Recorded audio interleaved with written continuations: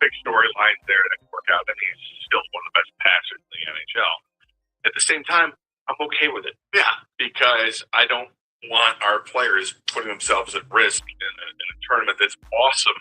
But because when does this tournament take place? Well, like February? Yes. What's the month that follows February? Yeah, March. So I get that's the other side of it. Yeah, so I'm okay with it that they not on that roster, and I wouldn't be so sure that Edmonton's on sweet. Yeah, so they got a lot of good defensemen all throughout the league. I guess he's had such a good year this year. So it doesn't always translate. Yeah, I mean, locally, we're like, how are you not? But I mean, there's also politics, veteran players, and stuff like the three. So, which would be tough to do it, but it's not tough. I never expect too much. That guy. Get Vincent Trocheck off, I should say. I mean, I might mind at this point if we get a market done. But at the same time, it's tough because you want to represent the country, you also want to represent the team. But yeah, coming up. Not a lot of hockey discussion. Okay. Not dead out. Yeah. But no, we'll talk Lions and Bears. What the players for time and kind of look back at the couple playoffs that happened last night. Peter is in. He'll take care of you. Still, he's loved having you the last couple weeks. Thank you. 97.1. WH 20 is we have a WH 20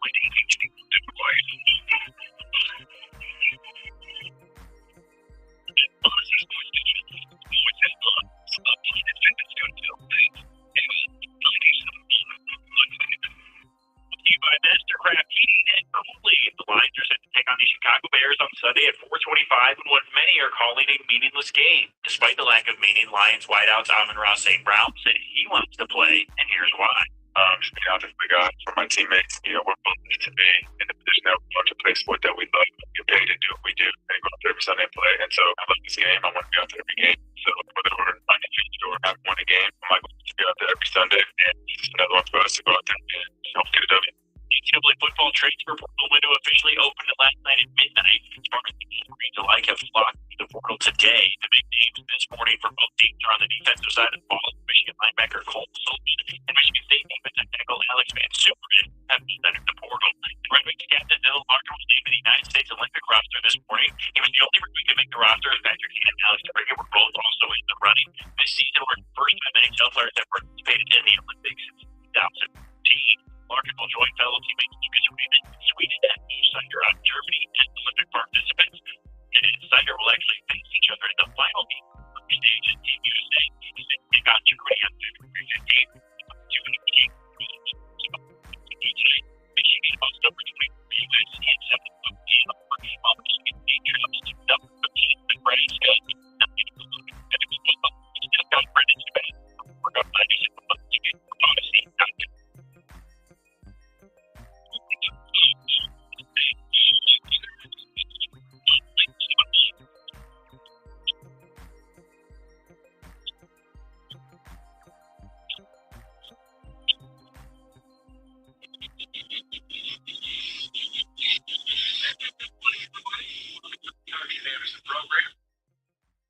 Here with you today, 97.1.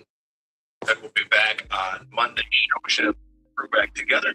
Hang out today. Well, Jake behind the glass with everything.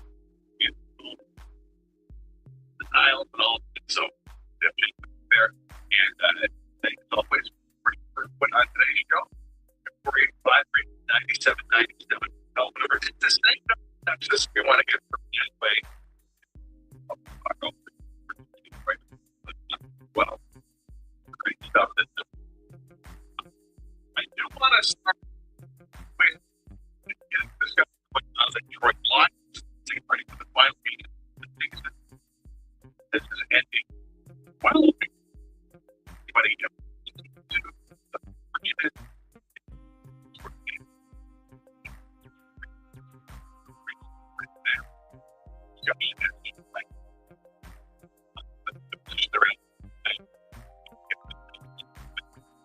Right now,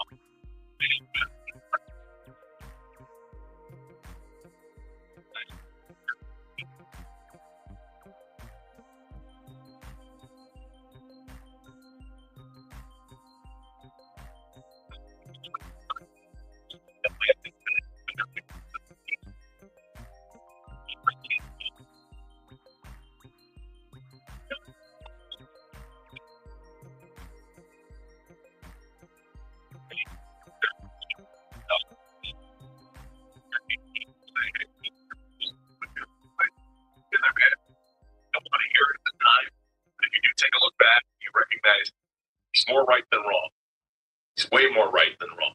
And it's really unfortunate for this team and for the fan base. We all wanted more than we expected more. It's not there. A lot of things out of their control. Can't control injuries. Can't control how they come back from injury, what healthy they're going to be, what impact the other things you can control that's what's debate because you can't talk injuries because talk about here. Set this roster just plays so much you can't do a lot this year. It wasn't good. With the injury, the guys playing.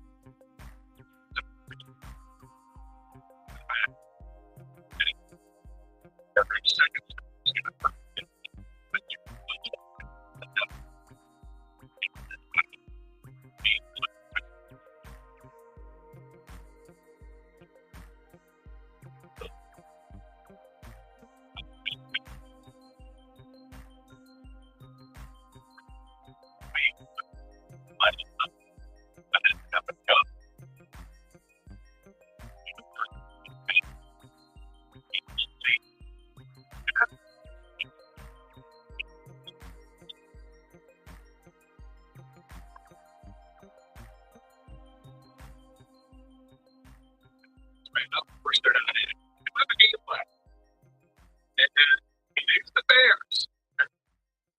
Obviously, the Bears bring about some interest because of who their head coach is.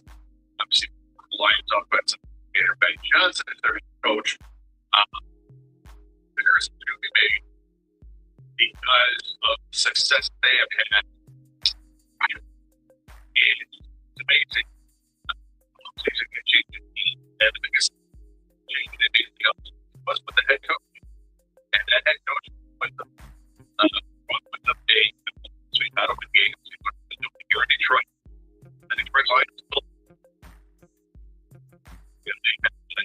went out there and he's got one spend it. They fought, they prayed for a couple of there. They get three guys to go.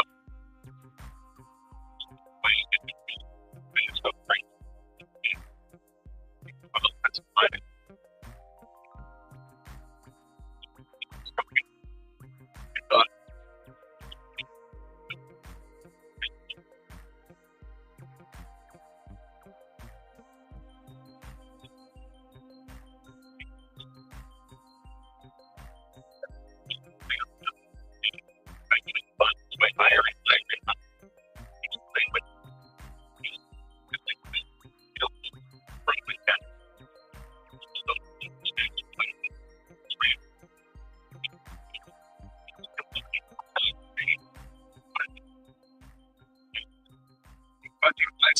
Extra time, he's got that chance to really extend those plays and find the open receiver because defenders can only cover guys for so long before they're going to be wide open. That's what the Bears have found. They found the game. They found the quarterback protected for the most part. He didn't really take it off this season for sure. And they took off after they got shellacked by five. It's not very good thing. With the NFL team. Lions were able to handle this and it was coming to start the season. That bad loss against the 27-30 all the damage that they could do it all devastated how good the Lions just kept coming at me and jerked off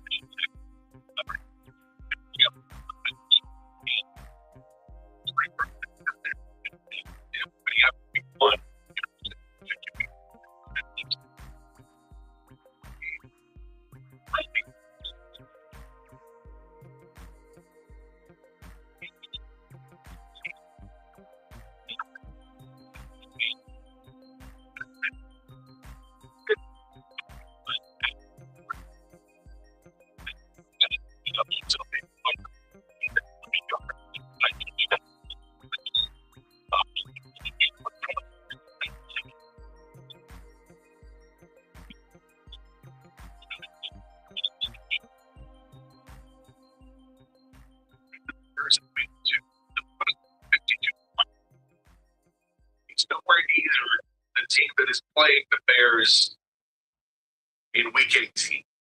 It's just not the same team. It's not the same team on offense. It's not the same team on defense. And it goes thanks to the Bears play with so much confidence right now, as they should. Those offensive weapons have turned into gold. The quarterback is getting better and better and better as the season is going on. And the confidence level is improving. What the Lions have done, well, on defense, on both of those safeties, with maybe the best team in the NFL. There's some injuries too. From defensive backs, starters, and the like. You're in a situation you be starting with safety of the team.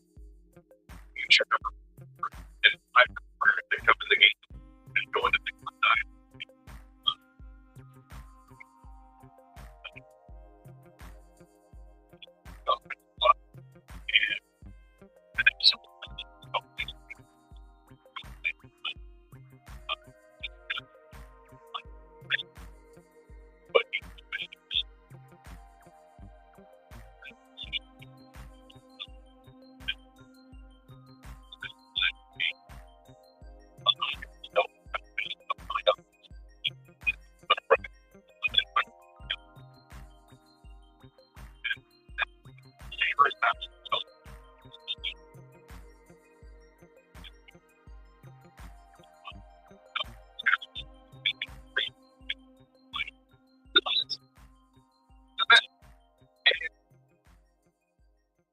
This game in Chicago is not going to be easy for the Lions.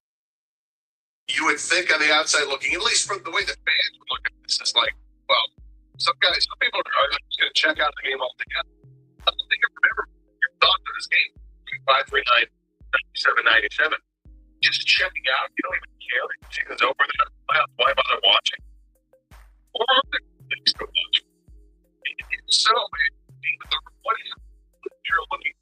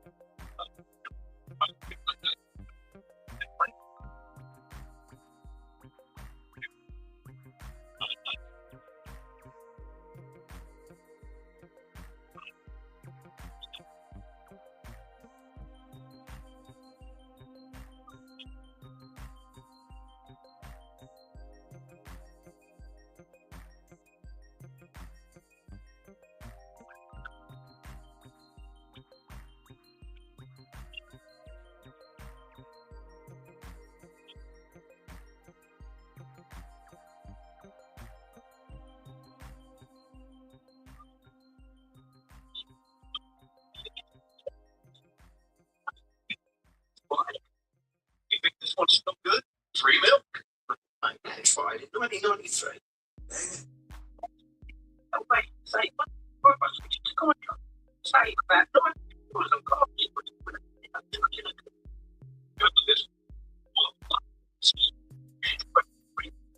Feels good. It feels good. It won't break it forever. Not so. It's much better.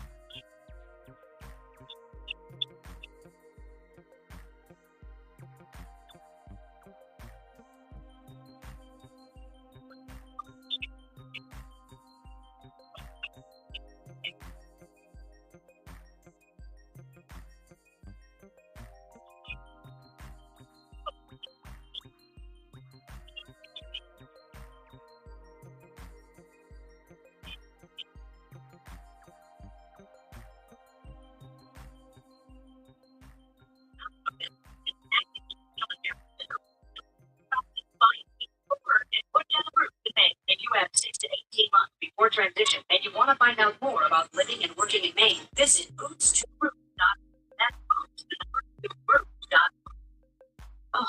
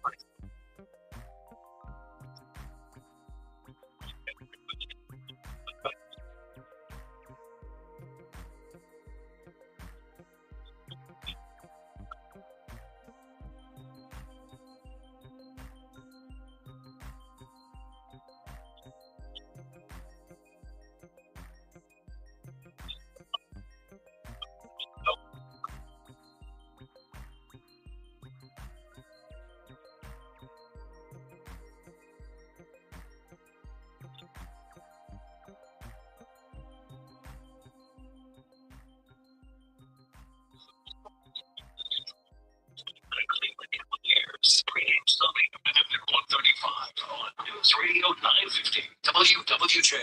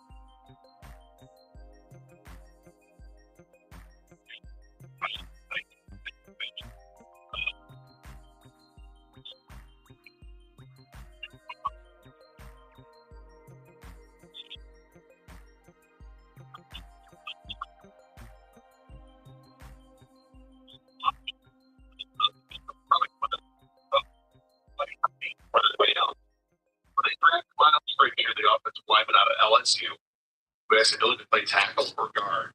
I was just saying, C lineman play a little bit like what he did. Big guy, would say, and got hurt early on, and come back to this capacity. Serious. I thought he played pretty well. In a rotation. I'm pretty sure so with the other and kind of hold for 6 weeks. Those guys got the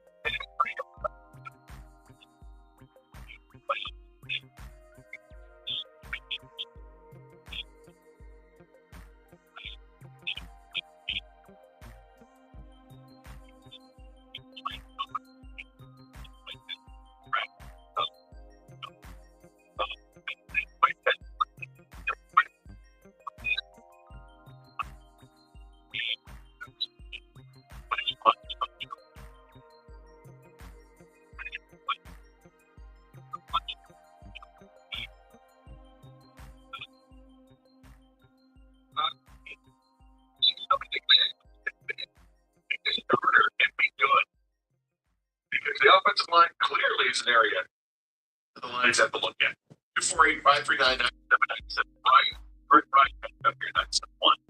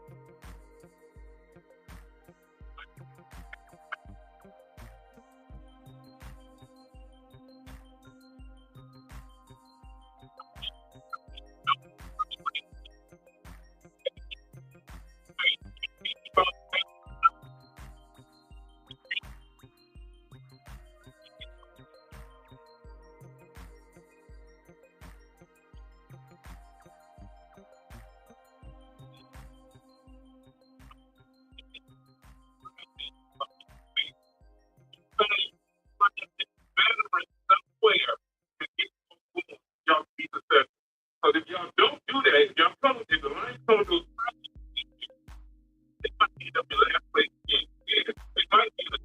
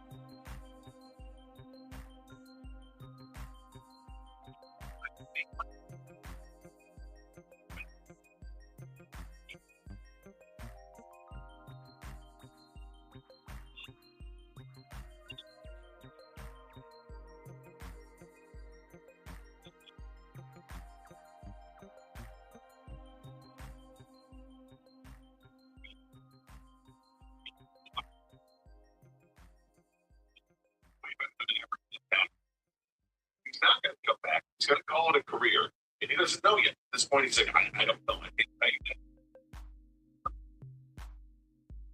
What if he decided to hang him up? He could stop and do it.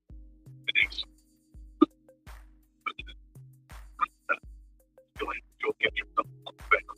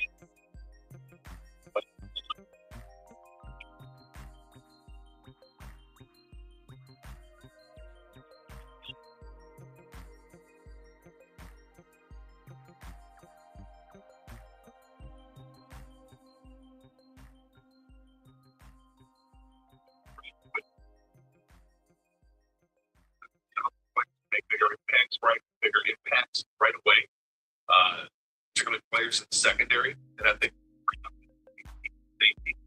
The guy are going to have to get themselves safety. Right, maybe we get at least halfway next year. Reach up.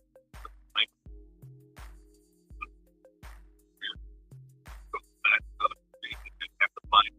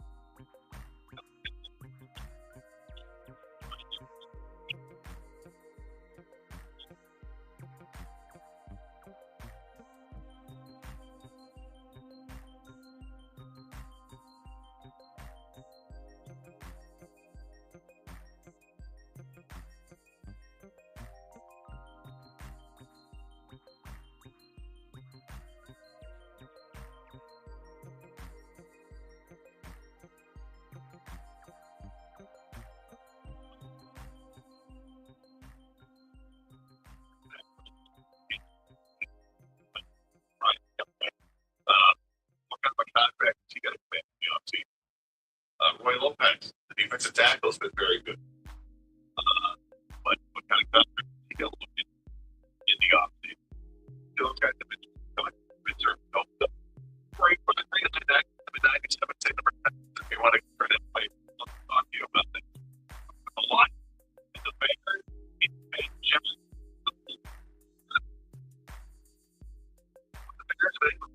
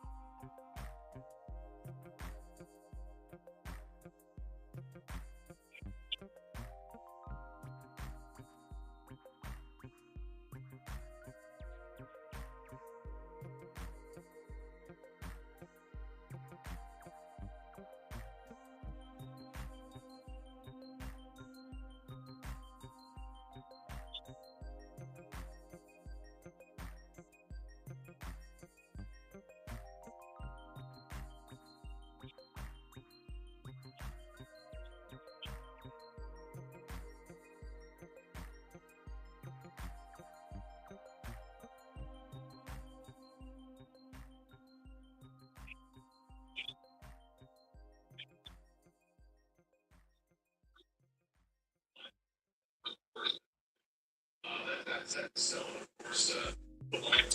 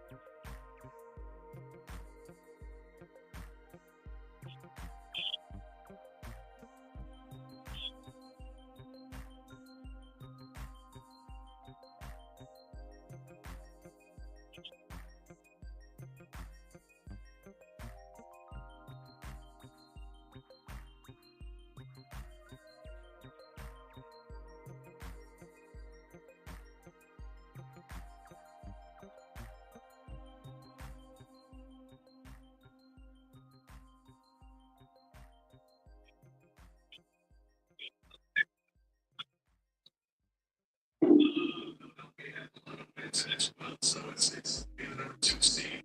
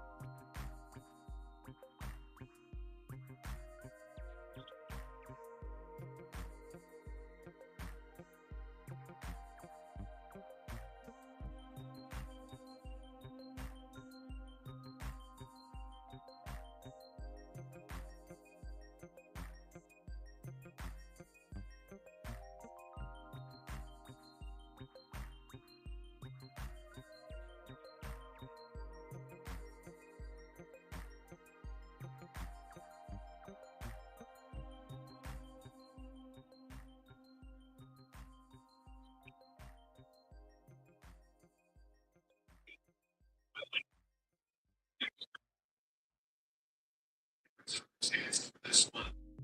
Uh, like,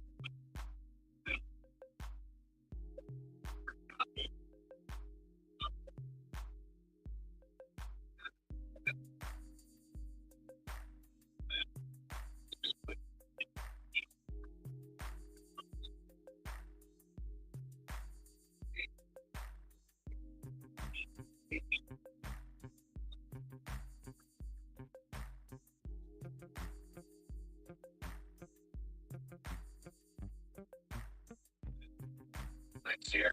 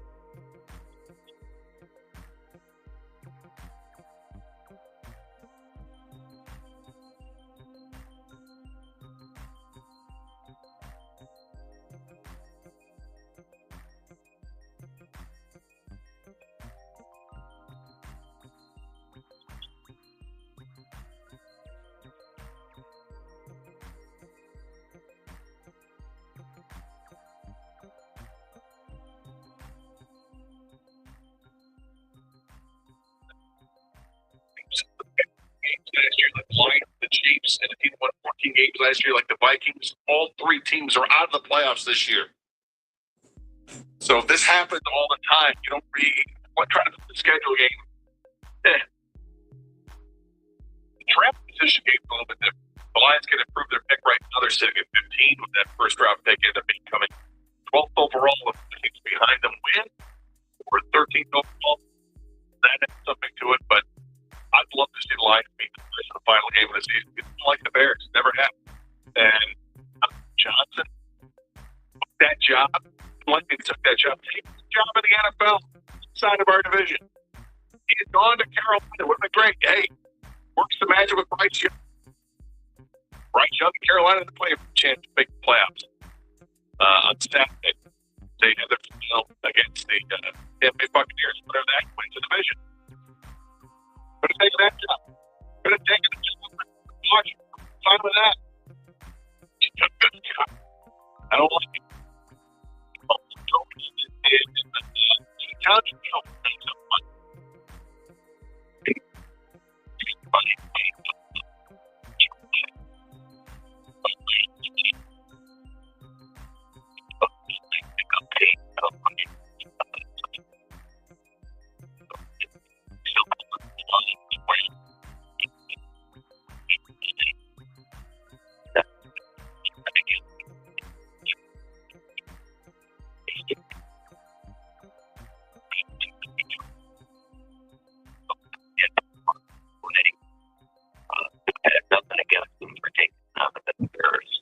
Well, in fairness, you're a Bears fan too, so you know it's your backup plan, and you're going to be happy with it. That's correct. Yeah, I can want to win either way on that. Looks like. Thanks, Joe. 485399797. Scott is up in Marysville. Scott, with 91. Hey, Peter, Happy New Year. How you doing? Thank you. Same to you, Scott. Good. The town, the air, whatever, they're so focused on golf and the offense. I think it's crazy for people. We're so focused on the offense. We scored as many points as we well, with draft, at least, I think that, we're going to have to up the line and there's no doubt. But I really hope that defense, because really, that's better problem. You don't need to change. Pretty quick game. I think we I don't know if we talked about Washington State.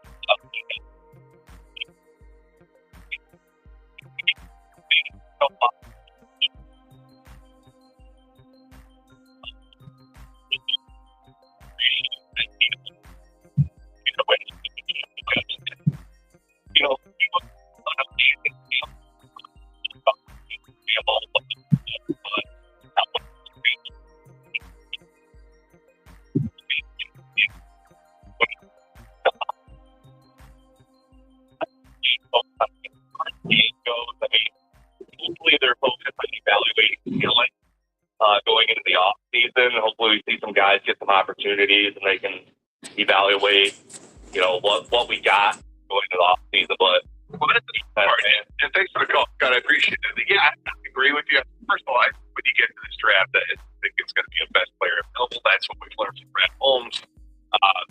They covered, say, 5 to 10 players every draft that they put in the buckets or whatever. We'll see what we won't know those are, but we won't know our own opinion. And I do think defensively is where you're really going to look. If there's going to be some lines good there, and if there's 15, then they're going to be decision making. If that makes sense, go ahead and do that. We'll see what happens. If it's 97-1. Don't go to the control. And something. Well, it's like that. Don't let those cards. Feels good to say, man. It feels good to get a go. Special TV, big team, big with 5 teams.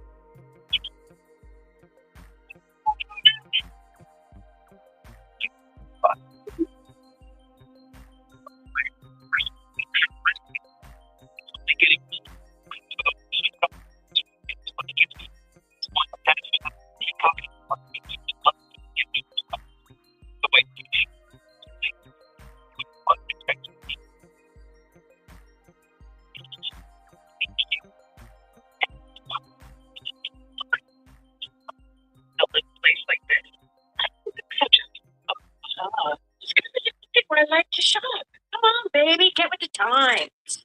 Right. So we shouldn't get the parachute pants? These are making a comeback. Hey, numbers accepted at 93% of places nationwide. Based on the February 2025 news report. Well, it's fun. Why should a football podcast be entertaining? Follow and listen to called NFL Podcast and the Source Sessler wherever you get your podcast. We're no strangers to helping others. That's what we were taught. Speak for yourself. One question for those listening. When's the last time you shot the number? For some of you know resources, finance, employment, don't wait. Find what's up to you. That's what you do. My insurance.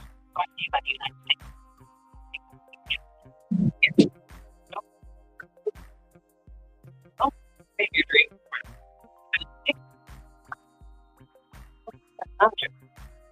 Probably.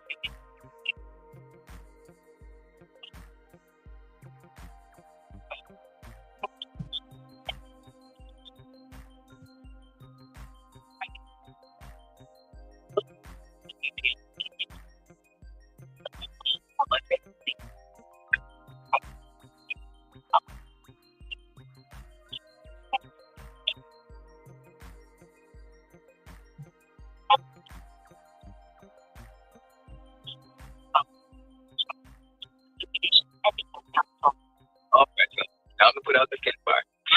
We learned about this in school. Oh, did you now? Okay. What's first? Smokey Bear said to. First, drown it with a bucket of water, then stir it with a shovel. Wow, you sound just like him. Then he said. If it's still warm, then do it again.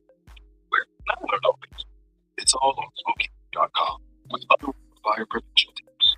Because only prevent wildfires. Brought to you by Sweaty. I'm a pretty great multitasker. I can wash dishes, do laundry. I can roller skate while walking my dog. I can even order lunch while doing my food. I can't use my phone while driving. Just get drivers with content of debt and things. So when it comes to eating, please don't be a multitasker. Drive distracted. I'm glad it's a traffic safety project.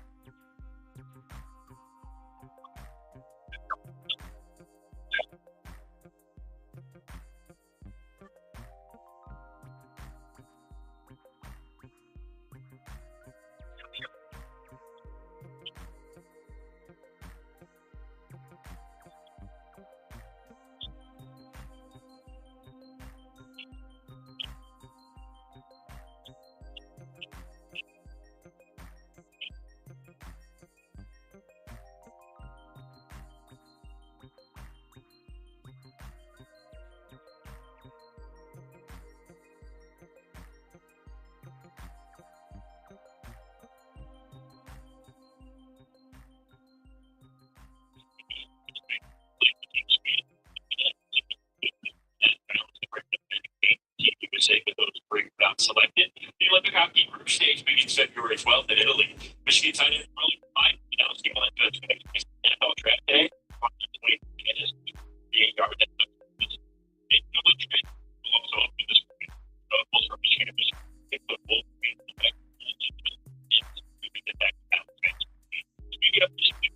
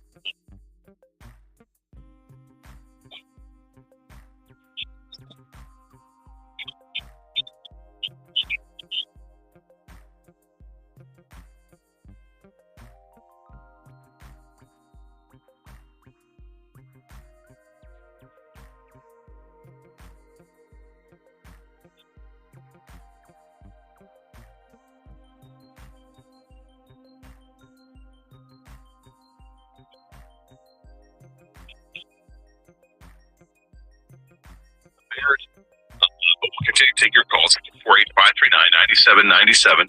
It's the same number to text as well. We do have some feedback coming in.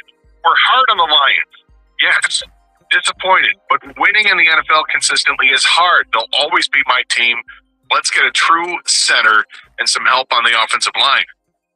Yep, I think all that's true. And, when I was talking about the draft earlier, it's interesting to see where they would go in the draft when it comes to the offensive line. Do they think that they have enough guards in-house that they're going to work with where they wouldn't spend a high pick on a guard?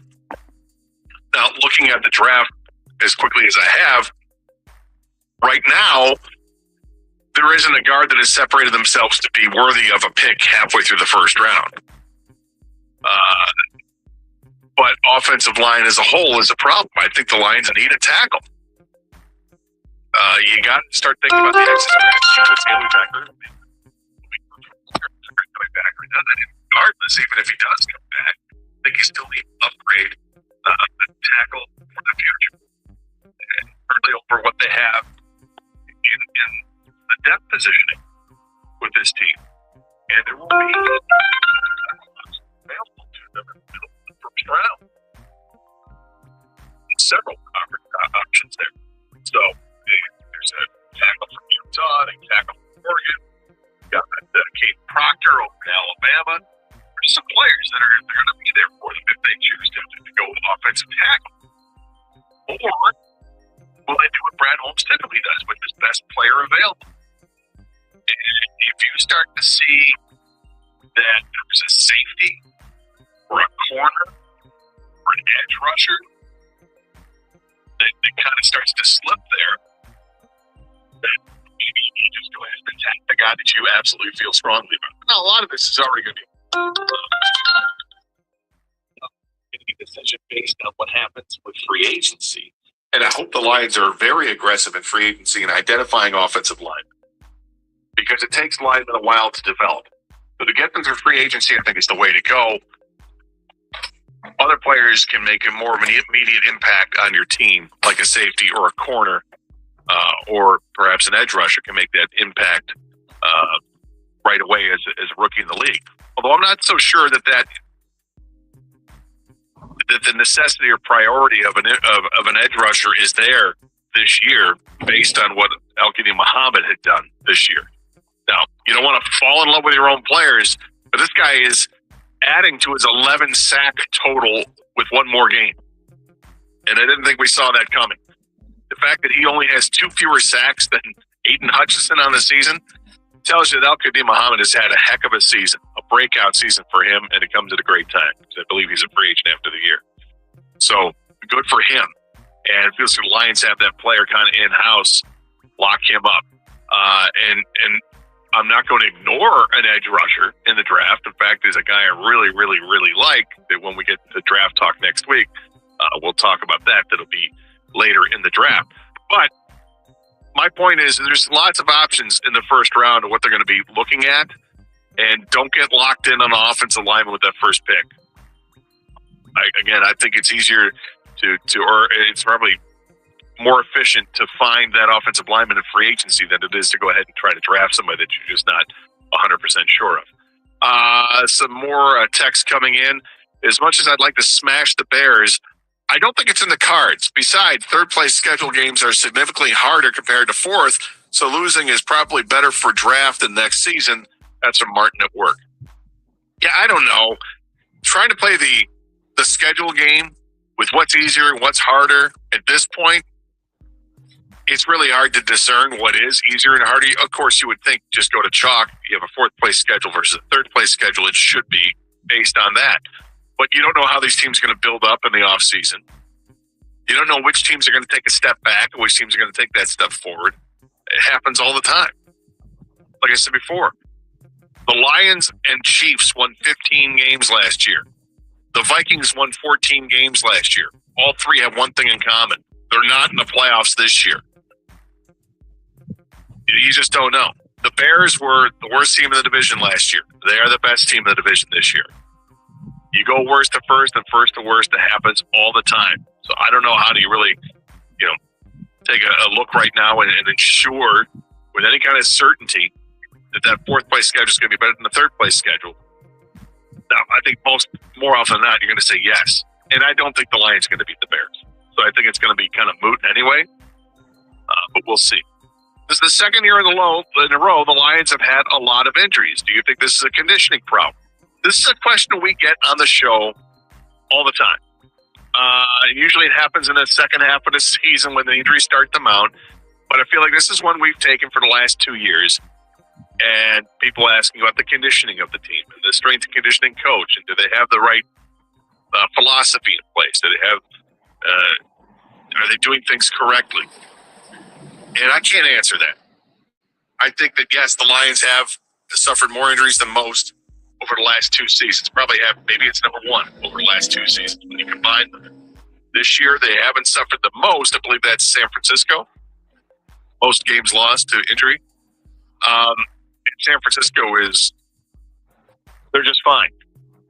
You're talking about a very good football team there that is playing for the number one seed in the NFC if they come away with a win over Seattle. But their injuries have been devastating to some of their starters. The problem with the Lions is that they've had the devastating injuries to the starters, and then they've had injuries to the backups to those starters. So you're really testing the depth where maybe it's not testing it as much with San Francisco, even though they may have more games lost. But is it a conditioning issue? I can't answer that. I'm certain that is something that has to be looked at when you see this. But, I can't imagine it's a conditioning thing. Is it? I don't know. I really don't know. Is it a factor because they play indoors for way more than half of their games? They've got all the games at home that are played indoors. Is that different? Are you more susceptible to injury on the artificial surface than you are out on grass? I know players way prefer to play.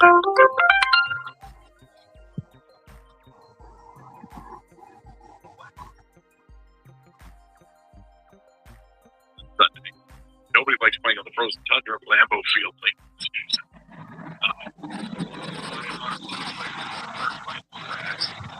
With different studies done, concussion-wise, which is better to play on.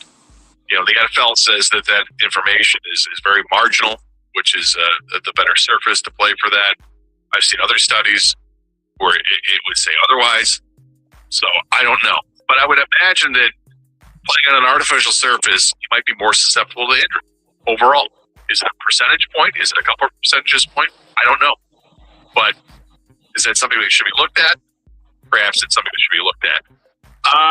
More feedback. So the reasons the Ravens couldn't pick up Linderbaum's fifth-year option was that all offensive lineman fifth-year options are the same. So essentially, he would be paid the same scale as a left tackle. My question is, does the franchise tag work the same, or are they separated by tackles, guards, and center? I wonder, because if it's the latter, the Ravens would just tag him after the season. It's an interesting question to answer. I'm going to have to do some research during the break, in which I will, and have a better answer for you. But that's the player that everyone would covet this offseason, if he in fact reaches free agency, because Linderbaum is outstanding as a center. He's young. You mentioned it, pick up the fifth-year option. It gets to be pricey for them. And, I've seen numbers anywhere from $15 to $20 million a year that he would get in the market. Would it make more sense for them to go for the franchise tag? Well, if it's a franchise tag based on centers in the league, I think it probably makes more sense. If it's a franchise tag based on offensive linemen, then it's going to get pricier because you're talking about left tackles. 248-539-9797 is the telephone number. More of your calls and texts next. Continue talking. I also want to bring up what's happened in college football. The last couple of days, we've seen the college football playoff. Now we got down to the Final Four. Michigan played their game against Texas yesterday, or a couple days ago, I should say. That was interesting football, to say the least. We've got the transfer portal that is open and ready for business. Players have already had this mass exodus. I haven't seen the total numbers, but my God, it seems like rosters are just being gutted right now. Of course, if you enter the portal, doesn't necessarily mean that you're going to leave via the portal. It just means that you're open for business. All college players are open for business if they enter the portal. And if you haven't entered the portal, if you're going to stay at your university, it's because you've already negotiated your deal to stick around because of NIL. All that coming up next year on 97.1. We've all been there. You hold on to a coupon, but forget about it, and suddenly it's expired. Expired in 2012. Dang it. Fortunately, by switching to Geico, you can save about $900 on car insurance without ever touching a coupon. It feels good to save big. It feels good to Geico. Do you want free internet forever? Yeah, we thought so. That's why Spectrum is giving you just that. Free fiber-powered internet forever when you switch and get 4 mobile lines from Spectrum. No internet bills, no taxes, no late fees. Just fast fiber-powered internet. Call 833-901-0178 to find out how. But hurry, this deal won't last forever. Once more, 833-901-0178 or visit spectrum.com/free forever to learn more. Could this vintage store be any cuter? Right? And the best part, they accept Discover. Except Discover? In a little place like this? I don't think so, Jennifer. Oh, yeah, huh? Discover's accepted where I like to shop. Come on, baby, get with the times. So we shouldn't get parachute pants? Means you're making a comeback. I think. Discover is accepted at 99% of places that take credit cards nationwide. Based on the February 2025 news report. College football is off and running, and no one has the sport locked down quite like the Cover 3 podcast, part of the CBS Sports Podcast Network. Join me, Chip Patterson, along with Tom Fernelli, Danny Cannell, and Bud Elliott 5 days a week as we get you set for each weekend with breakdowns and best bets. Then recap all the action on Saturday night and tell you what you need to know about the rankings and more. Follow and listen to the Cover 3 podcast on the free Odyssey app or wherever you get your podcasts.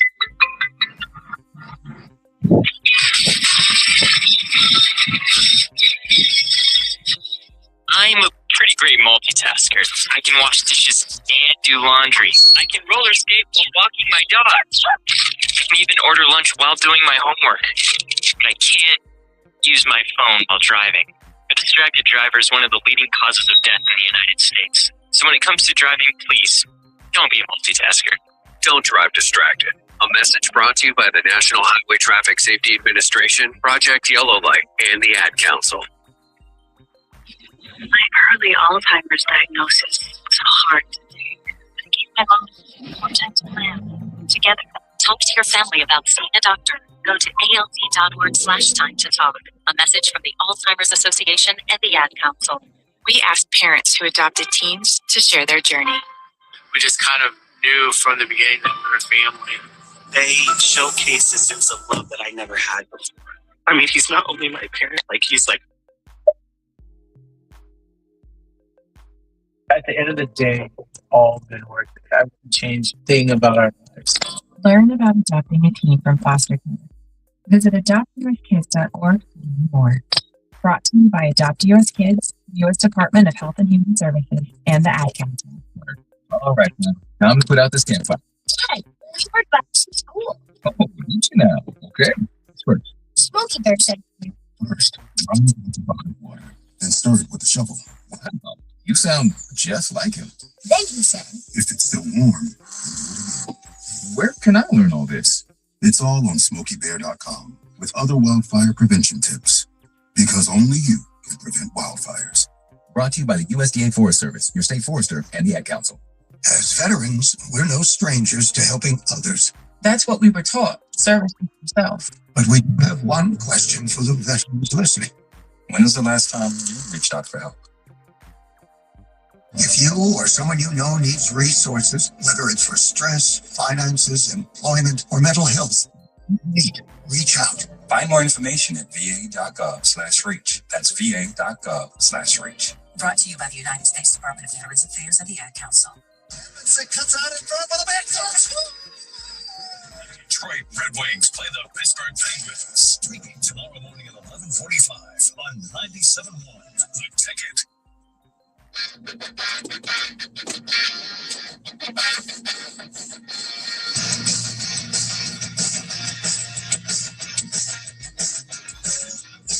As far as the franchise tag is concerned, as it relates to the Baltimore Ravens situation with Linderbaum, the center,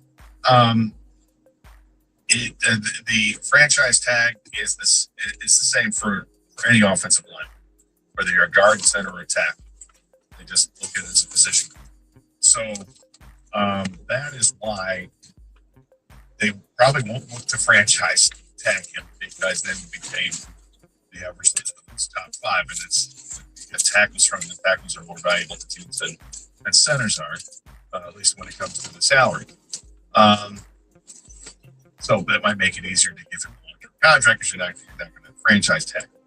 I don't see why Baltimore would look outside of signing him to a contract, unless they feel like they've got an offensive lineman ready to step in or whatever. But I mean, if he becomes available, should he become priority number one for the Detroit Lions?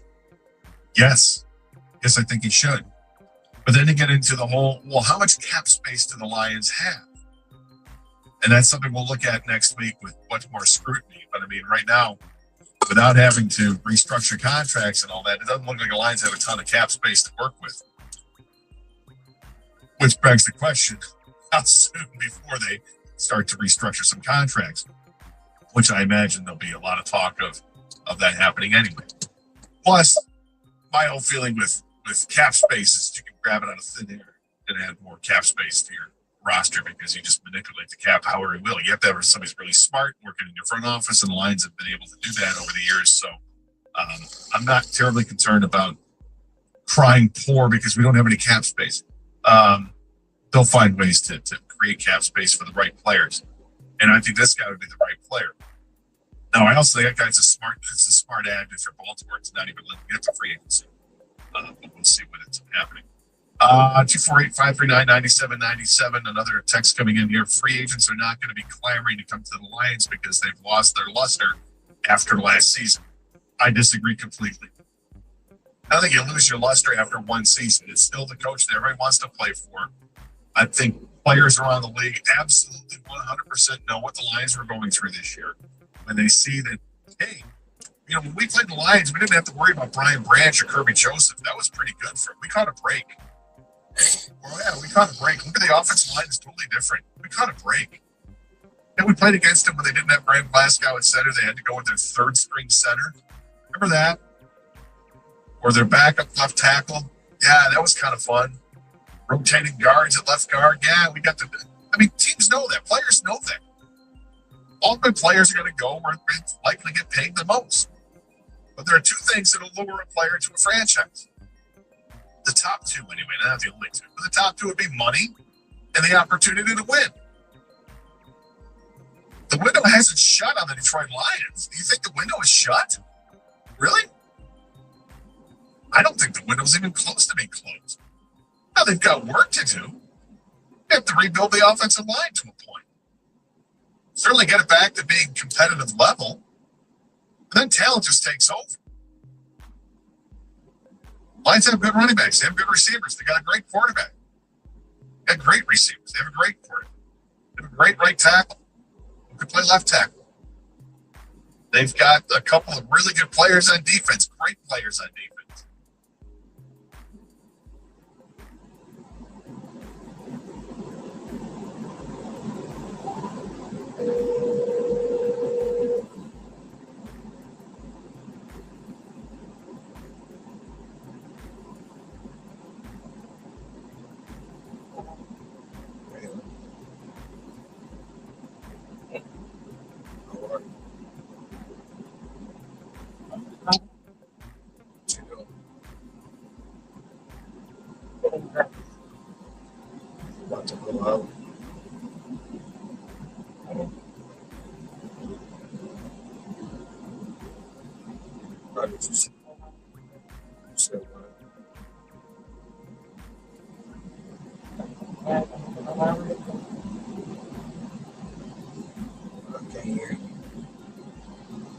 I'm just saying I got some errands I gotta run. UFC. You get dressed. I said, yeah, I got a couple errands I gotta run. Yes, I slept well. My irritant?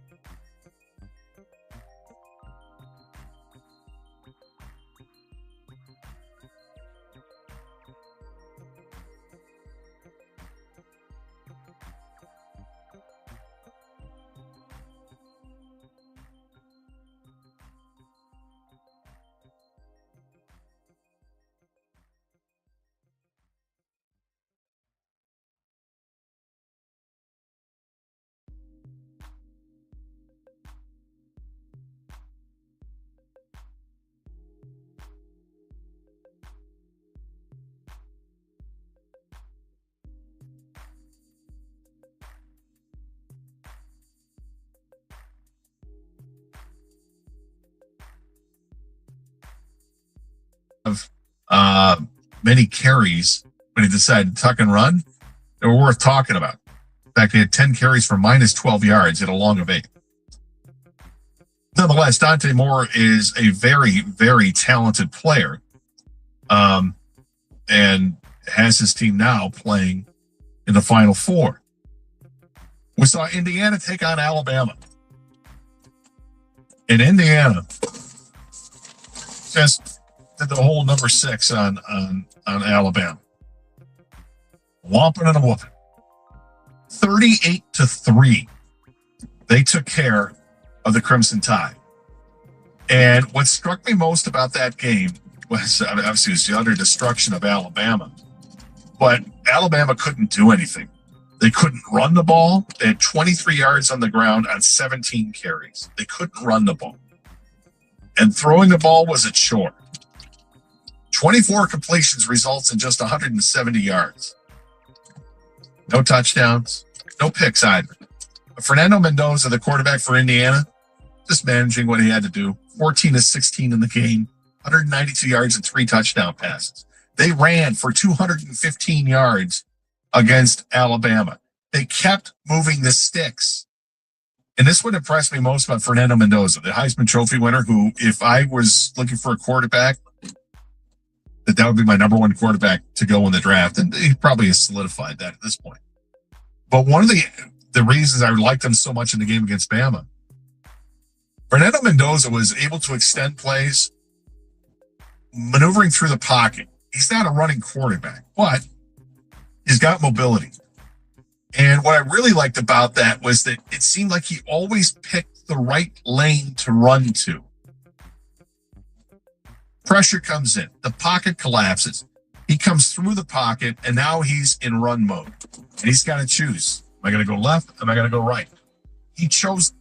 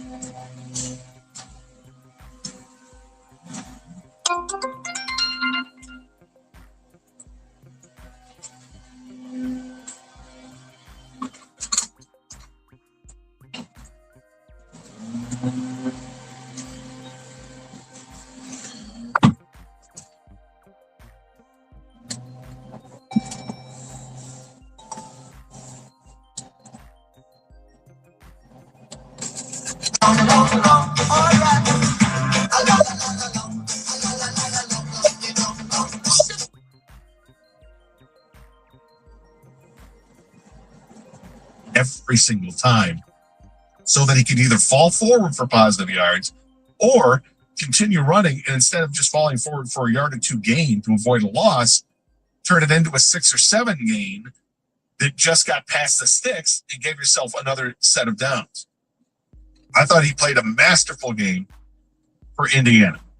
Curt Cignetti, what he has done at Indiana and the 2 years he has been there is nothing short of absolutely amazing.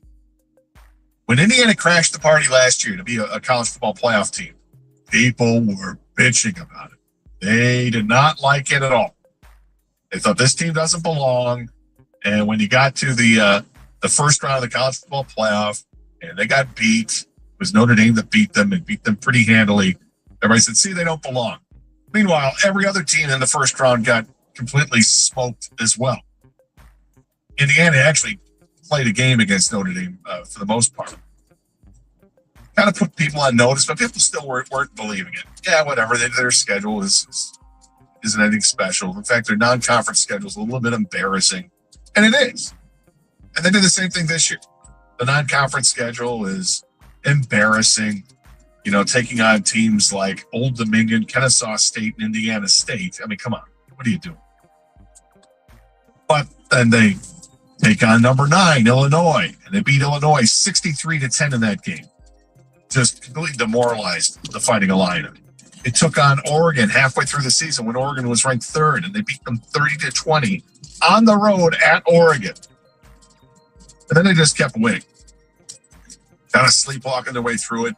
They had that game at Penn State where they looked like they were going to lose the game, and everybody's going, oh, see, there you go. And then they come up with a miracle reception in the back of the end zone.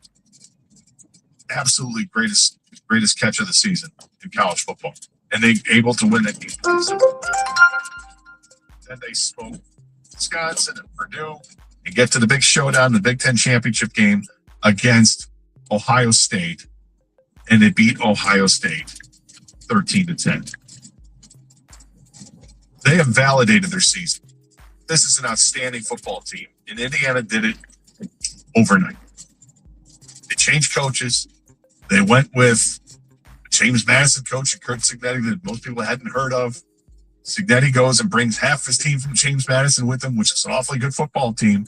And then he recruits in the portal all the great players of the teams that he played against, which may not be great teams.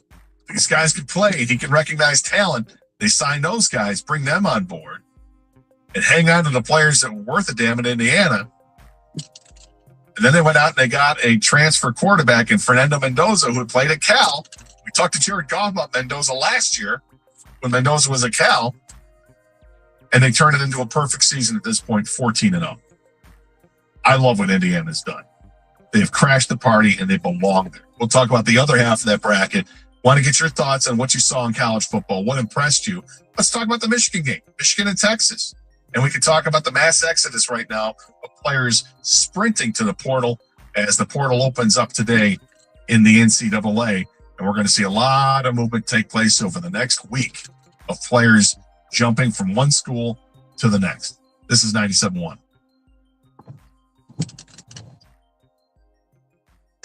Lions game day Sunday at 1 with Costa Rica live from Buffalo Wild Wings in Clinton Township on 97.1 The Ticket.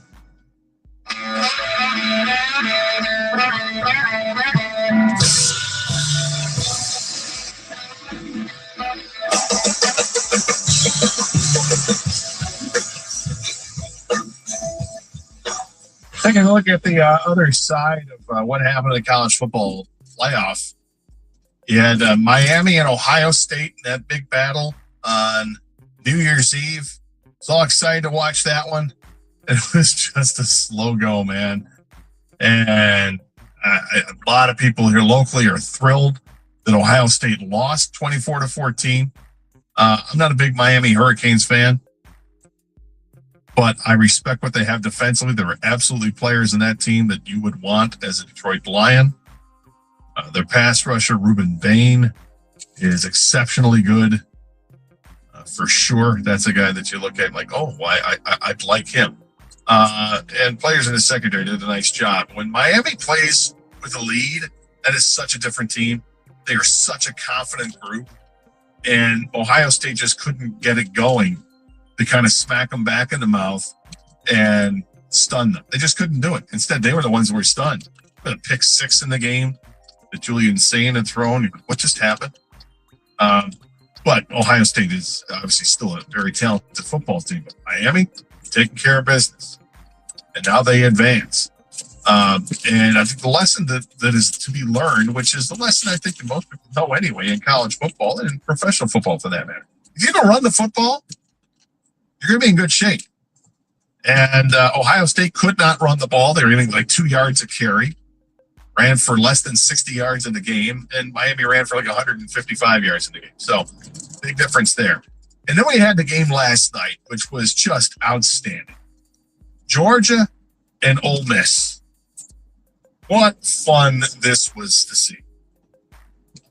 Local kid from Grand Rapids. Trinidad Chambliss might be the best story in college football. You know, a guy that didn't have any Division I offers out of high school ends up going to Ferris State, having to ride the bench for a couple of years as a backup. Got an opportunity to play last year. National champion.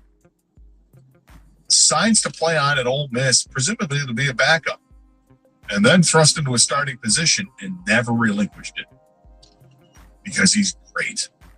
And watching him play last night may have been the first time that a lot of people here locally had a chance to watch him and paying attention now because, hey, Ole Miss is in the college football playoff and you're going to watch all these college football playoff games. Trinidad Chambliss put on a show last night. 362 yards passing, a couple of touchdowns, and when he had to take off and run, he was able to do that as well. Didn't do it as much, but he needed those tough yards. He would get those tough yards. But the things you saw him do, buying extra time. There was a sequence late in the game. The same drive. One, he's flushed out to his left. He's just escaping for his life and flips the ball with his throwing hand, but flips it like it's a forward lateral type flip, like you're pitching the option to his receiver to pick up the first down as he's getting hit. It was spectacular. And then another play where he gets flushed versus field, goes up towards the right, has to spin around and come back. He literally almost crosses his own goal line before he starts moving forward again. Spots a player downfield, hits him, and they pick up a first down again. Player caught it, spun around, kept going, fighting for the first down yardage. Ole Miss is playing with so much heart right now. You can't help but root for them, given the situation that they're in. Their head coach went up and left. Lane Kiffin took the job at LSU. Whether or not there were some ultimatums placed doesn't seem to matter anymore because they're getting the job done. And the offensive coordinator went on to he's the next head coach at Ole Miss, and he's coaching the team right now, and this team is playing their asses off for this guy. And it's fun to watch. And Trinidad Chambliss, the quarterback, is going to lobby to try to get an extra year to play college football. I don't know if I want him to play college football for another year. He is so good. And if Ole Miss wins another game, or if they go on to win the national championship, I have to believe that this guy has just shot up the draft boards with his ability to play the position. He throws accurately. He had a number of passes that were dropped in yesterday's game. He shows an incredibly strong arm, the ability to throw a touch. He threw that pass down the field at the end of the game, 40, 50 yards downfield. It was just perfectly dropped in. He is athletic enough to avoid the rush. He can take off and go if he has to. He doesn't have the prototypical size. He's only 6'1", about 215 pounds. He's solidly built. But you don't have to be 6'4" and 250 to play quarterback in the NFL. Whatever happens with him, if he comes back for another year, that's going to be a lot of fun to watch him play another senior. But if he comes to the pros, this is a guy that, depending what happens to finish off his college football career, he might actually have worked himself into being a first-round talent. I don't know if he is or isn't, but he's fun to watch. And that team playing with all the heart they can, you can stick it to Lane Kiffin and win a national championship while he's not coaching this team, and they're doing it out of spite and doing it out of fraternity and all that. Good job for Ole Miss. For them to knock off Georgia, And I was watching a lot of pregame coverage beforehand. Everybody was talking about how Georgia's defense is back to playing great defense. And they're going to be a problem when they get into this. And, they gave up nearly 500 yards in offense in the game to Ole Miss. I like Georgia as a team, but I was surprised. Now, Georgia, did they make some mistakes last night? Yeah, they went for it on a 4th and 2, which was strange from their own 35-yard line. And afterwards, Kirby Smart said, yeah, we weren't intending to do that. We weren't supposed to snap the ball. We're going to try to draw them off sides and see if we can do that. Otherwise, we were just going to punt the ball. And the ball got snapped. So he took the blame for himself, but he also let you know what happened. The ball wasn't supposed to be snapped, and it was. But they also converted on a fake punt. Maybe that surprised some people that worked. So he called that a wash. They come up short. Ole Miss wins it 39-34. So now we got Ole Miss and Miami next Thursday and Oregon and Indiana next Friday. I love college football. I don't love it as much as I used to because of the portal and how that's changed everything. I don't love the NIL world, but it is what it is. And I still watch the games. These Final Four teams are interesting. Only one of them is part of that original Final Four, and that's Indiana, the number 1 overall seed. Otherwise, you got 5-seed Oregon, 6-seed Ole Miss, and 10-seed Miami. And I think this is awesome. These are interesting matchups. It's a rematch with Oregon and Indiana. And the matchup between Ole Miss and Miami is your classic offense versus defense. Can an Ole Miss offense get it done again against a really good Miami defense that's going to get after the quarterback? That remains to be seen. And then you've got the game that we saw with Michigan and Texas. And playing in the Citrus Bowl, both teams playing without a number of players. I think Texas played without way more players than Michigan did. And Texas was able to just pull away at the end and beat Michigan 41-27. Arch Manning at quarterback against Bryce Underwood. The game was entertaining. And I think in the end, people probably all had the same thought. Arch Manning can run. That last name doesn't do him any favors when you think about being a mobile quarterback, but he is not the son of Peyton. He is not the son of Eli. He is the son of Cooper Manning, who was a wide receiver in college. And he's got wheels. Arch does. And put that game away with a 60-yard touchdown run right up the middle, and nobody was closing in on him. He had high-end speed at the end. Defensive backs were not catching up to him. He could have scored from 100 yards out. He ran for 155 in a game. He threw for 221. Offensively, this team threw 450 yards against Michigan's defense, and they won it pulling away 41-27. Bryce Underwood, unfortunately, had a couple of interceptions in the fourth quarter.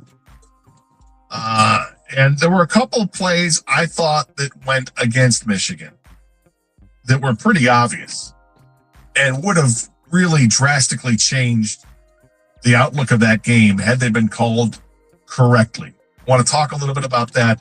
Talk some college football with folks out there. 248-539-9797. Your thoughts on the Final Four teams that have made it to the college football semifinals, and your thoughts on the Michigan game and their effort against Texas. And as we enter the portal season here in college football, how do you feel locally about your team, Michigan and Michigan State in particular? How do you feel about that with the portal opening up, with two programs that are going at it with brand new head coaches as of today? This is 97.1.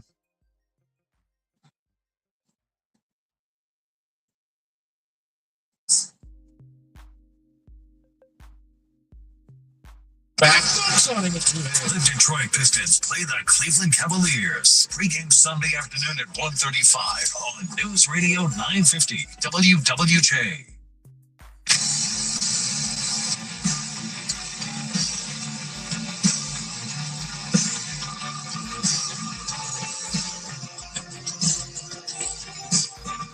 Talking a lot of football to start the show. We had some Lions talk in the beginning.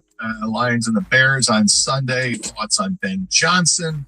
thoughts on the Lions, what you want to see out of them in the final game of the season. I mean, basically, I want to see great effort. If they win, I'd be happy if they win. But losing, certainly there's a reason for that too. Your draft position has a chance to improve if you lose. If you lose, you're playing a fourth place schedule instead of a third place schedule. So there's reasons to be excited about that. But I'm not. This is just me. I'm not really programmed into hoping a team loses for things like that. For me, I'd rather hope that the team wins. And then if they lose, I can fall back and say, well, the silver lining of them losing is this. But I recognize there's not a big silver lining if they win. I also understand that. I guess it's just my own sanity as a fan. Watching them play, I want the Lions to play well. And I don't want Ben Johnson to have this success. I'd love for the Lions to have that one thing over him, which is that the Bears couldn't beat him. As great as the season has been for the Bears this year, they have an embarrassing loss in their schedule, and it's week 2. They gave up 52 to the Lions. And the Lions defense did pretty well against that Bears offense. I mean, that's a game on the Bears schedule I'm sure they look at and go, that sucked. Which may give them that giant chip on the shoulder on Sunday to try to push across the Lions. But what incentive do the Bears have other than pride? Bears are in the playoffs, and they're looking at either being the number 2 seed in the NFC or the number 3 seed in the NFC. So, is that great incentive? Maybe not necessarily. But I was asking people earlier, how do you feel about Ben Johnson? I respect Ben Johnson as a play caller, and his time here in Detroit was great. And I wish him well as a head coach. But that was before he decided to go to the Bears. Like, I thought he was going to go to Carolina, or maybe he was going to accept a job with Washington a couple years ago. That wasn't the case. He chose the Bears. And when he chose the Bears, he chose war, I guess, for lack of a better word. I'm just not happy that he did that. So it's easy for me now to no longer look fondly on the Ben Johnson era with the Lions, that I can just say, yeah, he's with the Bears, and I don't like the Bears. I wanted to suffer. Some feedback that has come in. Lions fan here in Chicago, I hate Ben Johnson. He's so smug, and he's copying so much Dan Campbell stuff. The good, better stuff, good, better, best stuff makes me want to puke. Yes, you're a Lions fan in Chicago, so it's going to make you even more sick because you're hearing every day.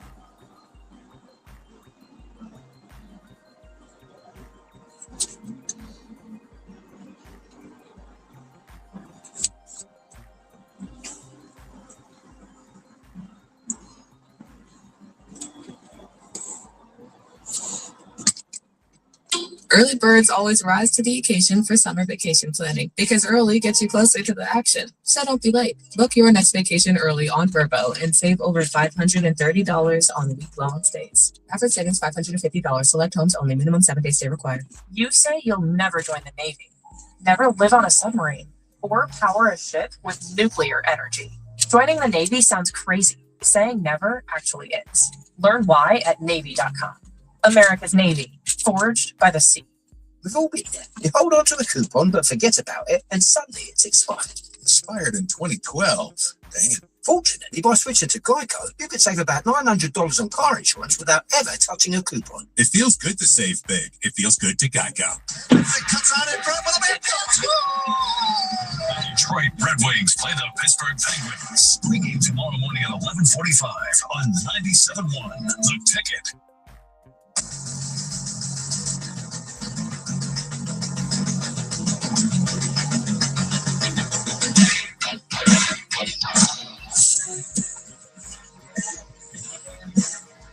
Some ticket texts have come in. Matt Nagy won the division his first year with a young quarterback, fired 2 years later, prisoner of the moment. These things happen. I'm not jealous of the Bears. I feel like every year one team overachieves is typically characterized by miracle, one-score wins. I think the Bears have 7 of those. Good teams dominate at least once.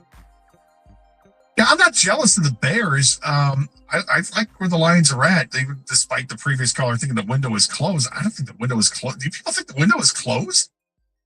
The Lions' window to continue to play playoff football and challenge for a Super Bowl, I think it's closed. I think there are challenges ahead for sure, but I don't think it's closed. Let's see what else we have here. Kudos to Ben Johnson. What he's done in 1 year speaks volumes. He's the real deal, and Caleb is maturing. They earned their way into the real deal, and Caleb is, let's see, same thing, repeating himself. Is Ben a better coach than Dan, he asks. And I think it still remains to be seen. I mean, it was Dan Campbell's offense that Ben Johnson was running, and then Ben Johnson was tweaking it from time to time, and then it became Ben Johnson's offense. But complete with Dan Campbell's DNA.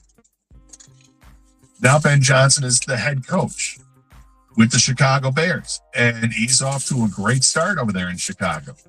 They haven't had to deal with any adversity really this year.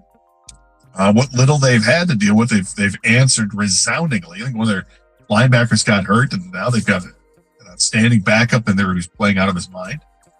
But we'll see. I think the previous text that mentioned all the one-score wins they have, and I think the Bears have 7. If I'll trust them on that and say it's 7, that's a lot. It's a lot. And does that scream it's a great team? No. I think the Bears are a good team. And I think they will be a great team. I don't think now is the time they're great. I think they will be.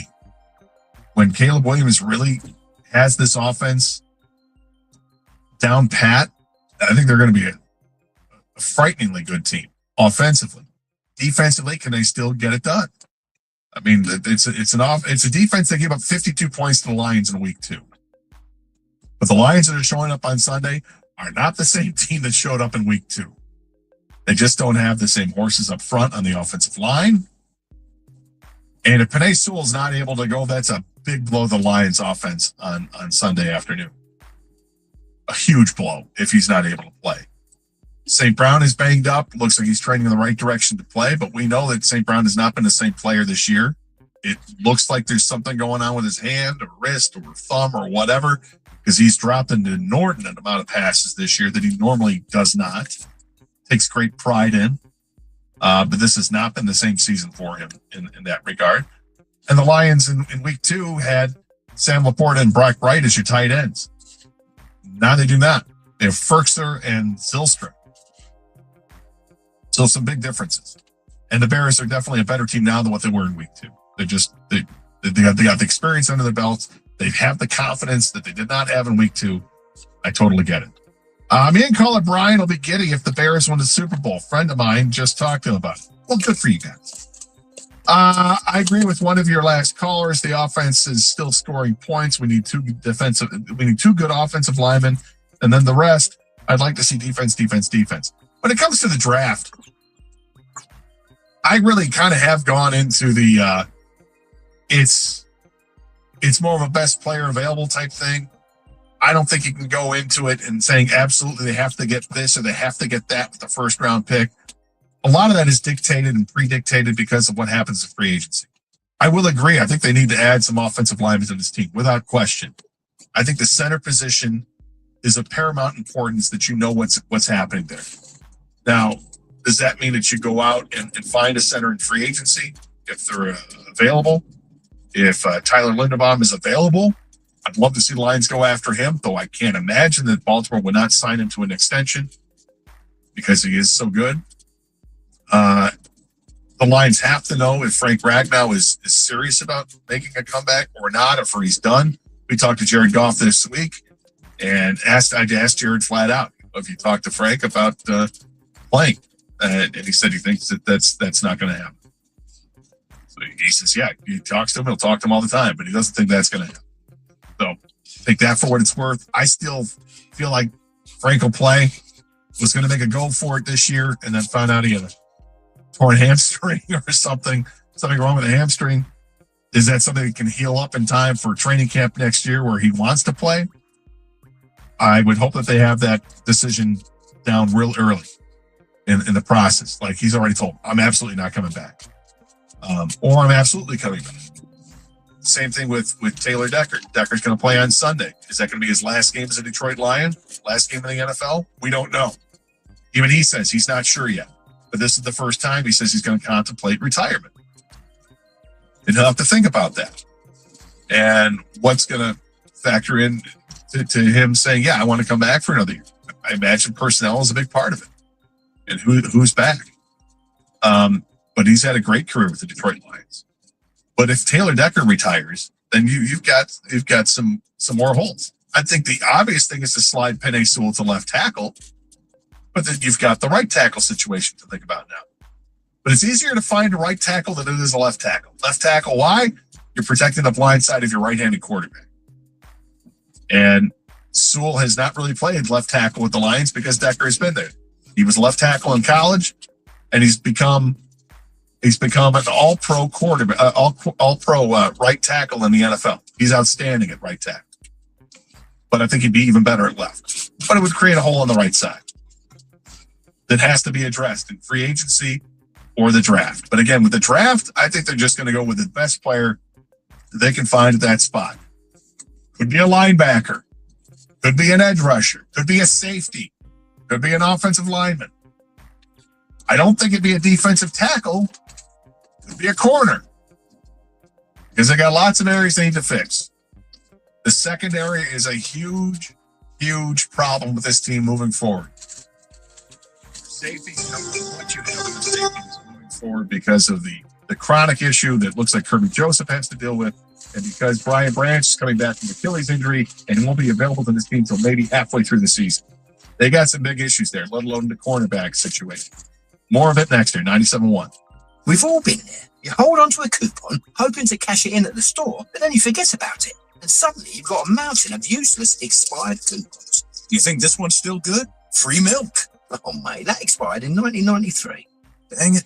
Fortunately, there are better ways to save money, like by switching to Geico. You could save about $900 on car insurance without ever touching a coupon. Ooh, how about this one? Half off floppy disks. You should try a bit of spring cleaning. It feels good to save big. It feels good to Geico. Do you want free internet forever? Yeah, we thought so. That's why Spectrum is giving you just that. Free fiber-powered internet forever when you switch and get 4 mobile lines for Spectrum. No internet bills, no taxes, no payments. Call 801-0178 to find out. Hurry, this deal won't last forever. Once more, 823-90-017 or visit spectrum.com/free-forever to learn. If you have a podcast and want to monetize it stress-free, you need the Odyssey Creator Lab. Host your podcast for free and experience the sales team brings in the advertisers and the revenue. Easy. Apply now at creators.odyssey.com and let us show you the money. Thought about living in the great state of Maine after military service? Maine has great schools, low crime, lots of outdoor space, and no tax on military pensions. Maine also has an abundance of employers looking to hire military talent. Roots to Roots is a nonprofit that assists active duty military, veterans, and military spouses find people to work and put down roots in Maine. If you have 6 to 18 months before transition and you want to find out more about living and working in Maine, visit roots2roots.org. That's roots, the number 2, roots.org. All right, son. Now we put out this camp. Okay. What's Smokey Bear said to. First, drown it with the butter. Then stir it with sugar. You sound just like. If it's still warm, then do it again. Where can I learn all this? It's all.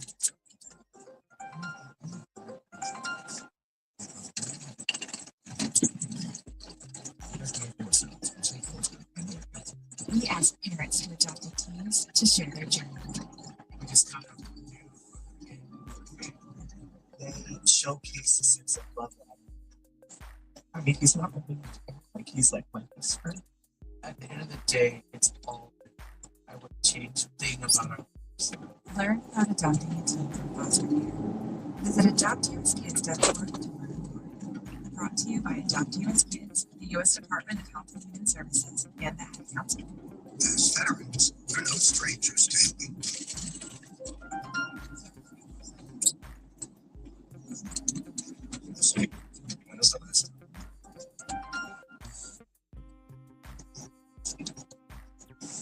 Whether it's for stress, finances, employment, or mental health, don't wait. Reach out. Find more information at va.gov/reach. That's va.gov/reach. Brought to you by the United States Department of I'm a pretty great multitasker. I can wash dishes and do laundry. I can roller skate while walking my dog. I can even order lunch while doing my homework. But I can't use my phone while driving. Distracted drivers are leading cause of death in the United States. So when it comes to driving, please don't be a multitasker. Don't drive distracted. A message brought to you by the National Highway Traffic Safety Administration, Project Yellow Light, and the Ad Council. WXYT FM and WXYT HD1 Detroit. An Odyssey Sports Station. Sports headlines from the Planet Fitness Studio. This is 97.1. The Ticket. Brought to you by Marin Buick GMC. Lions head coach Dan Campbell spoke to the media today ahead of Detroit's season finale against the Bears. When asked what went wrong this season, he assured everyone that he's going to find out and will make some changes. Look, there's always, as with everything, when it doesn't work the way that we want it to work, it's a number of things, you know. There's a lot of things that go into it. And do I have a couple of ideas maybe right now? But I need some time here. I need time to really sit down and think about all this, you know. But what we do know is one way or another, probably change is inevitable. Now, it may not be much, but there will be something that will change. Campbell also said Amon-Ra St. Brown is, quote, trending in the right direction when asked about his playing status for Sunday. He later suggested that Penei Sewell is unlikely to play in the game after announcing that Sewell would not practice today, which makes an entire week of missed practice for the Lions tackle. Kickoff on Sunday is set for 4:25 right here on 97.1. Michigan tight end Marlon Klein said he's going to enter the 2026 NFL draft today. Also, former Michigan running back Donovan Edwards was signed by the Miami Dolphins. And conference hoops action is back tonight as number 2 Michigan will host number 24 USC at 7 7 o'clock. Then at 9 o'clock, the 9th-ranked Spartans will take on number 13, Nebraska. The Cornhuskers are 12-0 and hold the highest AP ranking they've ever had since 1991. At the Corewell Health Sports Desk, I'm Brendan Shabat. For more, go to 97.1 The Ticket or Odyssey.com.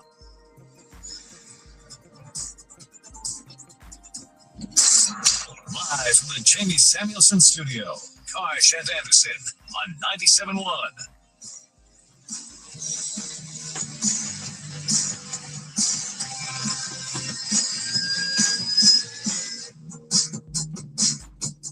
Final hour of the Karsh and Anderson Show. Taking your calls and texts, 248-539-9797. Talking a lot of football today, both college and pro. Obviously, the Lions' final game of the season is on Sunday. And interesting trend, people thinking that the window of opportunity for this team is closed. Some cases say it was slammed shut. Too much to overcome. Others don't feel that way. I certainly don't feel that way. I think that they have too much talent on this team that they can move forward. They got to fix the problems. There are problems for sure, but they need fixing. They need to get healthy, which is what we said last year. So when you're going back-to-back years and saying they got to get healthy, that might be an issue. Maybe you need to find some different players. But nonetheless, I still think this is a wildly talented team. But they have to get the offensive line right. If you don't get the offensive line right, then you're not going to have a chance. No matter how many weapons on offense that you have, if the line isn't there to protect the quarterback or to open up holes in the running game, you've got problems. We've seen how elite the offense can be when the line is great. Everything clicks then. Lions have had two outstanding running backs on this team. And in Jahmyr Gibbs, he's turned into a true weapon in the National Football League. But if the offensive line is compromised, then it's much easier to stop the Lions' offense, as we've seen the last 3 weeks during this losing streak. They haven't been able to run the football. If you can't run the football, then the play action doesn't work. If the play action's not working, then teams are just going to pin their ears back and get after the quarterback and make life miserable for Jared Goff. And when you're not mobile, you're not going to be able to buy yourself that extra time that you need to allow the receivers to get open and keep moving the ball down the field. So it all works together. It's all, as Dan Campbell says, complementary football. And it is complementary football, but it's nothing that they can't overcome. You have to spend money in a smart fashion, and they might have to splurge to get the right offensive lineman in camp, but there's no question they're going to have to replace some guys. There's no question. And as I mentioned with the secondary, that's where I'm really concerned. With a chronic injury to one safety, Kirby Joseph, and now you've got Brian Branch out for an indefinite amount of time with the Achilles injury, not likely to come back to the season until maybe halfway through next year, which is tough to play half a season without Brian Branch. These two safeties are great. Best safety tandem in the National Football League. And they played without them for the last 3 weeks. They played without Kirby Joseph really for, I think, all but 5 games this year, which has been problematic for the defense. There's no question about it. And at corner, it's an issue. Terry and Arnold getting hurt is a problem.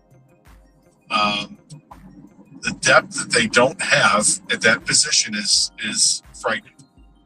And it's something that goes on in the National Football League every year we see. Secondary, there's attrition in the secondary all the time. You just don't see guys playing all 16 or 17 games in the season. You don't see it. Not often. Not if you're a corner. And now as a safety, it's a real issue. And when you've got guys at the embryonic stages of their career, in the professional ranks, guys like Terry and Arnold and Ennis Rakestraw, who they drafted a couple years ago, and now you're seeing that Rakestraw still hasn't seen the field in 2 years because of injuries. That's a problem. When you have Terry and Arnold, who's missed all this time this year with an injury, it's a problem moving forward. Are they going to be able to stay healthy? Are they able to get healthy in the first place? Remember what Emmanuel Mosley they had here, and he hardly played for the Lions because of injuries. It's just, it happens. They got to find guys. It's not easy to find guys. We've also talked a little bit about college football. I'm excited for the semifinal games. I love that the Big Ten is going to be represented in the national championship game. We got a semifinal matchup with Oregon and Indiana. It's a rematch from halfway through the season. Indiana won that first game at Oregon, 30-20, and Indiana's just been steamrolling all along. They had one near hiccup in the season that they overcame with a miraculous catch in the back of the end zone at Penn State to win that game. Beyond that, Indiana has been lights out great. They shut down Ohio State's attack in the Big Ten championship game, and then they just absolutely snuffed down Alabama 38-3 in the game yesterday. And they've got the Heisman Trophy winner. They've got maybe the best coach in the country, Kurt Signetti.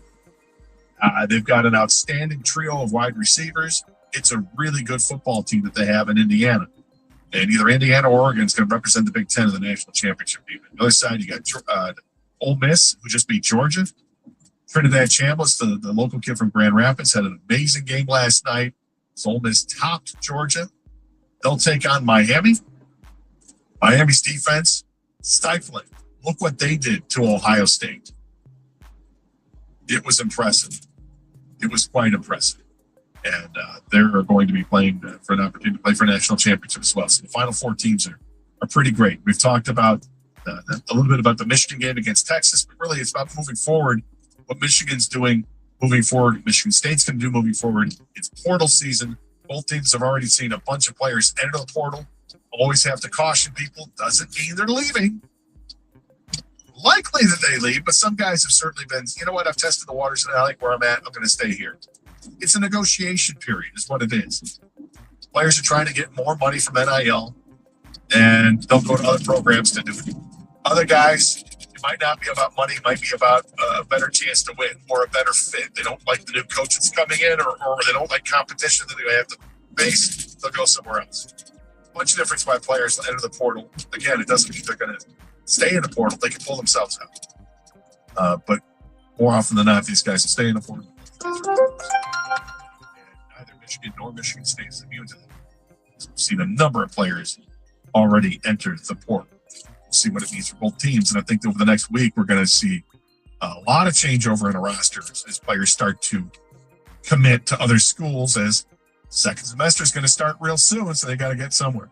Let's go back to the phones. 248-539-9797. Jake is next up. Oh, Jake put us on hold, so we'll put him back on hold. Got some ticket text coming through as well. To follow up on the conditioning of the Lions, conditioning is not aggressive enough to match up with the aggressive plays that we now have in a playbook, in turn causing injuries to guys that aren't being conditioned for these plays.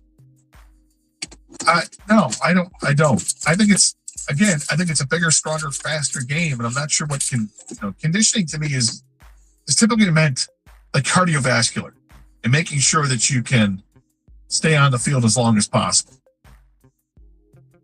Guys hitting you really hard at angles that you don't see coming, or when you get rolled up underneath, there's nothing you can do about it. I just think it is what it is, man. I think every team has to deal with injuries when they come.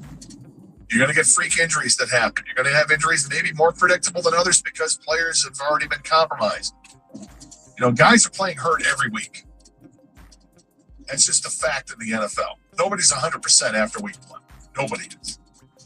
Everyone's dealing with something. Whether they're on the injury report or not, there's something that's going to be there. I don't know how they can keep players healthy. I don't know how you do it. You mitigate the number of plays that they're in there for. You start to pull back a little bit. I think we saw a little bit of that with Aiden Hutchinson down the stretch, that he was no longer playing like 85-90% of the snaps on defense. They started to pull that number back a little bit and get him off the field a little bit more to get him some rest. Maybe that's a way that you can do it. But when you're on the offensive line, those guys play every snap of every game. When you're obviously the quarterback, every snap of every game, the number one receiver is on the field for most of the game. And defensively, there's a handful of guys going to be on the field for most of the game, typically your safeties. So can you understand why guys are getting hurt more often? Yeah, because they're on the field more often. I think it becomes a depth thing. So maybe that's it. Maybe that's the answer right there, is that you find enough guys that you can pull players off the field for a series Or maybe it's just a few downs in a row and then get them back out there just to keep them fresh. Maybe that's how you do it. I don't know. I don't have the answer for that. I think it's something that teams have struggled with forever. 248-539-9797 is the telephone number. Do you really think the Lions window is closed? Does the game Sunday against the Bears, does it mean anything to you as a fan? Are you frustrated and maybe a little disgusted that the Bears have had this success so soon, let alone it's with the guy that used to be the offensive coordinator of this team? Do you harbor any ill will towards Ben Johnson? We'll talk about it next year, 97.1. We've all been there. You hold on to a coupon but forget about it, and suddenly it's expired. Expired in 2012. Dang it. Fortunately, by switching to Geico, you could save about $900 on car insurance without ever touching a coupon. It feels good to save big. It feels good to Geico. Brian's headed to the basketball court, but he's sick of his check engine light. So he goes to AutoZone for the free Fix Finder service, Welcome to AutoZone. What are you working on today? where a friendly AutoZoner reads the light in just a few minutes and gives him a detailed report, No big. Just a loose gas cap. and gets him to the port with a tight gas cap and tighter defense. The free Fix Finder service at AutoZone. No hassles, just help. Restrictions apply. I'm Claire Fallon. And I'm Emma Gray. We are friends and reality dating show fans, and the only thing we love as much as love stories is lovingly snarking on them. Whether you love or love to hate it, listen to Love to See It, our podcast dissecting all the romance we see on screen. From reality dating shows like The Bachelor and Love is Blind to classic rom-coms like You've Got Mail, we recap in obsessive detail and unpack all the weird messages they send us about love, sex, and dating. Listen to Love to See It on the free Odyssey app or wherever you get your podcasts. All right, son. Time to put out this campfire. Dad, we learned about this in school. Oh, did you now? Okay. What's first? Smokey Bear said to. First, drown it with a bucket of water, then stir it with a shovel. Wow. You sound just like him. Then he said. If it's still warm, then do it again. Where can I learn all this? It's all on SmokeyBear.com with other wildfire prevention tips. Because only you can prevent wildfires. Brought to you by the USDA Forest Service, your state forester, and the Ad Council.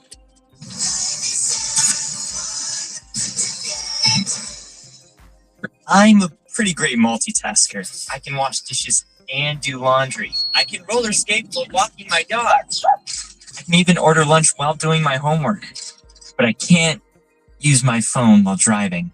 A distracted driver is one of the leading causes of death in the United States. So when it comes to driving, please, don't be a multitasker. Don't drive distracted. A message brought to you by the National Highway Traffic Safety Administration, Project Yellow Light, and the Ad Council. We asked parents who adopted teens to share their journey. We just kind of knew from the beginning that we were family. They showcased a sense of love that I never had before. I mean, he's not only my parent, like he's like my best friend. At the end of the day, it's all been worth it. I wouldn't change a thing about our lives. Learn about adopting a teen from foster care. Visit adoptuskids.org to learn more. Brought to you by Adopt US Kids, the U.S. Department of Health and Human Services, and the Ad Council. As veterans, we're no strangers to helping others. That's what we were taught, service before self. But we do have one question for the veterans listening. When was the last time you reached out for help? If you or someone you know needs resources, whether it's for stress, finances, employment, or mental health, don't wait. Reach out. Find more information at va.gov/reach. That's va.gov/reach. Brought to you by the United States Department of Veterans Affairs and the Ad Council. Most people would rather assemble a 300-piece cabinet than search for insurance. That's why the Zebra searches for you, comparing over 100 insurance companies to find savings no one else can. Compare today at thezebra.com. Rain on game day doesn't phase Dave. He's already got his poncho. Just needs to do something about those wipers.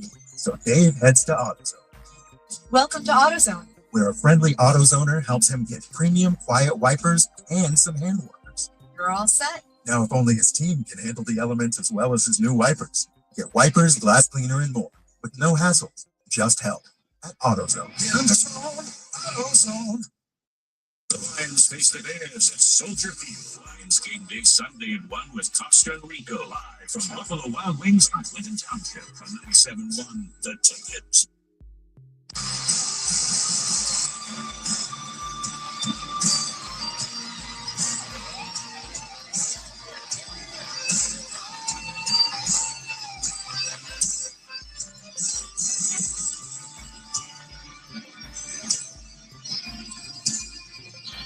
Two 539-9797 is the telephone number to dial or to text. If you'd like to have your voice heard that way, we've been talking a lot about football. With the college season wrapping up for University of Michigan, and now we get into the off season, the portal season that starts today for both Michigan and Michigan State. Both teams moving forward with new head coaches, Pat Fitzgerald and Kyle Whittingham. Going to be interesting to see what happens this offseason with the evaluations that go on. Tons of portal movement of players entering. We'll see where they end up. If they end up coming back to their respective schools, or if they move on, and what new players will be brought and added to each roster. Because there's no doubt that's happening, as players are already scheduling visits to schools throughout. I'm really curious to see what Pat Fitzgerald is going to do for Michigan State in his first year. And the offseason is so important now in college football. It's no longer about just recruiting high school kids and getting them ready to go. The portal has changed everything. And NIL has changed the portal because players get paid now. And NIL has changed the balance of college football as well. Because now you've got schools in Big Ten country that typically weren't paying players under the table, or at least weren't doing it near as much as teams were in the South. That's the stereotype, but I think it's true. But now we've seen the changeover, right? Last year, national champions have been from the Big Ten. And this year's national champion is going to be the national championship game is going to feature a team from the Big Ten, whether it's Indiana or Oregon. So the balance of power is kind of shifting here. And it's kind of fun to see that Alabama's not in it, that Georgia's not in it, that LSU isn't in it. Got some new blood coming through, which could be really interesting to watch. In the NFL front, we have the Lions finishing off their season Sunday in Chicago. I'm still going to watch this game with a close eye on the offensive line and see who's going to play. We don't know if Penei Sewell is going to play right now. Doesn't look promising that he will. That means you're going to have a new right tackle. Who's that right tackle going to be? Is it simple and you're going to say Dan Skipper? He's the only extra tackle on the Lions roster right now. They have Miles Frazier who's on the roster, but he's listed as a guard, but can play tackle as well. Or will they have to look at the practice squad, and they've got a couple of tackles on the practice squad, and Devin Cochran and Mason Miller, one of those guys, get elevated. And I imagine one of those guys will be elevated at least just for a game day roster, provide depth in case there's an injury. But if they have to play without Penei Sewell, someone's going to have to step up. It could be a long afternoon in Chicago. But I don't know. I don't know how long the Bears are going to be committed to playing their starters in that game. They're either going to be in the number 2 seed or the number 3 seed. Now, the difference might be important enough for the Bears. Do you want to take on a banged-up Packers team in the first round? Or do you want to take on the Rams in the first round? Either way, you'll be playing at home. 248-539-9797. Some ticket text coming in. Gator, this disastrous season is on Brad Holmes clear as daylight. If he doesn't add a proven edge rusher and a proven safety in free agency, and draft 2 offensive linemen with his first 2 picks in the draft, then he needs to be fired, plain and simple. It's time to put his ego aside and get the team where it needs to be. I blame him more than anybody. If he doesn't address those issues, then the window will be closed. That's Marlon in Walled Lake. Now, Marlon, I think some of this is a little hyperbole. I think there's no question that they have to address the safeties and the offensive line. There's no question that has to be addressed. Does it have to go the way you say? The first 2 picks in the draft have to be offensive linemen. You don't look at linemen in free agency? So I'd rather look at linemen in free agency than in the draft. because you're getting a proven commodity. You've already seen what these guys can do in the NFL as opposed to hoping and guessing what they can do in the NFL. That's the way I look at it when it comes to line. So I don't think it's a fireable offense if they go either way with it. As far as getting a proven safety in free agency, I'd love to see that if they can. We don't know how much money is going to be available to the Lions because if there's restructuring that goes on, are there contracts of players that didn't expect them to just say, yeah, we're not picking this up? That could happen.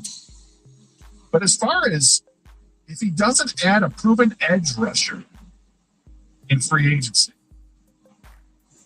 which is what you said, along with some other things, that then he has to be fired. Are you sure about that? Lions are 4th in the National Football League in sacks. 4th. Aiden Hutchinson, I believe, has 13, and Al-Qadim Muhammad has 11. So do they need to still be hunting down that edge rusher in free agency? What do you think? Trey Henderson? Spend crazy money on Trey Henderson, or would you rather spend that same money and pick up the best offensive lineman in free agency and have money left over to spend to kick on to one of those safeties you're talking about? The Lions have to get involved in trade talks with the Raiders to acquire Max Crosby, or would you not give up the draft capital, stick with what you got, maybe draft an edge rusher at some point in the draft? There are guys throughout the draft that you can look at. I don't think edge rusher is a problem. I shouldn't say this. I don't think it's as much of a priority as it was maybe going into the season. I actually like what Al-Qadim Muhammad has done, and I know it's going to cost you some money to hang on to. We don't know what Hassanin, that's the edge rusher that drafted last year. We don't know what he's going to bring to the table when he's healthy, but a high motor guy that looks like he has something to offer. And again, I do like some guys in the draft. I'm not looking at free agency with the edge rush. That's me. I'm not doing it. Offensive line, safety position, absolutely those are areas you have to look at. Injury problems 2 years in a row. I see a pattern there. Yeah, it's 2 years. I mean, is it a pattern? I think there are injuries every year for teams, but the Lions leading the way with what they've had to go through, it's an issue. I don't know if it's something that's solved by looking at the ways that you're doing things in a strength and conditioning way. I don't think that's it. I just think it's a violent sport. And maybe the only way you can help to prevent that is by giving guys more of a rest during games. Sorry, I'm not an IU fan. Transfer portal purchases and transfers, exactly what's wrong with college athletics. Them and Larry Ellis and you are shining examples of what's wrong. If you're talking about the NIL world, which we're living in college football, I don't love it either. It is what it is. It's accepted now, and this is the new era of college football. You can't change it. You can't turn back the clock. That's not going to happen. You have to keep up with the times. Okay? And if you're not an Indiana fan, I don't care if you're an Indiana fan or not. You don't have to be. I just think it's remarkable what they were able to do. They had to revamp everything, and they did it in one off season. And they brought in a coach from James Madison. Not like they picked off the highly thought of offensive coordinator from one of the Power 5 teams or Power 4 teams. It's not like they picked up Lane Kiffin and brought him in for a year before he would go to another job. They took the coach from James Madison. They took a chance on him when nobody else did. And then that guy brought in all his players from James Madison, who were good players. But he didn't value them throughout the league throughout the country because, hey, it's just James Madison. They're good players at every level. You can find them. Trinidad Chambliss came from Ferris State. And now he's the number one quarterback at Ole Miss. And he was on the major stage last night and did big things for Ole Miss and has them in the Final Four. And that's a kid from Grand Rapids and from Ferris State. You can find players at every level. This is what's different about college football moving forward, is that now you see college football programs are hiring a general manager, much like in the NFL, and it's the same job. It's talent evaluation.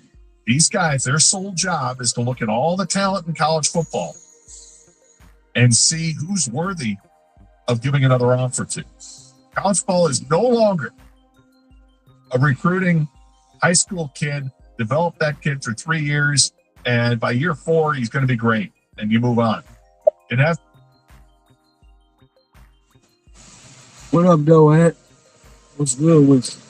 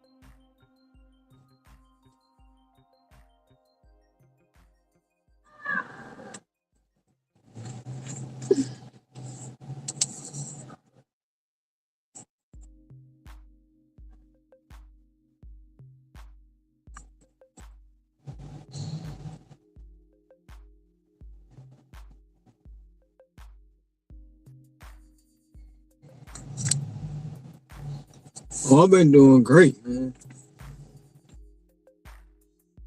Just out here grinding every day like I do. That's all.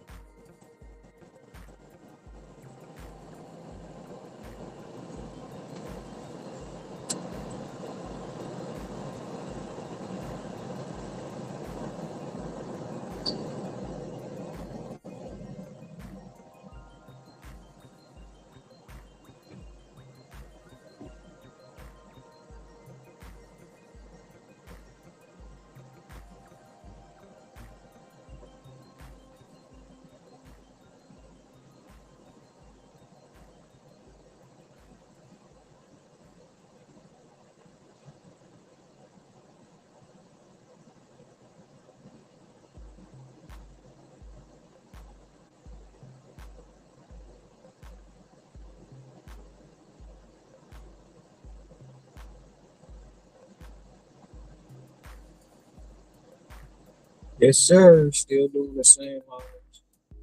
Still making the same money.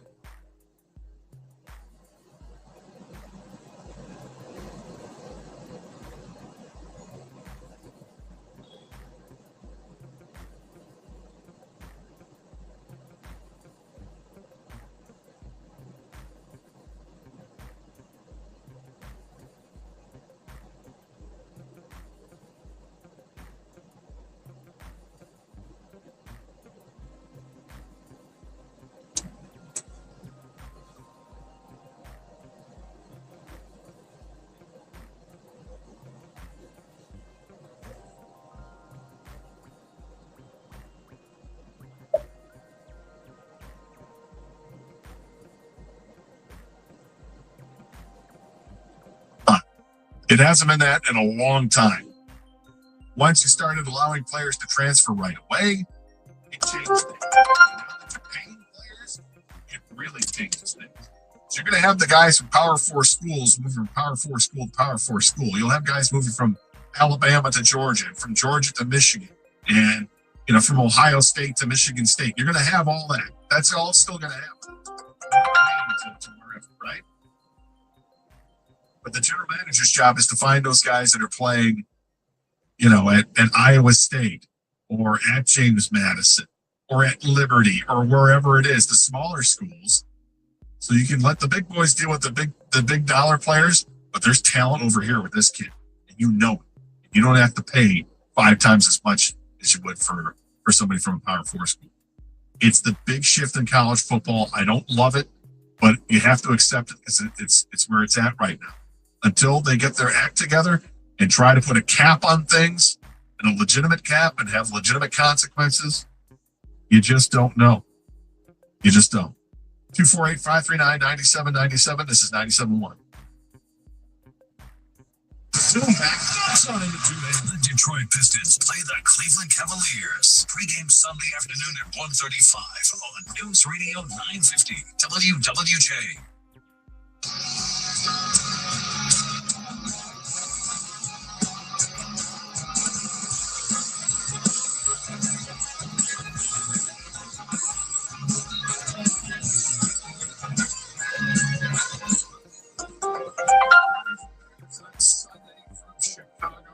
Finishing off the season, we'll see if the Lions can get a win and finish with a winning season, 9-8 playoffs, or will they lose, go 8-9, and then perhaps have a chance to improve their draft, the draft positioning anyway. Right now, they're slated to pick at 15 if the season ended right now, but possibility, I guess, that they could slightly improve it. If the teams that they're in that same group with win and end up with a better record than the Lions, or I'm not sure how tiebreakers work. If they end up with the same record as the Lions, are they in a better situation? I don't know. It looks like if they lose, they're going to do no worse than 15. Right there, halfway through the draft.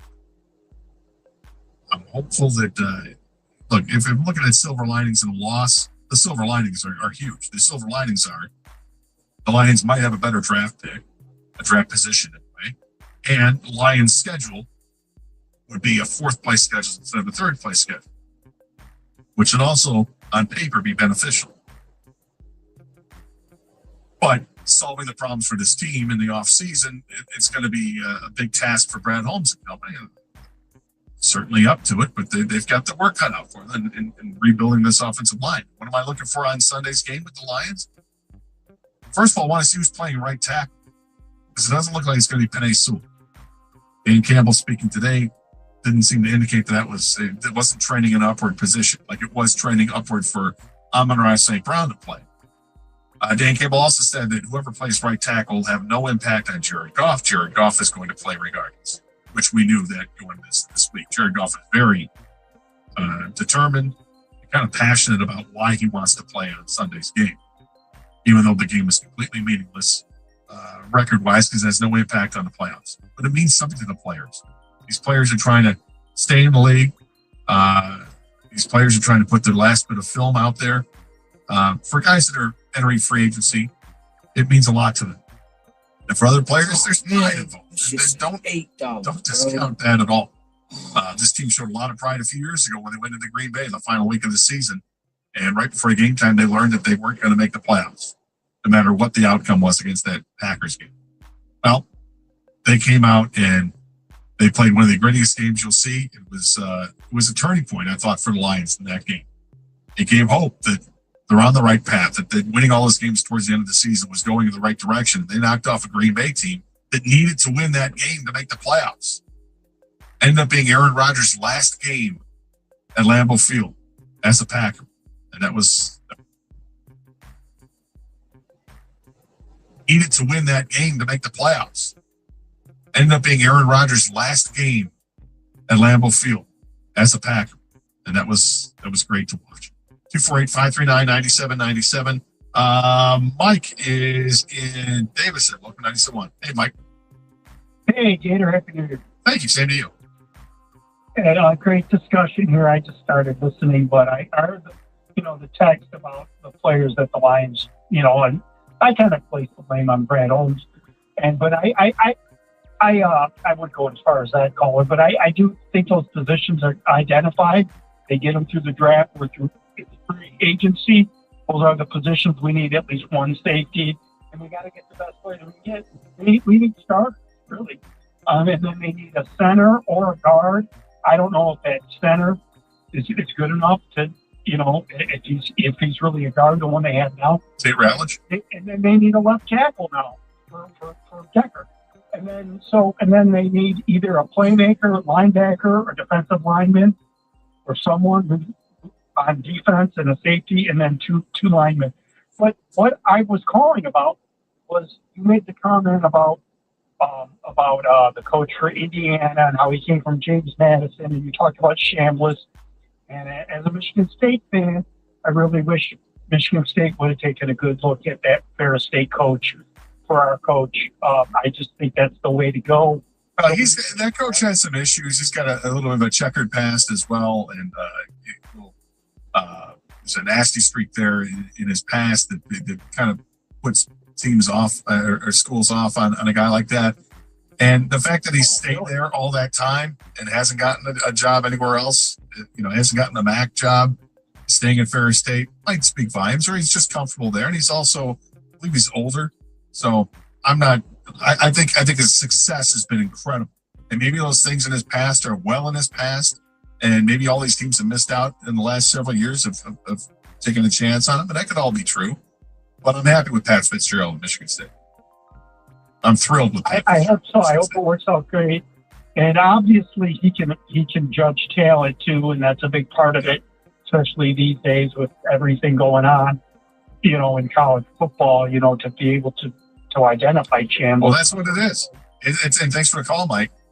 That's where college football is going. And I said what I said, and then I literally just during a commercial break was looking at some comments Jim Comparoni from SpartanMag.com. The On 3 group, what he had to say, and it actually kind of echoes what I've been saying. And I love that I'm in lockstep with Jim because I think Jim's a real smart guy. But it is, everything right now is about talent evaluation. It's easy if you're Georgia or if you're Michigan or if you're Alabama to pick up a phone and call some kid who's a top player at one of these other schools and decided to dip his toe in the portal. It's easy to call the top receiver or the top quarterback who's going to be in that portal and say, hey, this is Alabama. We think it'd be great if you came here. And they go, oh, that sounds great. It almost feels like it's lazy, but it's, we think it'd be great if you came here. And they go, oh, that sounds great. It almost feels like it's lazy, but it's the easy button to hit, right? What's tough is to do the evaluation and find those guys, those hidden gems that are all throughout college football at all levels of college football. If you found the Trinidad Chambliss, hats off to you for doing it. And sometimes you hit a massive hit with it. Like Michigan State with Kenneth Walker. When that happened, that was amazing, right? Guy who's playing at Wake Forest was the second back there, but you saw something there. Let's go get him, and they got him, and it was a unicorn from Michigan State. He was the main reason Michigan State was so good that year. And to find those players, you gotta really know what you're looking at. And that's why the general manager of these schools now, if that's their job, is to look at all this talent like an NFL GM. It's no different. And it's also incredibly similar because you've got a certain budget to work with too, because of NIL and how much money you're able to spend. It's all very similar, So for players that come from smaller schools, if they end up transferring to Michigan or to Michigan State, and you see that player and you do some research and you find out they're a 2-star or a 3-star wide receiver or whatever, and you look at the numbers, their stats, like, oh, there's nothing special about this guy. Well, you rely on the talent evaluation. You rely on your GM and his staff to uncover those guys and say, no, that guy just hasn't been given the opportunity. Or, you know what? It's because this, and this why he wasn't successful. He'll be very successful here. A lot of fun to watch over the next few weeks as these rosters get built back up so kids can enroll and get ready for the second semester of their college years. Some text coming in. I'm concerned that every other program is going to think that they can do what Indiana has done. Just like everyone expected Bryce Underwood to be Trevor Lawrence. They're the exception, not the rule, Brian and Canton. I think that's probably more right than wrong, but it gets back to the tenet of what it's about, which in my mind is evaluating talent. And if you've got the right guy there, you're going to be in good shape because you can find that talent coast to coast, whether it's Montana or North Dakota or the state of Alabama, the state of Florida, the state of Texas, whatever it is, you can find that talent. More college football stuff. Notre Dame would have blown Indiana out again. Don't blame them at all for being mad about not being selected for the CFP. When? As Mike Delaney likes to do. When? Oh, Notre Dame didn't make it. They weren't invited. Too bad. Too effing bad. And no, I don't think that Notre Dame would blow out Indiana. Indiana's number one team in the country. They just blew out Alabama. Smoked Alabama. Looking forward to the rematch against Oregon, who they beat at Oregon by double digits. Indiana's a great football team. For the most part, the CFP has been cracked. College football is slowly becoming irrelevant. Even Saban said that you can't have these many weeks off between games. It's sloppy football at best. I don't need ESPN announcers constantly feeling and telling us how great these many weeks off between games. It's sloppy football at best.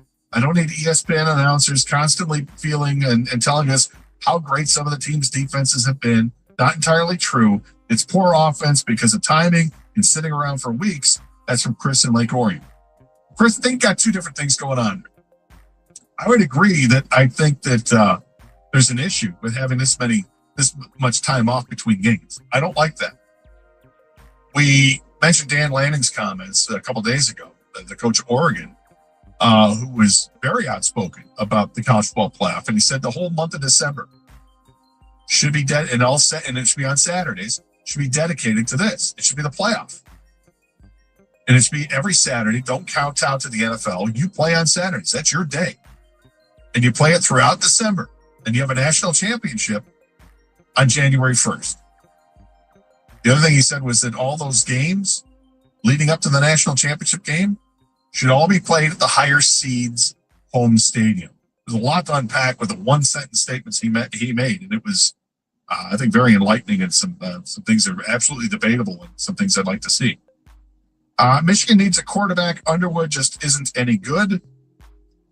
I would disagree with that. I think he's got a lot of talent. I don't think he grew as much as you'd like to see him grow this year. For certain, I think he expected bigger and better things from him. I think one thing he learned without question this year was how to throw more touch on the football as the season went on. He wasn't just throwing that fastball all over the place.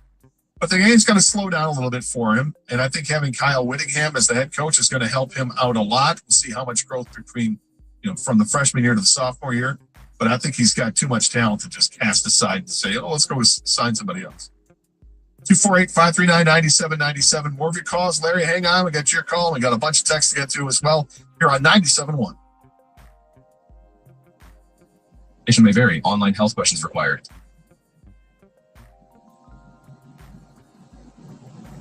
Verbo last-minute deals make chasing fresh mountain powder incredibly easy. With thousands of homes close to the slopes, you can easily get Epic Pow, Freshies, First Tracks, and more. No need for months of planning. In fact, you can't even plan POW. POW is on its own schedule. Thankfully, somewhere in the world, it's always snowing.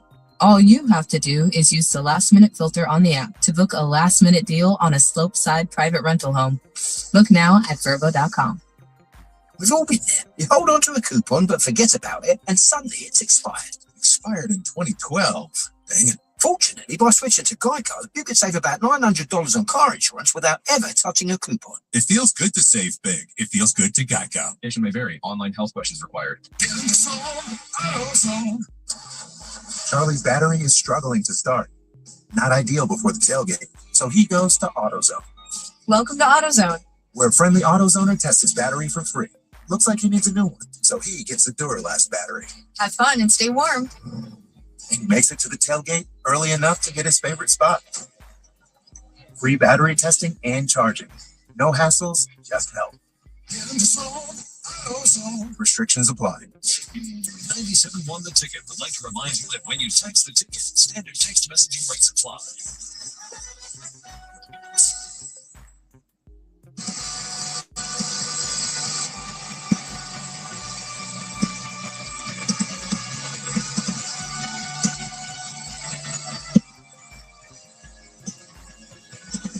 Lions Bears on Sunday at Chicago. Final game of the season for the Lions. I said before that there's not much to look for in this game.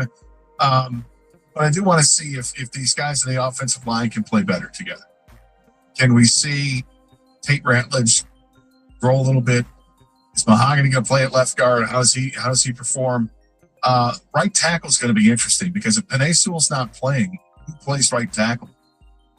Is it simply just Dan Skipper, or is it somebody else? And if it's somebody else, that's interesting to me to see who that somebody else would be. Would they allow a number of players to kind of rotate in to give them looks? You know, Miles Frazier, the guard tackle they drafted from LSU.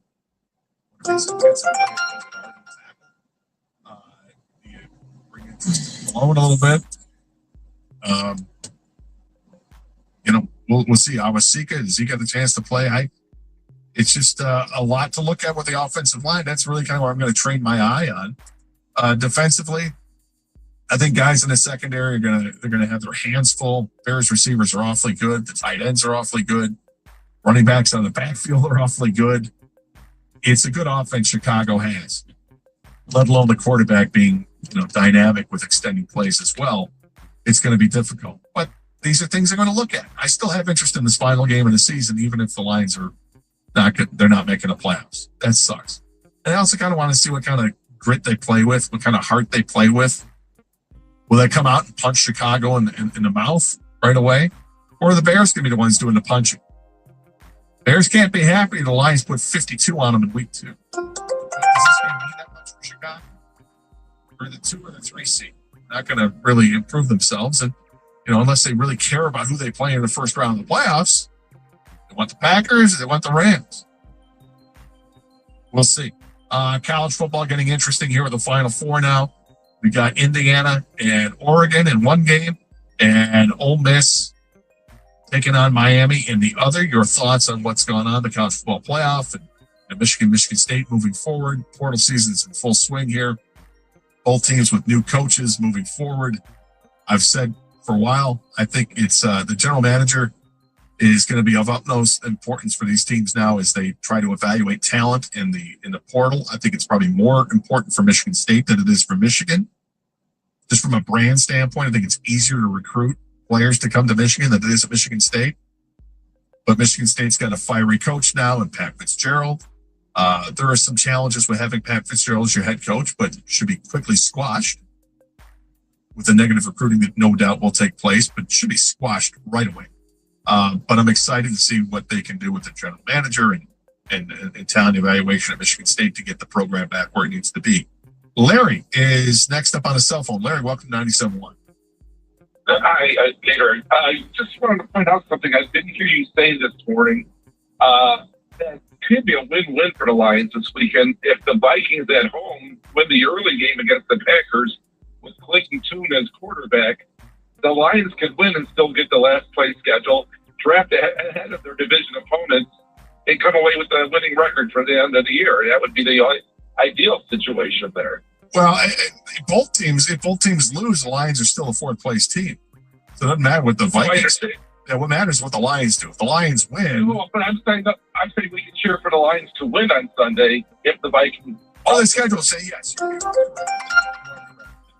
If That's how it works out. If the Lions and Vikings win, the Lions still have the fourth place. The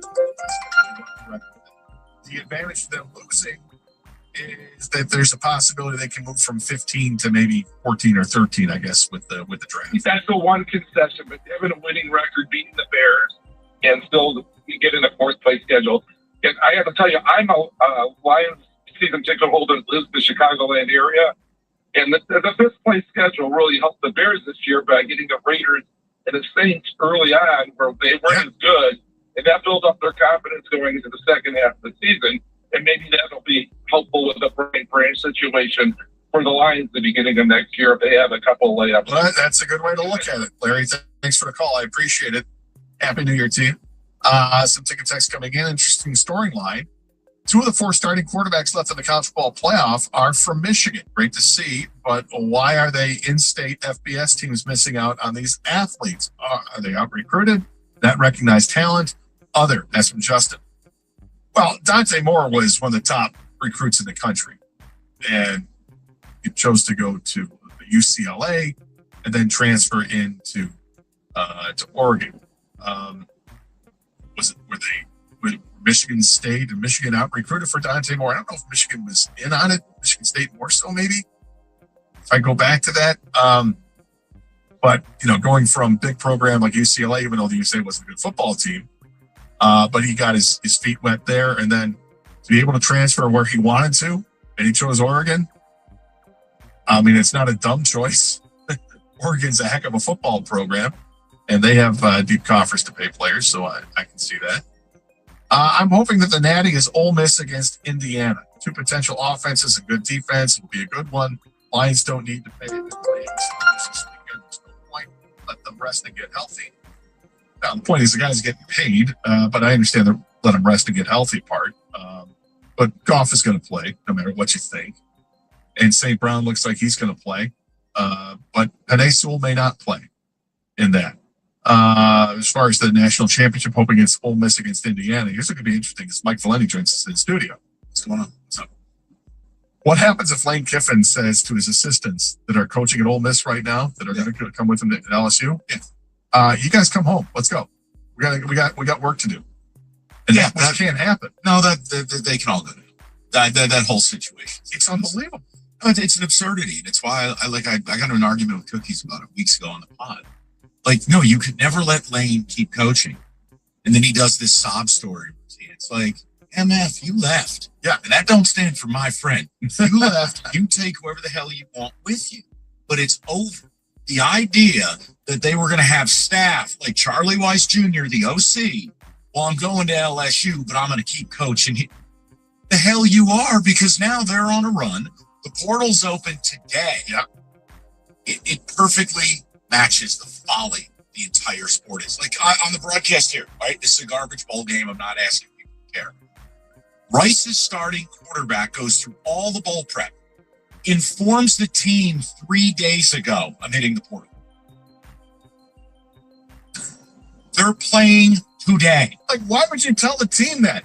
Play and then enter the portal after you play. Because the players, as they said in The Sopranos, are common hooers.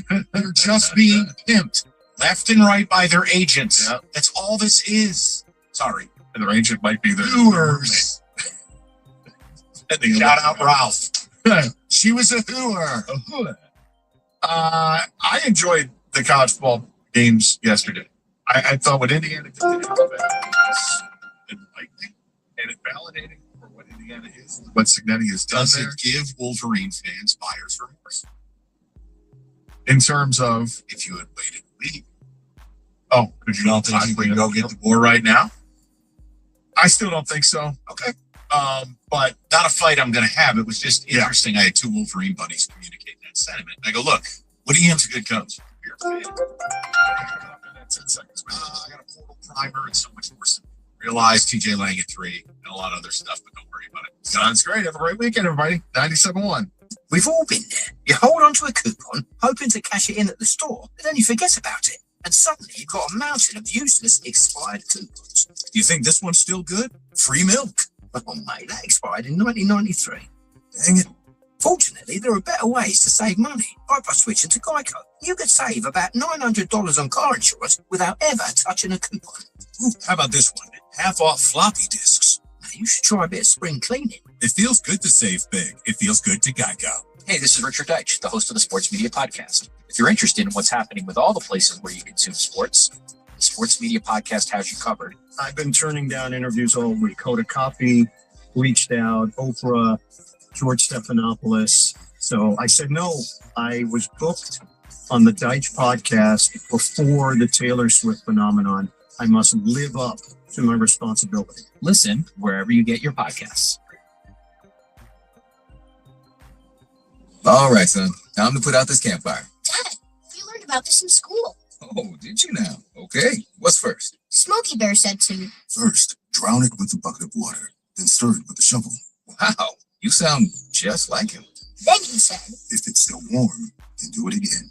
Where can I learn all this? It's all on SmokeyBear.com with other wildfire prevention tips. Because only you can prevent wildfires. Brought to you by the USDA Forest Service, your state forester, and the Ad Council. My early Alzheimer's diagnosis was hard to take, but it gave my mom and me more time to plan together. Talk to your family about seeing a doctor. Go to alz.org/time to talk. A message from the Alzheimer's Association and the Ad Council. I'm a pretty great multitasker. I can wash dishes and do laundry. I can roller skate while walking my dog. I can even order lunch while doing my homework. But I can't use my phone while driving. A distracted driver is one of the leading causes of death in the United States. So when it comes to driving, please, don't be a multitasker. Don't drive distracted. A message brought to you by the National Highway Traffic Safety Administration, Project Yellow Light, and the Ad Council. We asked parents who adopted teens to share their journey. We just kind of knew from the beginning that we were family. They showcased a sense of love that I never had before. I mean, he's not only my parent, like he's like my best friend. At the end of the day, it's all been worth it. I wouldn't change a thing about our lives. Learn about adopting a teen from foster care. Visit adoptuskids.org to learn more. Brought to you by Adopt US Kids, the U.S. Department of Health and Human Services, and the Ad Council. As veterans, we're no strangers to helping others. That's what we were taught, service before self. But we do have one question for the veterans listening. When was the last time you reached out for help? If you or someone you know needs resources, whether it's for stress, finances, employment, or mental health, don't wait. Reach out. Find more information at va.gov/reach. That's va.gov/reach. Brought to you by the United States Department of Veterans Affairs and the Ad Council. Hi, I'm Dr. Mary Claire Haver, a board-certified OBGYN and menopause specialist. My new podcast, Unpaused, is the place for bold, unfiltered conversations about what it really takes for women to thrive in the second half of life. Every week, I sit down with medical experts, cultural icons, and powerhouse women to talk about what really matters. New episodes drop every Tuesday. Listen to and follow Unpaused with me, Dr. Mary Claire Haver, available now wherever you get your podcasts. WXYT FM and WXYT HD1 Detroit. An Odyssey Sports Station, sports headlines. The Planet Fitness Studio. This is 97.1. The Ticket. Lions head coach Dan Campbell was at the podium today. Here's the injury update he gave on offensive tackle Penei Sewell, who has missed the entirety of practice this week. I don't see him practicing today. I don't know. I don't feel great about Sewell right now, but I'm always going to hold out hope. But as far as, does it affect you not having it? Yeah, it does. I mean, he's a phenomenal player. He's a phenomenal football player. Yet, we got guys that are going to step in and do a good job for us, man. They got a job to do. They'll have a role, and we expect them to hold up their end of the bargain. The Lions may be even further short-staffed on the O-line, as Campbell also made it sound like. The good news for Detroit is that wide receiver Amon-Ra St. Brown is trending in the right direction, Campbell says. Kickoff from Soldier Field in Chicago is set for 4:25 on Sunday and can be heard live right here on 97.1. Our pregame coverage begins at 3:25. Both Michigan and Michigan State basketball have huge games tonight. At 7 o'clock from the Chrysler Thursday, they're set to host number 24 USC. Michigan is favored by a whopping 22.5 points on FanDuel Sportsbook in that game. The Wolverines are 2-0 against ranked teams this season and have a total margin of victory of 70 points in such games. Michigan State then tips off tonight on the road against number 13 Nebraska. That game starts at 9 o'clock. At the Corewell Health Sports Desk, I'm Brendan Chabad. For more, go to 9701 The Ticket or Odyssey.com. Live from the Jamie Samuelson Studio, The Valenti Show with Rico on 97.1. Happy Friday to everybody. All right. So TJ will join us at 3. Why? I don't know. Because I got to be honest, I don't give a rat's ass about the Lions game Sunday. Nor should they play any. Nor am I interested in anything Dan Campbell has to say. I don't want to see them. I don't want to hear them. I don't want to look at them. They disgust me. Lose. Maybe get the 13th pick in the draft. But we'll talk to TJ and hopefully. I wanted to start the show with something different. And it's not the college football playoff. It's certainly not hockey or hoops. I wanted to just revisit something. The last time we talked was before Michigan and Texas.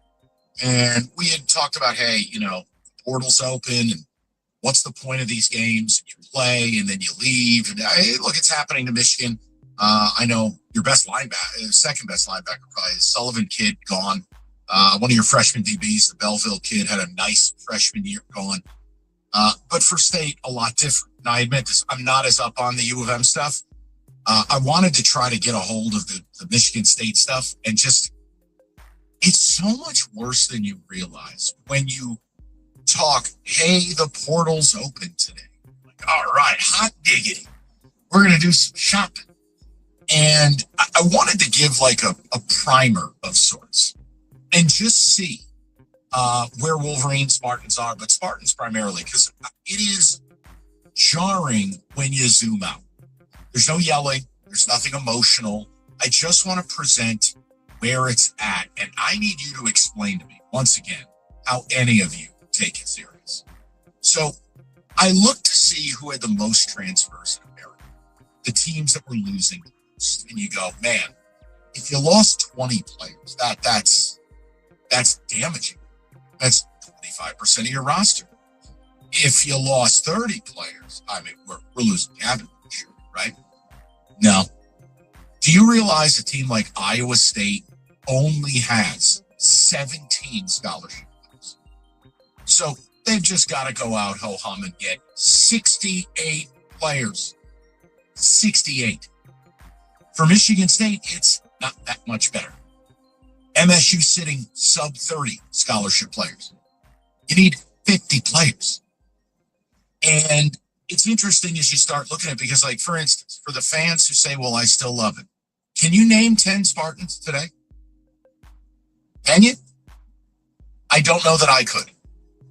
And I'm not being facetious because here's the other thing that's happening.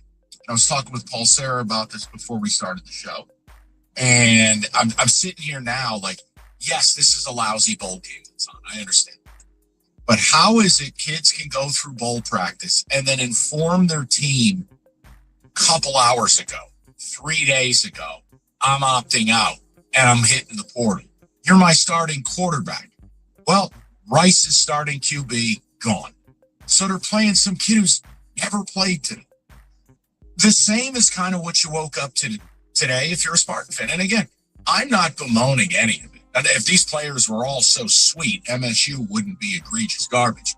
But you get announcements that players are coming back, only for 4 or 5 days later, they're leaving.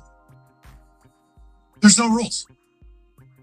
And for anyone who wants to tell me these players are just on the screen rules, well, fine, argue it. I'm coming back. Cutscene. I'm leaving. Respect my decision. Like, wait, what? So I started looking into this and I go, okay, so if you're a school, whether you're a Michigan, who you had one of the younger teams in the conference, you're going to take care of your players, whatever you feel about Bryce is your business. That's not my problem. But you clearly have a long way to go to get from where you are to where you want to be. For Michigan State, it's about, we're so terrible. How do we just get up off the floor, right? Okay.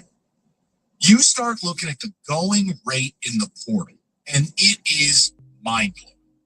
And while you can't believe everything you hear, the general guardrails, my mind was blown at what I read this morning. There are reports that the number one QB in the transfer is Brendan Sorsby, Cincinnati. Now, I don't like him that much. I'd rather have Sam Levitt, but fine. Brendan Sorsby is commanding north of $5 million if you want his services for next year. And on service, you go, supposed to make money, the players can make money. All right, hold on. Do you realize that Brendan Sorsby will make more money than whoever the Detroit Lions draft at pick 15 or 14 in the NFL draft? That he will make more money next year than the base NFL contract of whoever your football team selects to play professional football in April. It's not right. Then you start looking at the going rate for other positions. And let's say you're a Michigan fan and you go, look, we want to go out and get a running back. We know we got a nice recruit coming in, but we want to go get a superstar running back, right? That's going to cost you north of $1.2 million. If you need a quarterback, we just told you at the top of the market. It's like a bad quarterback situation. A bad. Good, you're going to get to $2 million. Great, you're going to be 3.5 and up. So like Meston Maker, the kid that like I love from North Texas because of our stupid podcast. Meston Maker's getting 3.5 to go to Okie State. All right, you need D tackles, right? Rotational guys are $500,000. Really good ones, 800 to $1 million. The great ones, 1.5. Like when I'm going through this stuff, do you choose to follow or do you opt out? No pun intended. Gator was just leaving and he was asking me, and I said, Scott, just show me a good job. I'll look at the roster. I'll try to figure out who these people are. And away we go. But it's remarkable because you're just seeing the nonsense continue. And again, yes, part of the portal is what's going on at Ole Miss. The reports today, and I want you to think about this. I would argue last night is the greatest win since the 60s for Ole Miss. Not only was the game incredible, because SEC football's incredible, but they're going on to the semis. They're in the Final Four to win a national championship. You know the first reports that come out today? They don't know how many of their coaches can stay for the next game because they've agreed to go coach at LSU with Lane Kiffin. Part of the broadcast last night, Charlie Weiss Jr., their OC, is, quote, splitting duties between his responsibilities in running the entire offense at Ole Miss and being the primary play caller and working at LSU, working the portal, scouring tape. You can't do both. That's the folly when people talked about Lane Kiffin staying on, and then people said, oh, Ole Miss is being petty. No, they're not. Imagine if Lane Kiffin were still the coach, but he's the coach at LSU, and the portal's open today. You could never do it. That's why Lane is a con artist. And you just step back from it. And I ask the question again. Do any of you still take college football seriously? Because, look, I could bring up a Michigan topic today, but the only topic would be Bryce Underwood, or do you have buyer's remorse because Bama's out? You could probably go get DeBoer after that. He's going to have a hard offseason in front of him. Put over a chair by Indiana's enough. But see, those topics, those are portal related. Those are coaching related. Like the Bryce Underwood topic would be simple. You're way overpaying.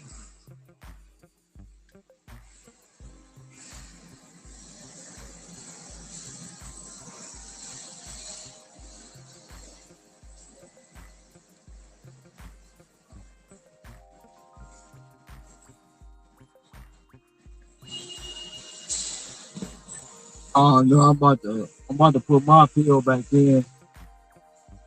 See if I can get back on the house.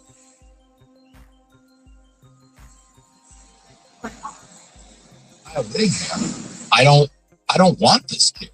I want the kid who knows my offense, who played for me this past year, and I know what I'm getting. I want Devin Dampier. I mean, like, we could do that topic. I'm choosing not to, because there's no winners. People won't get beyond the fact that I'm saying, I think you'd be better off next year with a different QB who knows the offense versus I now have to go, hey, Bryce, how'd your freshman year go? Oh, terrible? Cool. Now learn an entirely new offense again. Like, from a football standpoint, I'm right.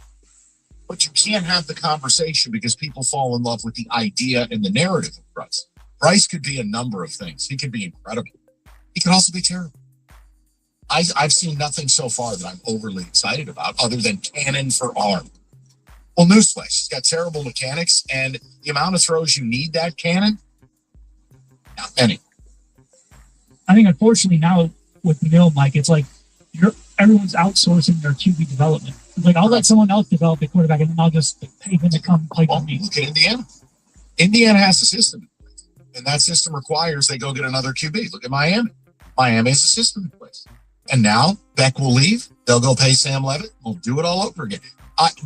That is, to me, why you're seeing the quality of the sport fall through the floor is you don't have players that are in the system multiple years. So whether you're a State fan and you think you're excited today, are you? Like, think about how do you even begin to rank these players? You can't. It's a fool's errand. Let's say I'm recruiting a defensive end from Troy. Am I running the same scheme? How good's the competition he faced? How motivated will he be once I hand him a bag? Then you have to factor in that decision-making process, not 1 or 2 times in offseason, not 5 or 10 times, 30, 40, 50, 60 times. You are truly playing roulette, and that's a losing bet. So I'm interested in it because when you started going through, wait, there's a school that needs almost 70 players. MSU's going to need 50. Then you factor in, like, you're Michigan. You just played your bowl game, and a couple of your best young defensive players are now hitting the portal. Now, again, maybe they're coming back. Maybe they're not. I know the old heads out there would say straight up, if you don't want to be here, don't be here. You're not going to leverage us. But then people like us are called boomers or somehow we're anti-player. No. But when kids are signing deals a week ago only to leave a week later, sorry, I'm not going to respect you. I think you're nothing more than a street. So look, I wanted to have that conversation to start the show. We can get to a little Lions talk later. I do have a lot to say about Indiana. I just didn't think it was the best practice to open the show with it. But I've got a Signetti, Indiana thing I want to get to, and we will. We'll talk some Lions because, well, yeah, I have to. But no, I don't want them to win this week. And I don't want to look. I don't want to watch. I'm actually relieved they're out of the playoffs because they weren't going anywhere. And you know how I operate. I kind of want them to have to taste their own blood. Maybe they'll change. But we'll get to all that and more on a Friday. 97.1. Get a jump on that summer with Verbo's early booking deals. Don't wait to claim your dream summer spot, whether that includes a good porch swing or a poolside lounger. When you book early, you get the best places at the best prices. But back to the poolside loungers. With Verbo, you don't have to reserve any loungers. They're all yours. In fact, the whole private home is yours. Book with early booking deals, and you can lounge around all summer long however you please at Verbo.com. Gambler. We need each other. Now more than ever. Because every someone needs someone else. We need each other. Because when we work together, we can do so much more. When we work together, we connect more children with what they need to grow up healthy, educated, and safe. And that's what Child Fund is all about. Together, we co-create, support, and sustain connections that lead to greater well-being for millions of children facing poverty. Which also benefits their families, their communities, their countries, and you. Because when you make someone's world better, you make everyone's world better. Child Fund. Because we need each other. Child Fund works with children in 24 countries to achieve their full potential. Visit childfund.org. That's childfund.org.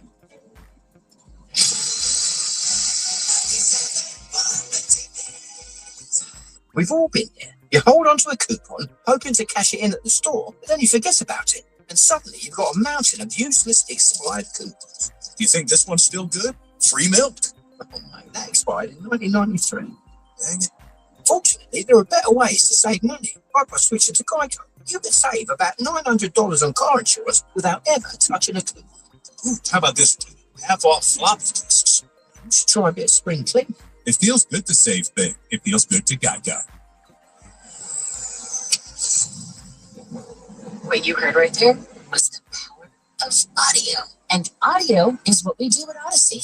That true crime podcast you spent hours listening to, we produced that. That radio station where you discovered your favorite artists, that's our station. That weird playlist of bongo music, we ain't judging.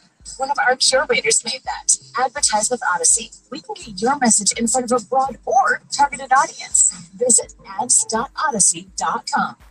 Virgo last-minute deals make chasing fresh mountain powder incredibly easy. With thousands of homes close to the slopes, you can easily get epic cow, fresh feeds, first tracks, and more. No need for months of planning. In fact, you can't even plan POW. POW is on its own scale. Thankfully, somewhere in the world, it's always snowing. All you have to do is use the last-minute filter on the app to book a last-minute deal on a slopeside private rental home. Look now at Verbo.com. As veterans, we're no strangers to helping others. That's what we were taught. Service before self. But we do have one question for the veterans listening. When is the last time you reached out there? If you or someone you know needs resources, whether it's for stress, finances, employment, or mental health, don't wait. Reach out. Find more information at va.gov/reach. That's va.gov/reach. Brought to you by the United States Department of Veterans Affairs and the Ad Council. Text the ticket now. Ticket text 248-539-9797.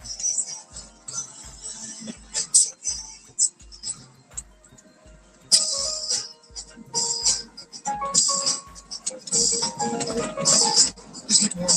Get TJ in here in about 45 minutes.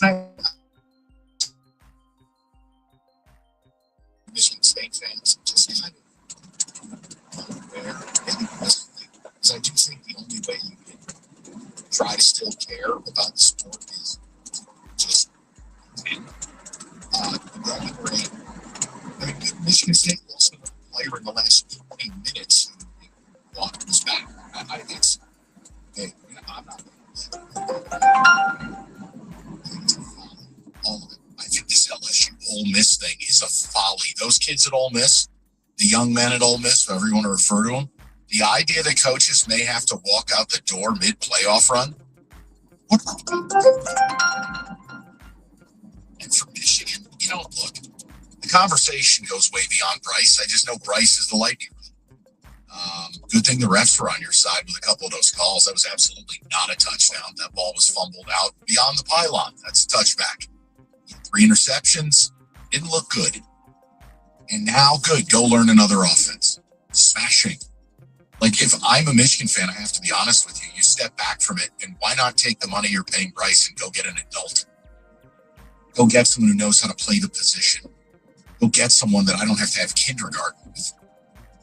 And have Kyle Whittingham bring a guy with him who knows the offense.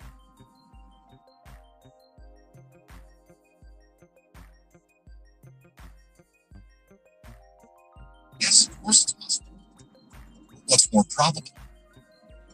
No, more probable would be moving your money somewhere else. But again, there's so much to talk about with it, and it's up to you guys. Paulie, got a few ticket texts. If people want to yell at me saying, I'm some doomer, that's fine. But this is the sport. This is the state of it's a folly. Oh yeah, some unknown texter here says the state of college football has never been worse, and the NCAA is doing nothing about it. Well, hold on. What is the NCAA supposed to do when they lose every antitrust, every labor case? How are you supposed to enforce anything when they lose every court case? Look, you can blame the NCAA, do whatever you like. The reality is, even if the NCAA had come out as hardliners, you would already have private equity essentially bribing schools to leave the NCAA and form a super league. That's where it's going anyways. The NCAA is a straw man. Yes, they're feckless. Yes, they're losers. But like they were going to be able to put a lid on this? Hey, here's one. How about what they're trying to do, right? The NCAA is trying to say, well, listen, you have to justify your NIL deals and Deloitte will grade it out. Really? I just told you Brennan Sorsby's going to get $5+ million. That deal would never pass the sniff test with Deloitte. You know what schools are doing? Hey, Deloitte. And they're doing whatever they want. Collectives are still rolling. You have a billionaire from Texas Tech. While I don't begrudge his ability to do it, let's be real. He's flouting it. So you got to move past the NCAA. There's more to it. Sorry, Paul. I'm not yelling at you. I'm projecting. I'm sorry. Another unnamed texter. Plain and simple, you take NIL money, you sign a contract, you waive your right to transfer immediately. Yeah, good luck with that. Once again, you will lose in court.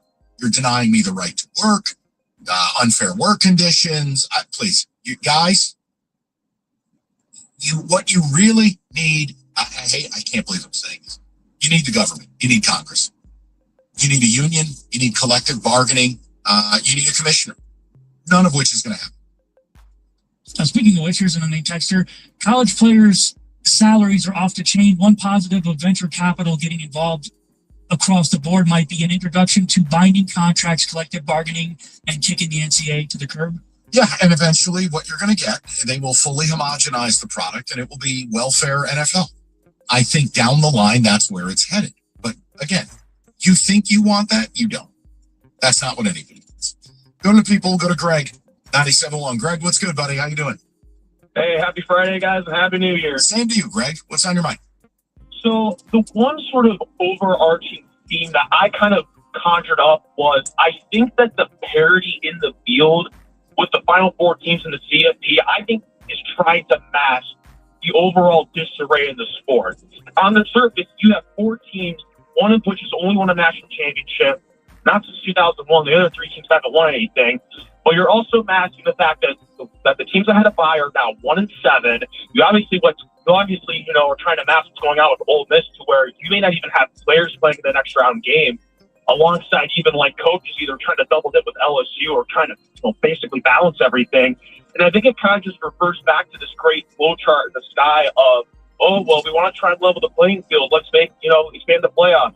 But, oh, wait, we're going to expand the season longer into January. Like, I think it just shows entire disarray of the sport as a whole. You're 100% right. And again, Greg, look, I think Dan Lanning said it best. We need to wrap this up by January 1st. How can you have a transfer portal open and you have teams playing the night of the portal open? Like it's, Greg, again, there's nothing that makes sense. And I'll ask you. I mean, I don't. You can root for whatever team you like. It's immaterial. How do you take any of it serious anymore? My team checked out on New Year's Eve again. So after watching that Sugar Bowl game, which kind of felt like that James Brown interview, I'm done. I'm spent. The fact that we have 2 more weeks of the sport, like I don't even know what to say. Well, and it's funny too, Greg. Think about this. Imagine the NFL playoffs where teams had earned a bye and they don't play for 25 days. Imagine. It's impossible. Yet this is why everyone all of a sudden is like, oh, golly gee, teams off the bye are struggling. They're taking a month off. Yeah.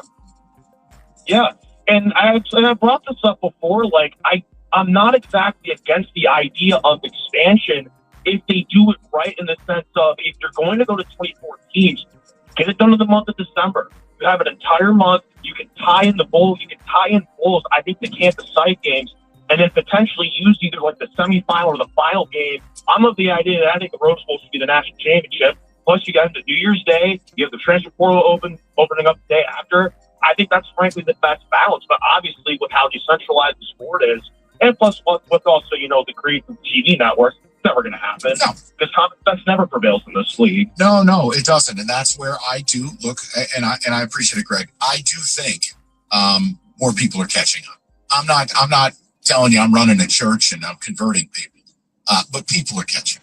The same people who made fun of me 3 years ago, 2 years ago, last year, and maybe last week. More and more people are coming to my side on this because we're fed up. It's ridiculous. We're adults. You can't bleep on our head and tell us it's raining.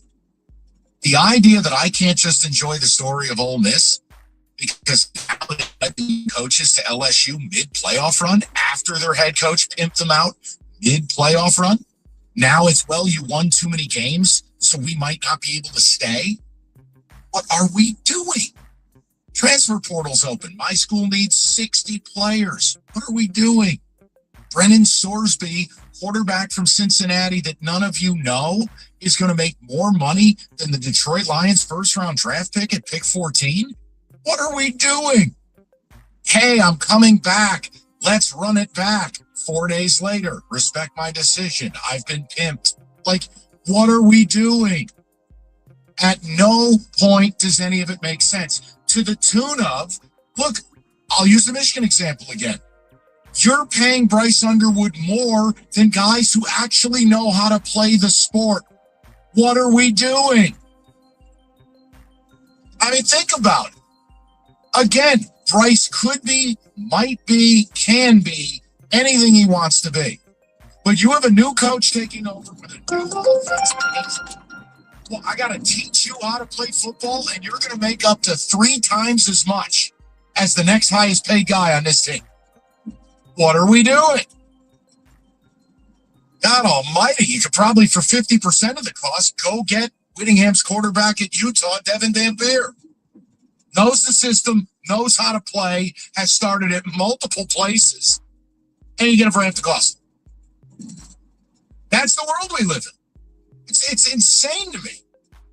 We'll get your phone calls, because apparently I've touched a nerve, because people are reacting. Oh, we'll get to it. Hell, I'll ask TJ. Hell, even a bum like him at Eastern was probably worth $250,000 in this market. 97.1. We've all been there. You hold onto a coupon, hoping to cash it in at the store, but then you forget about it. And suddenly you've got a mountain of useless, expired coupons. You think this one's still good? Free milk? Oh, mate, that expired in 1993. Dang it. Fortunately, there are better ways to save money, like by switching to Geico. You could save about $900 on car insurance without ever touching a coupon. Ooh, how about this one? Half off floppy disks. You should try a bit of spring cleaning. It feels good to save big. It feels good to Geico. What's up, world? It's Von Miller, Super Bowl MVP, chicken farmer, and now host of Free Range. This is a show where I go off the field and off the script. We're talking what's hot in music, film, trending news, and everything blowing up your feet. If you love football, you'll feel at home. But if you're here for the vibes, the internet deep dives, the conversation, this is your podcast. Join me every Wednesday. Follow and listen to Free Range with me, Von Miller, everywhere you get your podcast. My early Alzheimer's diagnosis was hard to take, but it gave my mom and me more time to plan together. Talk to your family about seeing a doctor. Go to alz.org/time to talk. A message from the Alzheimer's Association and the Ad Council.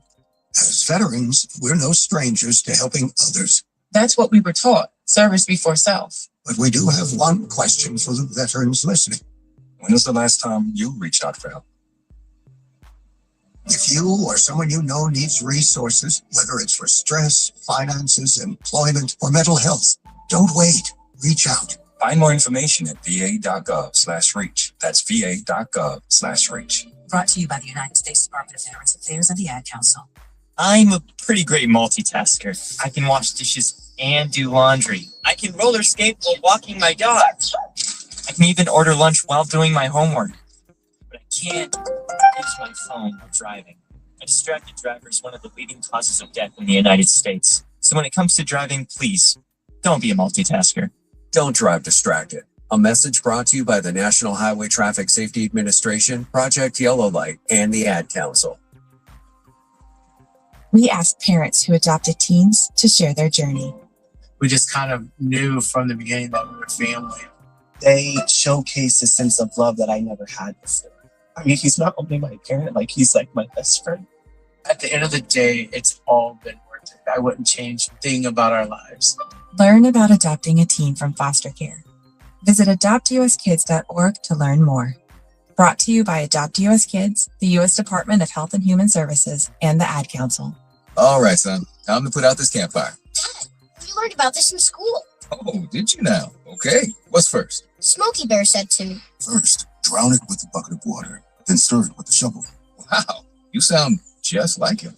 Then he said. If it's still warm, then do it again. Where can I learn all this? It's all on SmokeyBear.com with other wildfire prevention tips. Because only you can prevent wildfires. Brought to you by the USDA Forest Service, your state forester, and the Ad Council. What's up, guys? It's Candace Dillard Bassett, and this is Undomesticated. Follow and listen to Undomesticated, available wherever you get your podcasts. The magic isn't over yet. Target's clearance event is happening now with savings of up to 50%. It's the perfect time to get set for the year with great deals on clothing and shoes for the whole family, beauty babes for every style, toys that keep the fun going, and so much more. Don't miss out because these deals go fast. Score incredible savings and keep the magic going during the clearance event, now in stores, only at Target. Restrictions apply. Hi, I'm Chef Franklin Becker. You know the jingle. Now discover the facts about Ozempic, a GLP-1. There's only one FDA-approved Ozempic made by Novo Nordisk. Learn about the real thing. Talk to your healthcare professional today. Call 1-833-OZEMPIC or visit Ozempic.com to view the medication guide and to learn more about Ozempic. Semaglutide injection 0.5, 1, and 2 milligrams.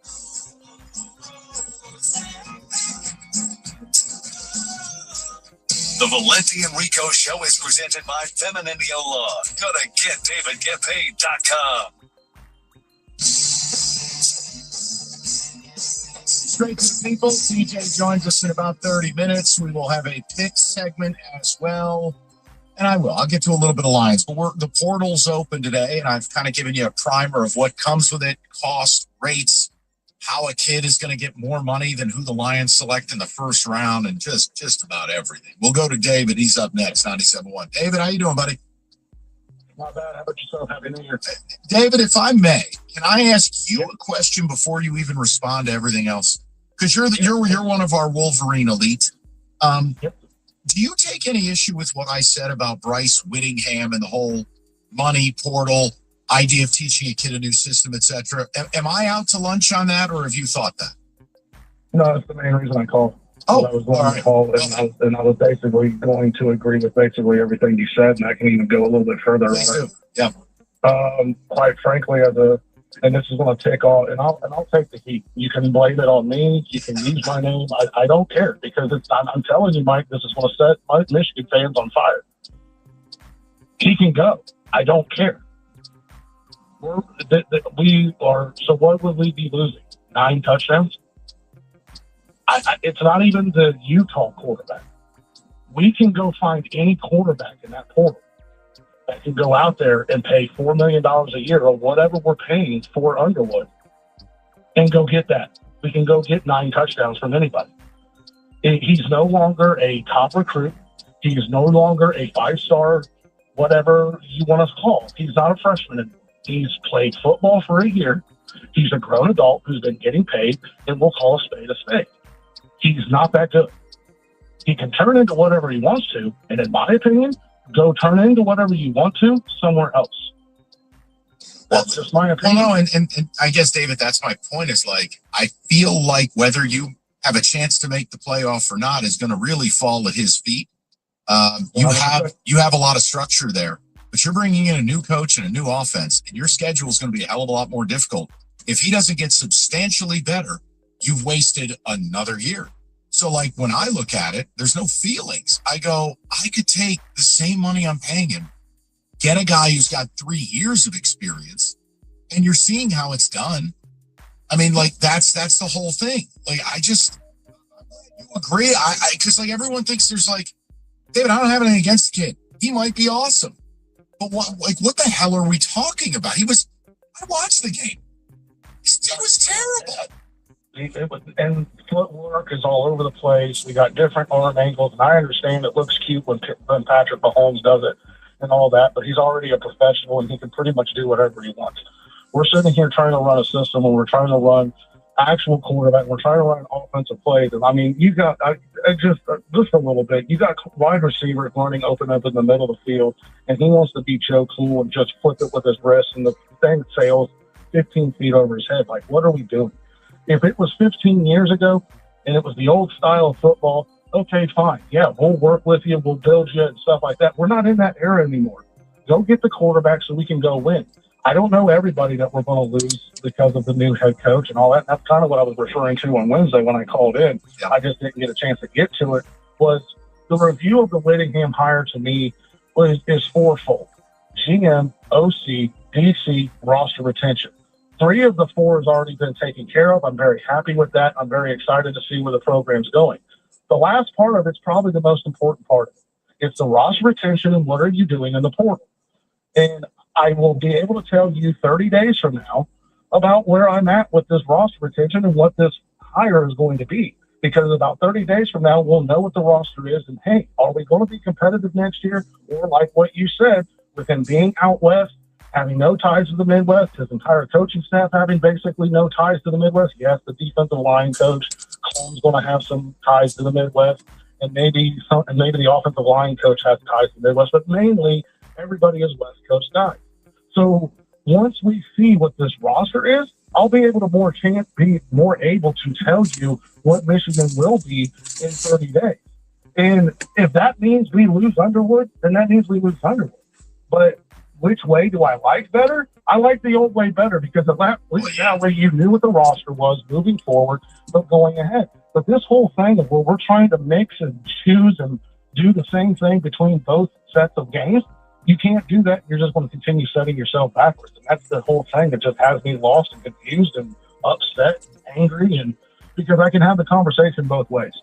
Do we want to talk about old school or do we want to talk about now? And when we talk about now, in my opinion, Underwood's got to go to get a quarterback in here to where we're competitive next year. Okay, so see, I'm glad you said it because you attached a caveat to it. And David, I'm with you. Is the old way was the better way? Is that none of us would be talking this way.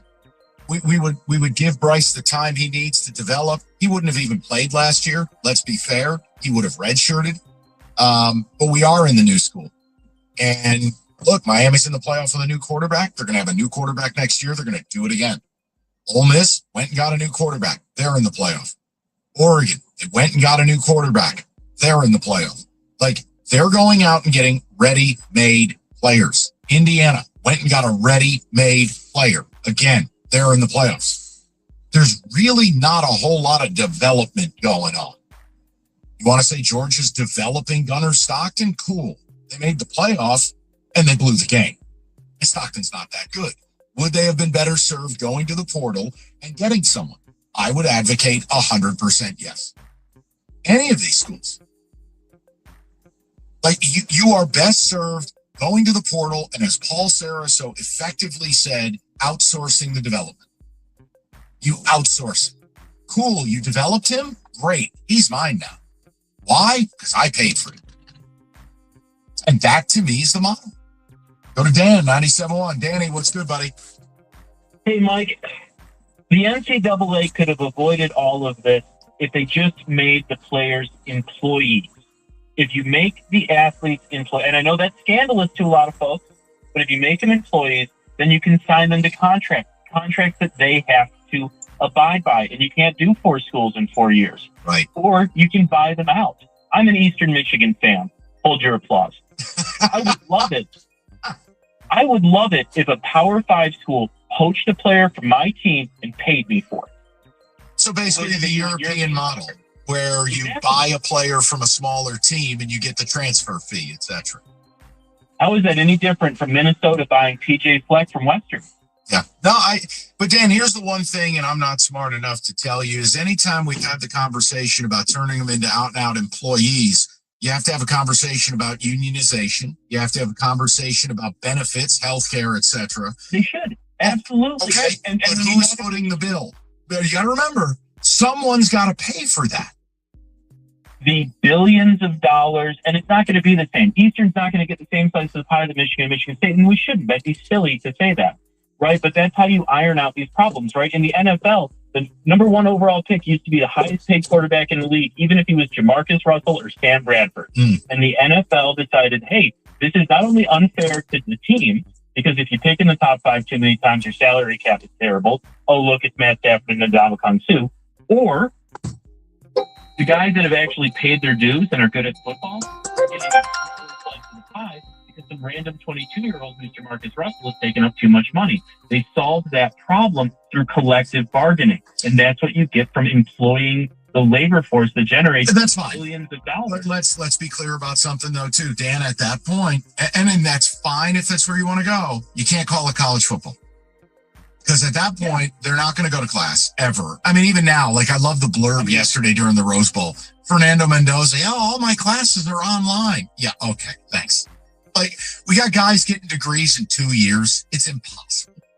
UNC was giving fake degrees years ago, and UNC is a real college. Yeah, exactly. Like Chapel Hill is a lot like U of M. It's a wonderful school. You're not graduating in 2 years if you're taking anything meaningful. So why don't we just cut the charade? Dan, I think a lot of people agree with you. And that's fine. I don't. I have professional football on Sundays. I don't need professional football on Saturdays, especially when the product is so much worse. Like it is nothing I need. But that's where it's going. I still believe in my heart all these schools will break away from the NCAA. They will form a super league. It'll be backed by private equity and the networks. And they'll fully bastardize this the same way they did it to college hoops. Think about it. College hoops, nobody cares about the regular season. Think fast. What's Michigan State's record right now? Don't know. Wake me up in March. The regular season winner of the Big Ten 4 years ago. Couldn't tell you. Maybe it was State. I don't know. No one cares. Conference tournament champion? No one cares. March Madness. Why? It's a made-for-TV event. They have homogenized everything and condensed the value of the sport to a 3-week existence in March. That's it. They're doing the same thing to college football. It's just a matter of whether you're smart enough to realize it. Paul, you're nodding. Well, no, I agree with you, but I was wondering, like, this doesn't benefit college itself, but I do think NIL might actually help development of players going into the NFL because they'll actually stay longer. Yeah, but see, here's the problem is you end up with a sea of Diego Pavias. Get a job, Short King. Enough. Suing for another year. No, son, you did like 10 years at JUCO. You played at New Mexico State for 2. You've played at Vandy for 2. By the way, you told Heisman voters to F themselves. Goodbye. Go.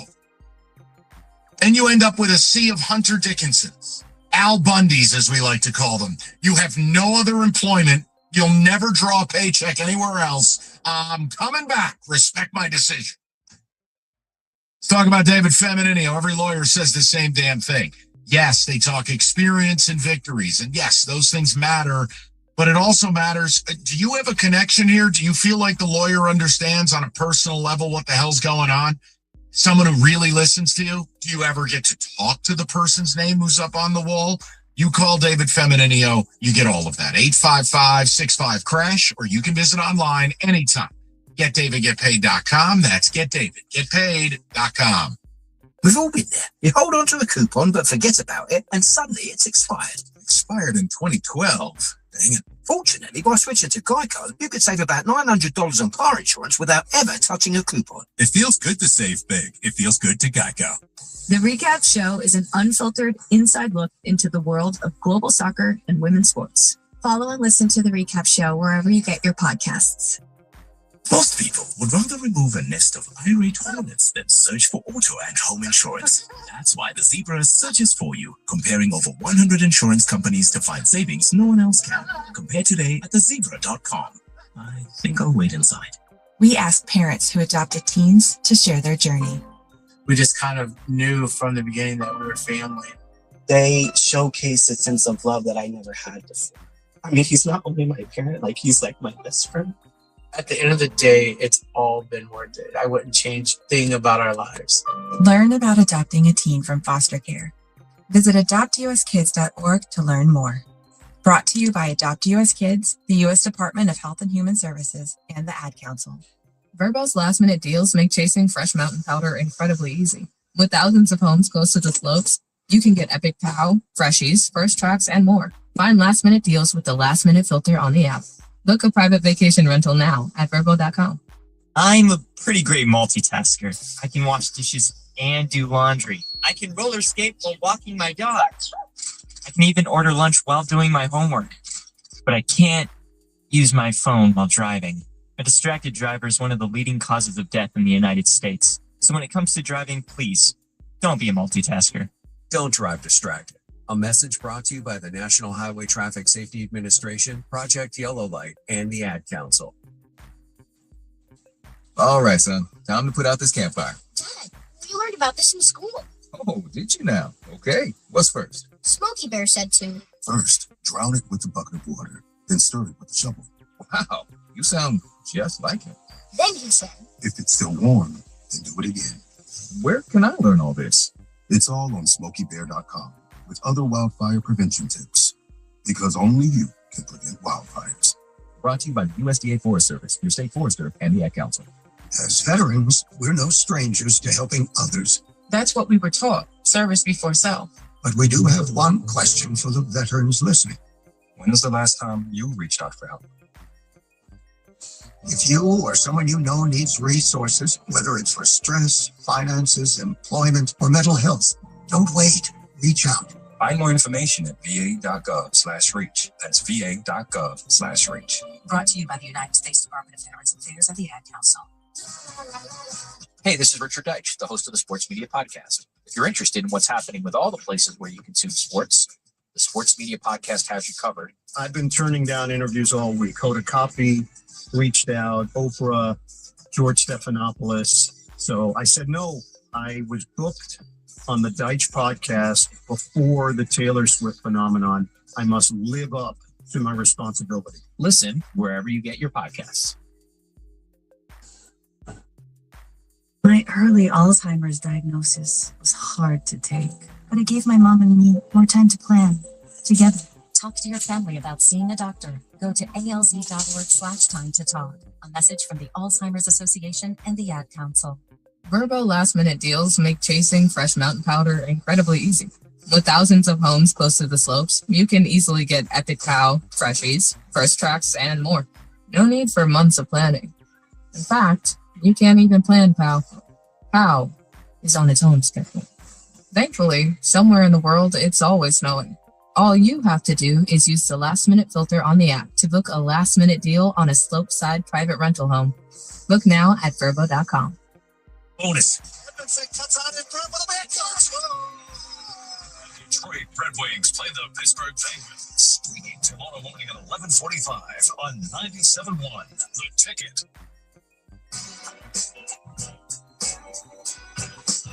All right, touch table on some football, hopefully actually on the field. We'll see what Paul Sarah's been cooking up for us. Ball music, please.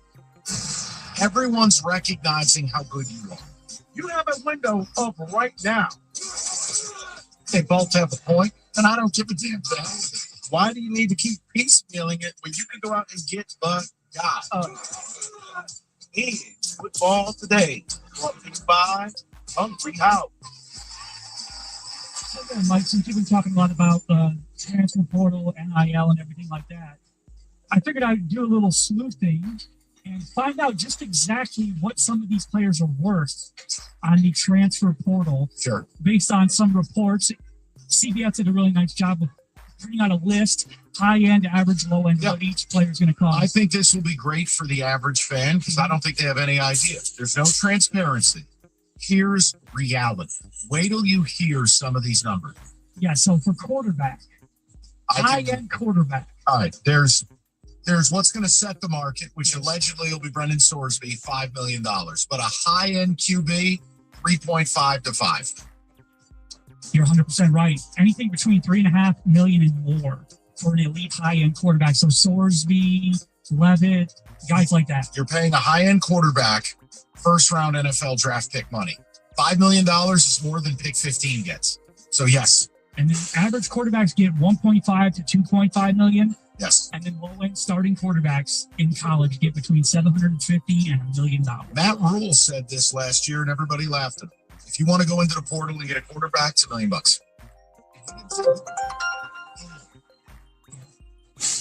Running back, obviously, it's a little bit more of a disposable position, but high-end quarterback, running backs, high-end will be $1.2 million.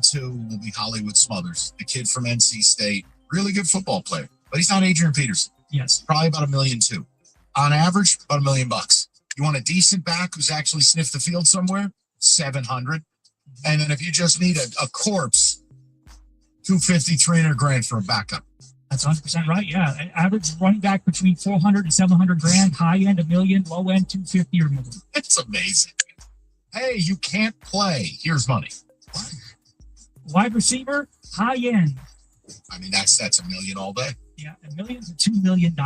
Yep. Like if you're Jeremiah Smith, you're going to get, there's Jeremiah Smith and then everyone else. Let's start there. But if you want an impact, like a Nick Marsh. Now, do I think Nick Marsh is anywhere close to Jeremiah Smith? No. Nick's a really good football player, struggles with separation, doesn't have great top-end speed, but he's a 50-50, big-bodied contest guy. Fine. Nick Marsh will get $1 million to go to LSU or Miami, something of that nature. That's what that's going to be. I would imagine if Andrew Marsh hit the portal for Michigan, not that he is, or do I care if he goes? Just keep your pants on, people. He would probably be $1 million guy. Yeah, average receivers, they say between 500 and 800,000, and the low end is between 300 and 500,000. Well, Paul, here's what I've advocated. Like I had a former player I was talking to, I'm friendly with, and he goes, well, do you think we should match for Nick Marsh? And I go, no. Let's say Nick's got 900 from LSU. I'd rather take the 900, go get 2 receivers for 400 or 500 a pop. I just, that's how I view it. Like you can't just keep, match this. How do you even know what you're matching is authentic? It's liar's poker. Yeah, I mean, it is. It's like everyone's going to hype up their own guys and hype up their own stock. And be like, I've got 3 offers over here, but who knows if they Because in essence, you're nothing more than a street hustler. This is 3-card Monty. These agents are pimps. For tight ends, high-end tight end, Mike, what do you think? 700. Yeah, it's between $600,000 and $800,000. Yeah, I assume that's what Max Clare got to go from Purdue to Ohio State. I assume if you're a high-end tight end, that's what you'll get. It's a miracle. Like, how did Bowling Green hang on to Harold Fannin? And then Fannin goes to the pros, and he's a stud for the Browns. But Fannin was a known commodity, and he stayed there. Yeah, I'm surprised no one offered him a lot of money to leave. Maybe he just loved playing along I-75. I don't know. Area. High-end offensive tackles. 1.2. Yeah, anything over $1 million bucks. Like Isaiah World, the kid who left Nevada to go to Oregon. And by the way, he was getting lots of help yesterday because he couldn't block one-on-one. He was $1 million player. That's going to be about 1.2 if you want the best of the best. Yeah, which, by the way, I would do if I were Michigan. I'm not trusting a freshman off a blown-out knee to play left tackle for me. I don't care if you're a 5-star. I need a grown-ass man. All right, interior O-line, 800,000 bouts. But let's go to edge, high-end edge. $2 million. Like if you wanted a David Bailey out of the portal for Texas A&M, it's $2 million player. Yeah, I mean, basically anything above $1.7 million. It's, again, edge rushers are the most important thing in the sport. You're seeing what Miami's doing with Bain. And the 30-year-old who plays opposite him. Messador. Thank you. He's like Al Bundy, Polk High School. You saw what Texas Tech did, getting David Bailey and company. If you don't have edge rushers, if you don't have guys that get to the quarterback, you're not winning. Those are $2 million players. Yeah, high-end D tackles. 1 to 1.25. 100% right. $1 to $1.5 million for a high-end defensive tackle. Yep. And then linebackers. This one, I'm going to venture a guess. This one, $500,000, 700. Yeah, high end is anything above 700. Average is 250 to 500 grand. Okay, so like I saw Pitt. The name escapes me, but he's 2-time All-ACC, 15 sacks the last 2 years. That kid hits the portal, he might get $1 million. Maybe, yeah. And then for quarterbacks, high end corners. 800. Yeah, 800 to $1 million, and in safeties is about the same, 800 to $1 million. Nice.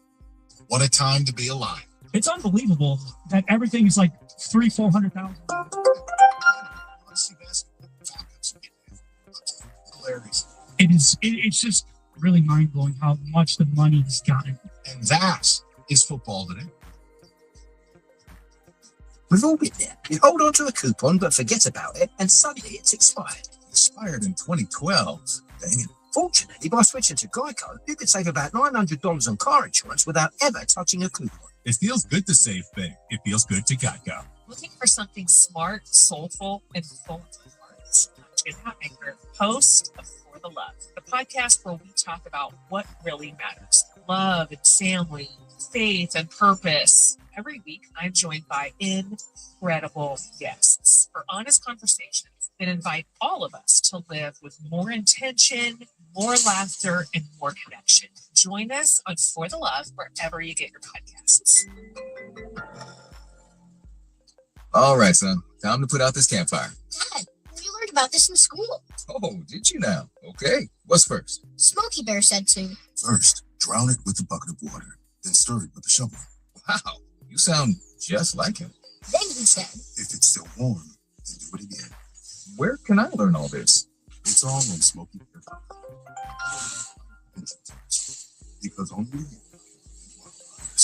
Brought to you by the USDA Forest Service, your state forester, and the Ad Council. My early Alzheimer's diagnosis was hard to take, but it gave my mom and me more time to plan together. Talk to your family about seeing a doctor. Go to alz.org/time to talk. A message from the Alzheimer's Association and the Ad Council. As veterans, we're no strangers to helping others. That's what we were taught. Service before self. But we do have one question for the veterans listening. When was the last time you reached out for help? If you or someone you know needs resources, whether it's for stress, finances, employment, or mental health, don't wait. Reach out. Find more information at va.gov/reach. That's va.gov/reach. Brought to you by the United States Department of Veterans Affairs and the Ad Council. We asked parents who adopted teens to share their journey. We just kind of knew from the beginning that we were family. They showcased a sense of love that I never had before. I mean, he's not only my parent, like he's like my best friend. At the end of the day, it's all been worth it. I wouldn't change a thing about our lives. Learn about adopting a teen from foster care. Visit adoptuskids.org to learn more. Brought to you by Adopt US Kids, the U.S. Department of Health and Human Services, and the Ad Council. I'm a pretty great multitasker. I can wash dishes and do laundry. I can roller skate while walking my dog. I can even order lunch while doing my homework. But I can't use my phone while driving.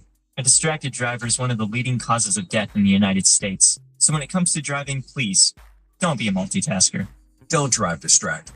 A message brought to you by the National Highway Traffic Safety Administration, Project Yellow Light, and the Ad Council. Your fantasy season doesn't end after your draft. The Fantasy Football Today podcast is going to get you through the season and to a championship. Fantasy Football Today, part of CBS Sports Podcast Network, has episodes every single day. Waiver wire, trade talk, starter sit, mailbags, and more. If you want to win your league, you need to listen to Fantasy Football Today. Follow and listen to Fantasy Football Today on the free Odyssey app or wherever you get your podcasts. Need industrial waste removed fast? Call the team that's been trusted for 70 years. Pros Services. Pros Services, the industrial and environmental leader in Detroit, is available 20%. We handle everything from hazardous waste and liquid disposal to hydro excavation and emergency spill response. Pros Services is ready when you are.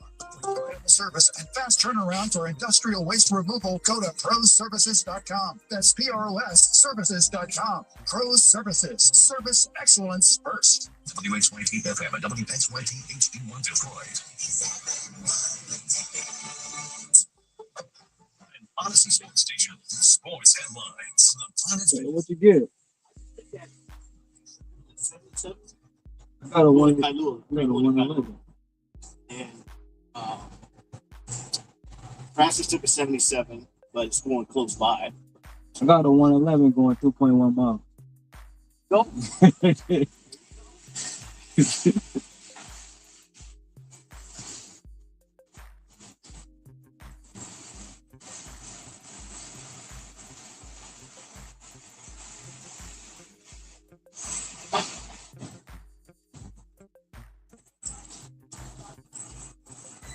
I didn't see none of them 77s.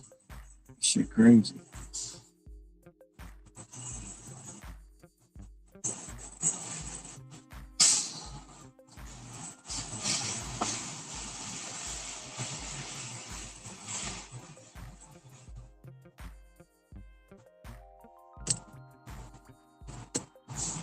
24th-ranked USC at 7 o'clock in Ann Arbor. And then Michigan State will face number 13 Nebraska in Lincoln at 9 o'clock in arguably the biggest Nebraska home basketball game this century. The Cornhuskers are 12-0 and ranked the highest they've been since 1991 in the AP poll. The Spartans are 1.5-point road underdogs in tonight's matchup, despite a 12-1 record this season and a 3-1 mark against top 25 teams. At the Corewell Health Sports Desk, I'm Brendan Shabath. For more, go to 97.1 The Ticket or Odyssey.com. Live from the Jamie Samuelson studio, the Valenti Show with Rico on 97.1. Okay, TJ is with us. I mentioned I was going to ask him something about the portal, and he goes, "Don't you dare!" I opt out of that conversation. You think it's totally ridiculous? Yeah, but it's, I mean, it just is what it is.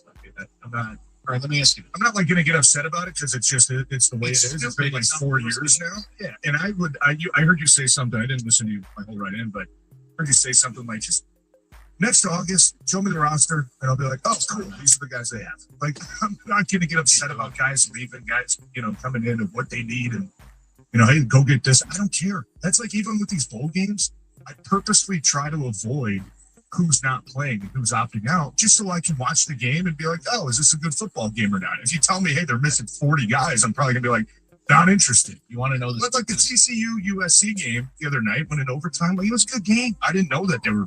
You didn't realize 40 that. guys. Oh, Josh Hoover and I knew that. I probably would have been like, oh, this is boring. This is like preseason game. Ugh. But I chose to watch it, and I'm like, yeah, this is an entertaining game. And that's kind of where I'm at. But it was funny because, like, I started the day. I'll just ask you these two things. Is like this game that's on. I know it's crap. Point is, we go through bowl prep. Did you make and this is not smart. Did you make a bowl, you mean? No. You didn't. Okay. The point is, pretend you. I don't know if we have enough wins in like 4 years. You made the aggregate bowl. You won 6 games in 4 years. But like, you go through bowl practice. You do it all. 3 days before the game, Rice's quarterback says, "Hey, Chuck's the deuces. I'm going to the portal." Yeah. Wait, what? So they're starting to get us never. I know, it's ridiculous, dude. It's ridiculous, man. And Here was the other one.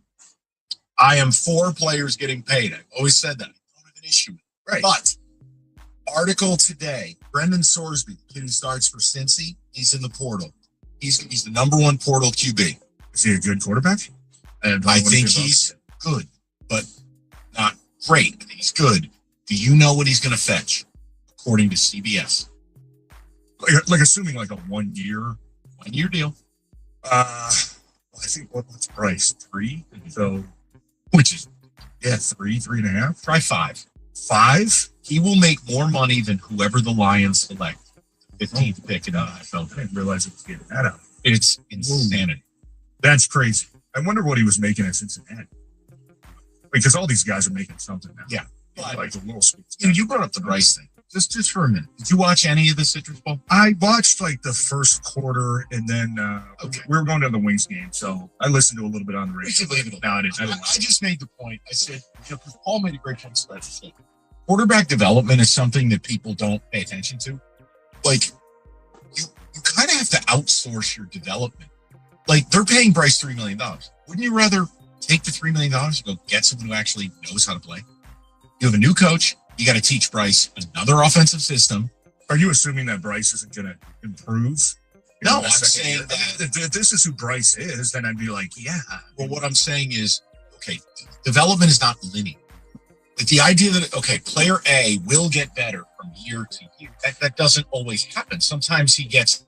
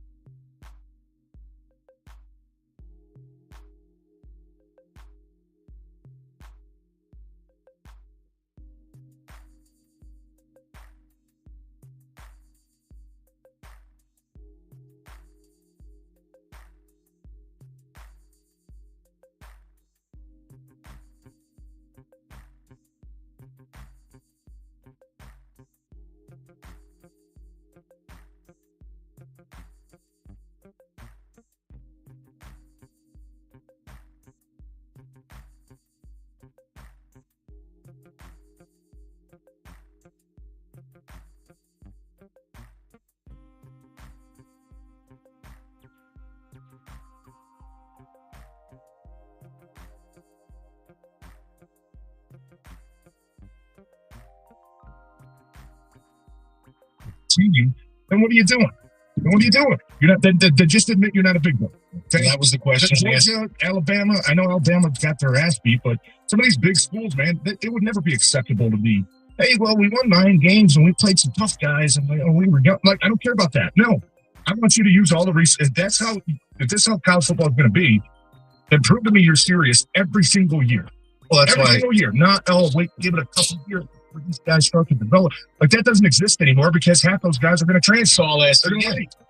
So if I offered you this, look, Whittingham is taking the entire Utah offensive stack.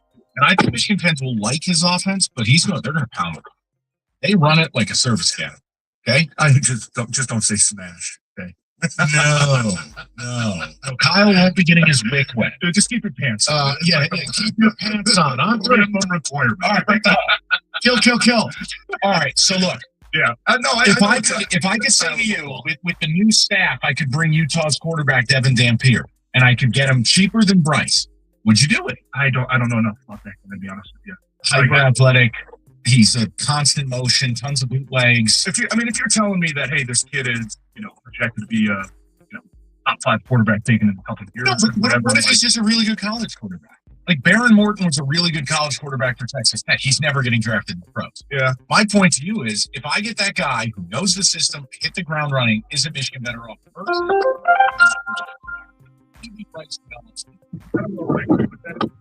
I don't feel strongly either way about it. That's fine. You don't have to. But I think that, banking on a young 18-year-old quarterback to improve, like, is that a little bit riskier than bringing in a known finished product? Very much so. It is, but I don't know. I mean, I guess it's how you feel about Bryce's ceiling, right? Like, the guy still does show freaky athletic talent. I think the ceiling and all that. So yeah, ceiling's limitless. Probably riskier to bank on, man. We just hope this guy's better. Well, to your point though, is you're like, and I think you're right. I don't want you to take slander from your brain thing, but if you're not competing.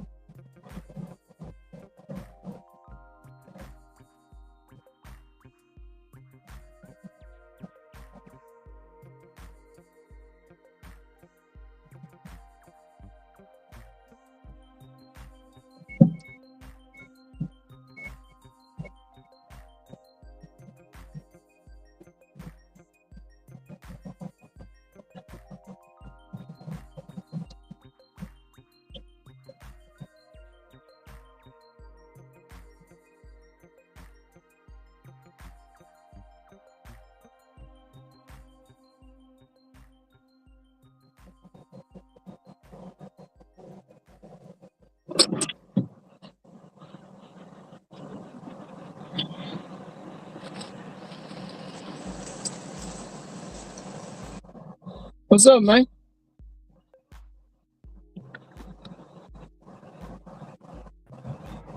What's up, Brian? What's going on?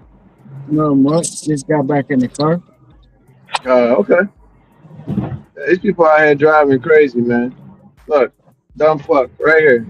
What are you gonna do, man? Ooh, driving crazy, man. They driving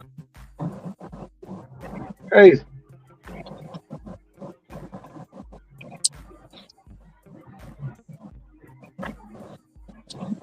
Hmm. Yeah, man. Today is moving, man. It's just moving. Yeah, it is. Trying to test this strategy out that I was telling you about with the long trips if it makes sense. Just seeing how that goes, and so far so good, man. What, the long trips on Spark? Yeah, yeah. Like as long as they put me in the area that I know, like I can get orders from, man. Like in the sticks. Yeah,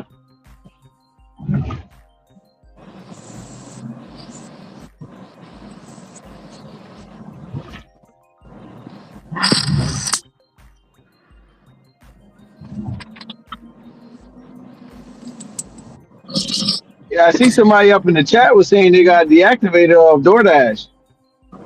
Yeah, that was Ant. Hmm. He said all you got is Instacart. That's it. Yep. Yeah, that was Ant. That was Man, earlier. That was before I went in there and started shopping.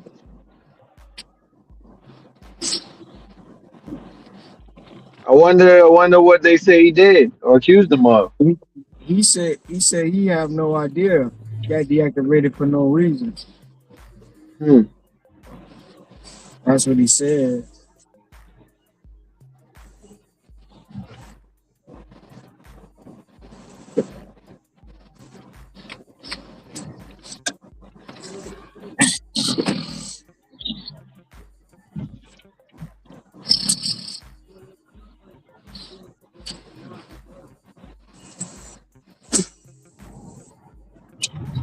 They starting out good, so Yeah.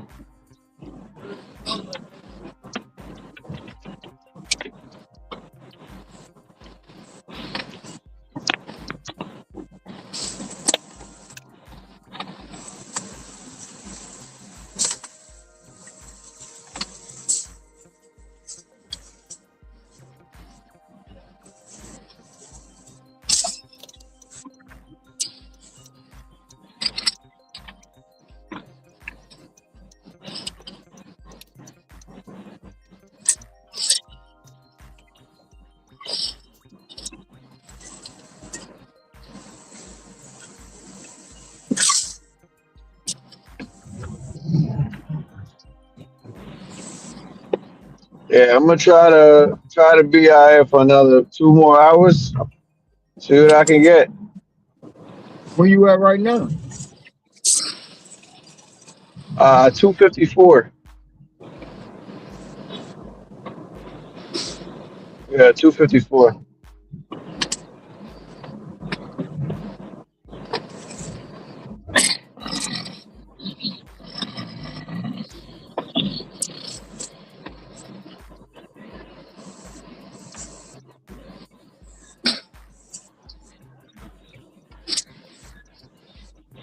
And like, I know I stopped for like an hour so I can go home. That's like my little routine now.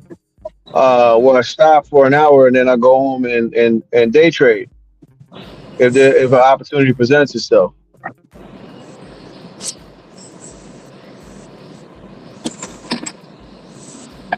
How you make out on that today?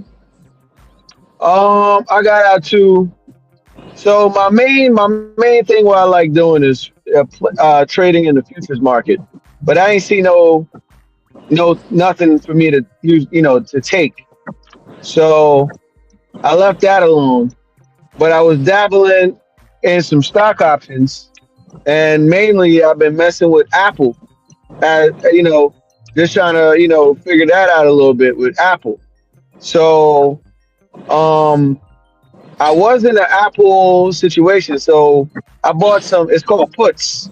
So I bought a contract and I bought puts today, and I had it where I said Apple was going to sell off because that shit was moving, man. The first 15 minutes, market open, and that shit was flying, like just going up. It was going up, going up, going up, and then like at the top part, I'm like, all right, man. I'm thinking over here is where we can get in and sell. And I got in. I got some profits off it. I think I got about 12% in a few minutes. And then I just jumped out. Now I just move from where I got in, go down like $4. It went down by like $4, man. So I could have rolled that whole move down. Oh wow. You could have made money by going down. Yeah. Am I sounding any better? Now you going in and out. Okay, yeah, I might be in a bad spot. Hold on 1 second. This is the house.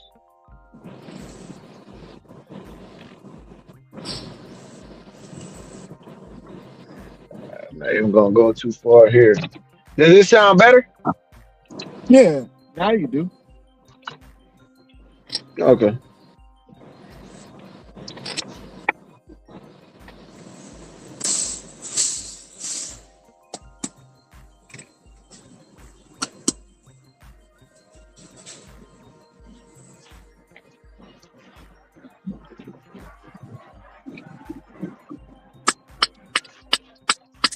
Thank you.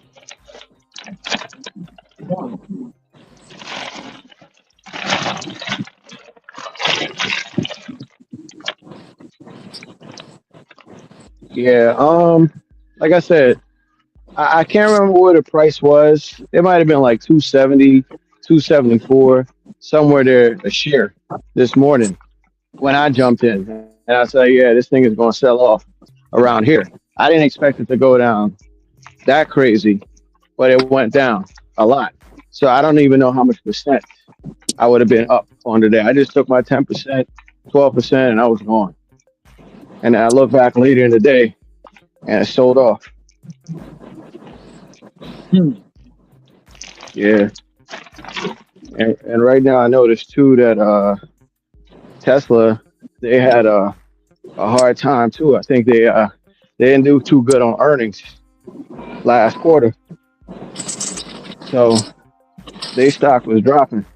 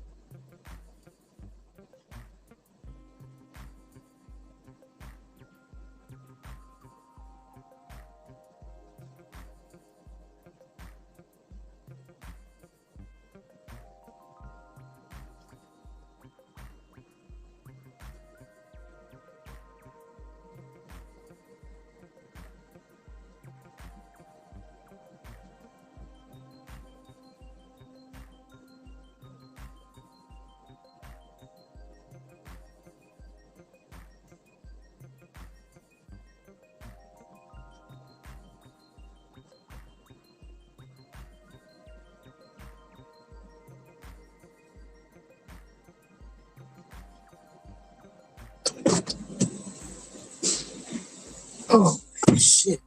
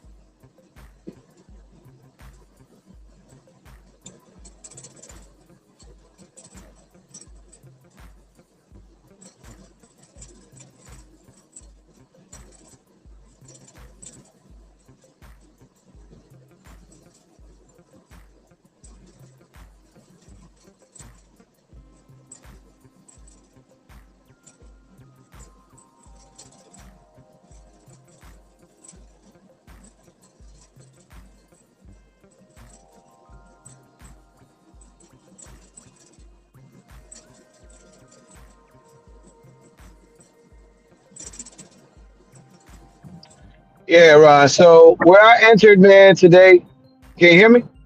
Yeah, I hear you. Yeah. So where I got in on Apple today, man, I got in at around $277 and like 14 cents. So like just as the market opened up within the first like 20, 30 minutes, I was in.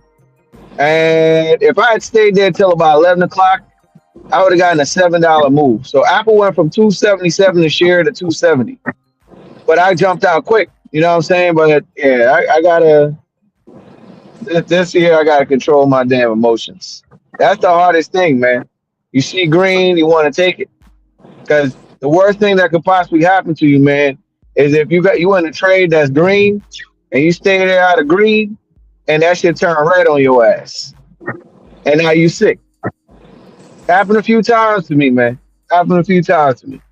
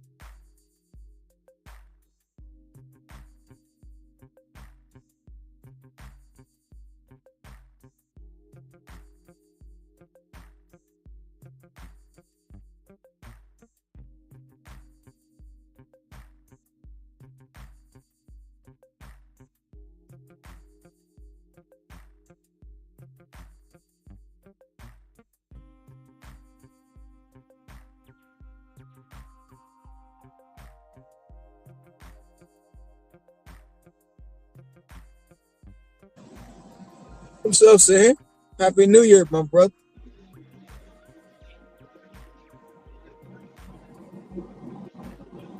Hey man, what's going on? Happy New Year to y'all, man. Not What's up, much. man? The word, man. What's been going on?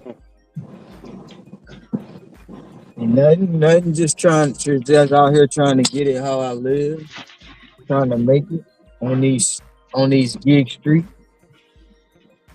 I got one question for you, man. What's that? What that dope ass talking about? I ain't even attempted nothing yet, man. I Oh ain't attempted man. nothing. I ain't attempted nothing yet. Energy sent me something about arbitration. I'm gonna go that route, and then I'm just I'm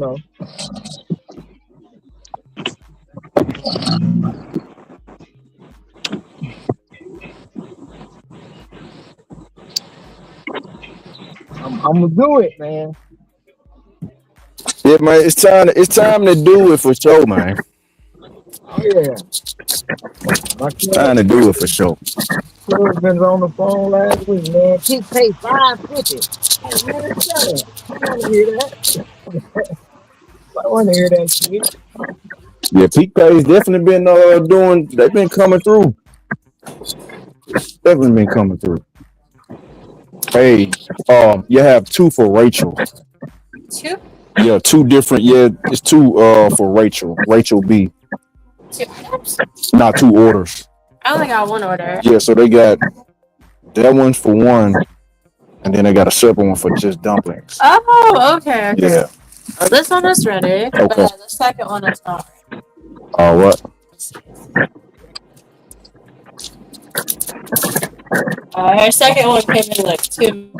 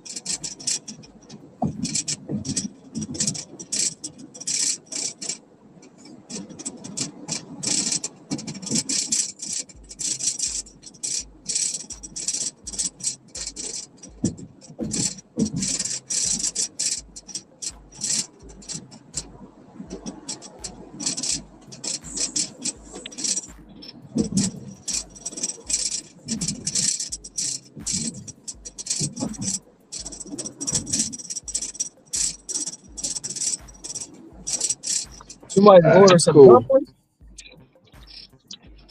Yeah, man, just left up after the Chinese food with the Chinese spot.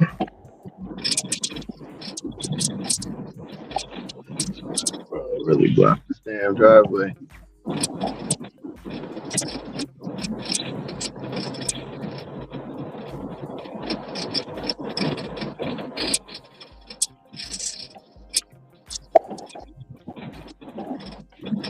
Shoot, man. What's up, Sam, man? What's the word, man? We're still out here getting it, man. We're still out here. Yeah. How was your holidays, man? You worked? You chilled? What you did, man? Man, I ain't really do nothing, man. I just, was chilling. Nothing special.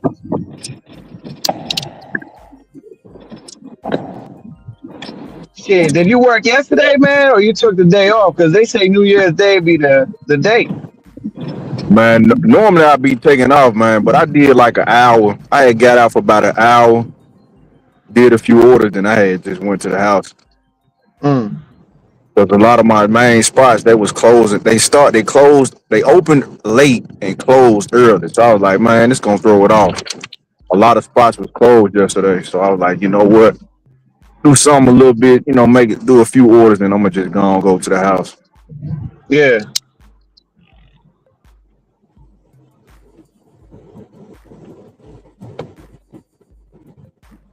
Hey, you got iPhone or Android, Austin?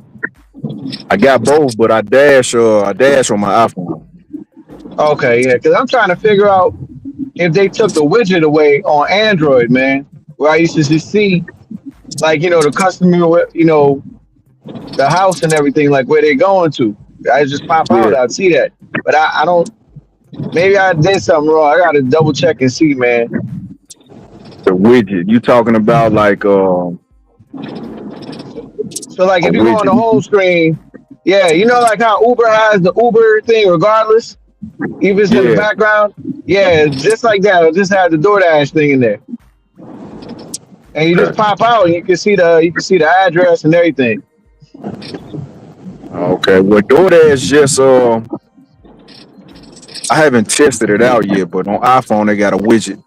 DoorDash just they just offered a new feature that shows a widget. I gotta test it out. I got an email about it where you can go to your home screen and you can have it floating. You can have it floating around on your screen while you're doing other stuff. So I'm gonna check it out. But as far as the Android, I'm not too sure about the Yeah. widget for that.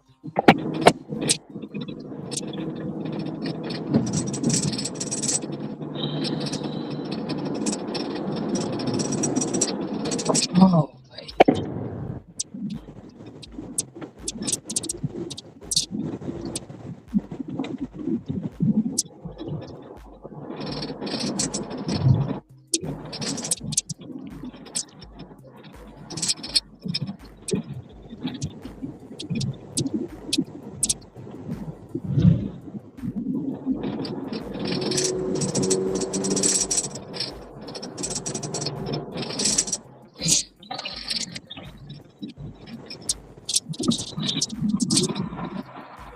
Has today been busy for you or been all right? It's been the same, same as usual. It's been it's raining right now, so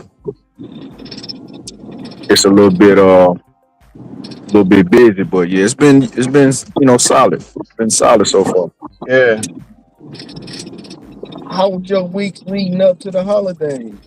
You said with the Last few week. weeks You has said been the week tough. leading up to the holidays. Yeah. That was straight. You know what I'm saying? That was straight. Last like for the last few weeks since the weeks before Christmas, and then other than yesterday, man, it's been flowing.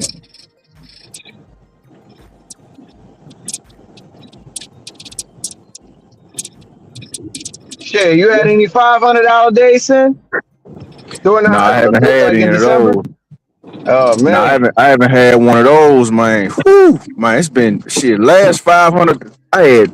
That was probably was like February. It's been a while. Oh dang. Yeah, it's been a while since I had one of them. Hopefully, we might have one soon coming up. Depends on how it goes. They got a Super Bowl in about 5 weeks. Man, Super Bowl normally don't do good unless you got pizza and wings. And I ain't sitting in no pizza shop. Yeah, I remember last Super Bowl. It was horrible. Man. Man, you go up in a pizza spot. You wait. It's like, man, this ain't even worth it. No more. Oh, they're waiting.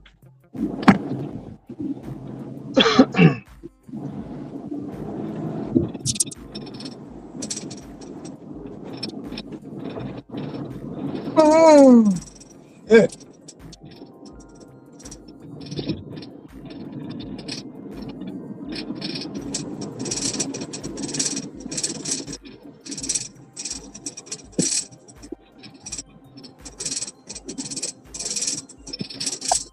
Oh, Sam, man, I don't know. You heard the glitch is back, man. Who back? I said you heard the glitch. The glitch is back apparently. Glitch is it? The DoorDash. Oh, DoorDash. Yeah.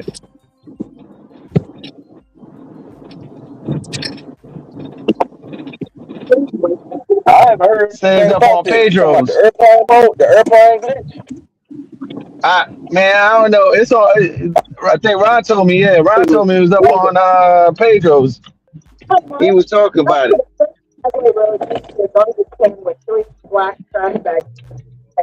Okay.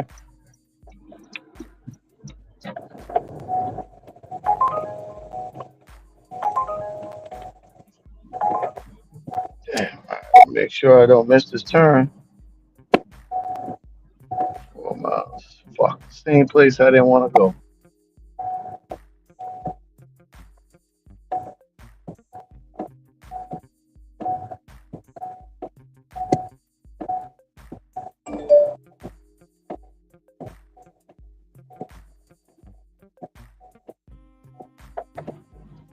Yeah, man. I don't know, man. I don't know when Glitcher had it going if you was using it at all, but yeah, I guess it's something similar to that.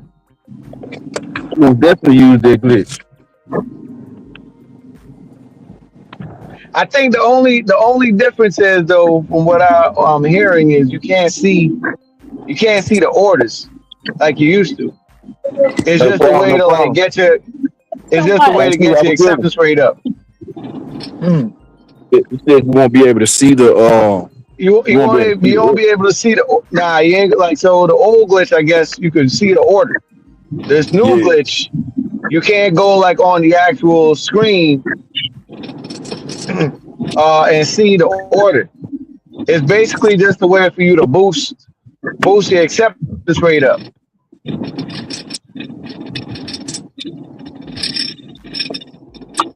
So while you at the crib chilling, you know what I'm saying, you can just let the orders come in because you have no intentions on taking the orders anyways, and just let it boost your shit up. So when you come out here, you can decline away and do what you want to do. It's just a different way now, I guess.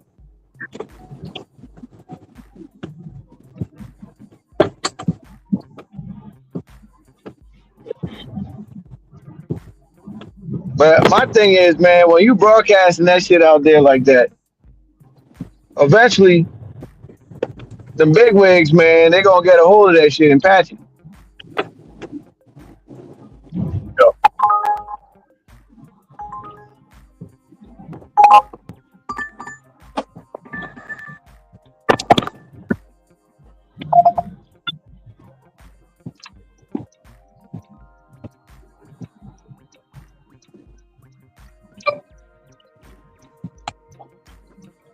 I did not want to come over here.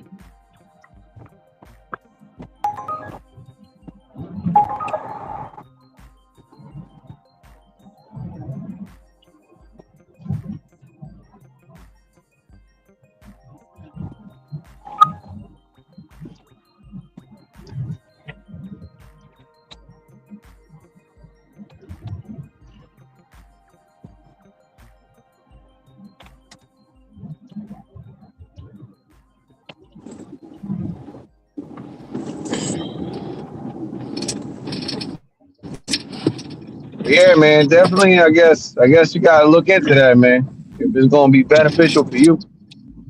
Let's see what's Got going lights out, on. bro. You don't need glitch. Man, I lost it, man. Oh, you lost it. Yeah, I ain't got it no more. What? Yeah, man. All right, so I'm gonna tell you what happened, man. So actually, I don't know what happened. You know, New Year's Eve that was my last day with it. But yeah, man, it really wasn't a glitch, man. It really was a perk. And the DoorDash, it came from DoorDash. DoorDash got more power. Well, I ain't gonna say got more power, but like certain agents and reps, no, yeah, they can give you some shit. So what happened was shit. I ain't find this out till like later on. When I was talking with Cam and shit. Man, you know about the assign ahead catering program they got out right now, right? Y'all heard about that, right? Yeah, energy. I got it. I got it, man. Yeah, so what happened was right now is mainstream. But it was a pilot. So about a year ago, they announced a pilot. You know what I'm saying? When they was, they had a whole different separate website. It was competing with all the catering apps like Easy Cater and Deliver That and all that other shit. So this was something new they was putting together about a year ago. So I got invited to it back in like November last year, like 2024. They invited me.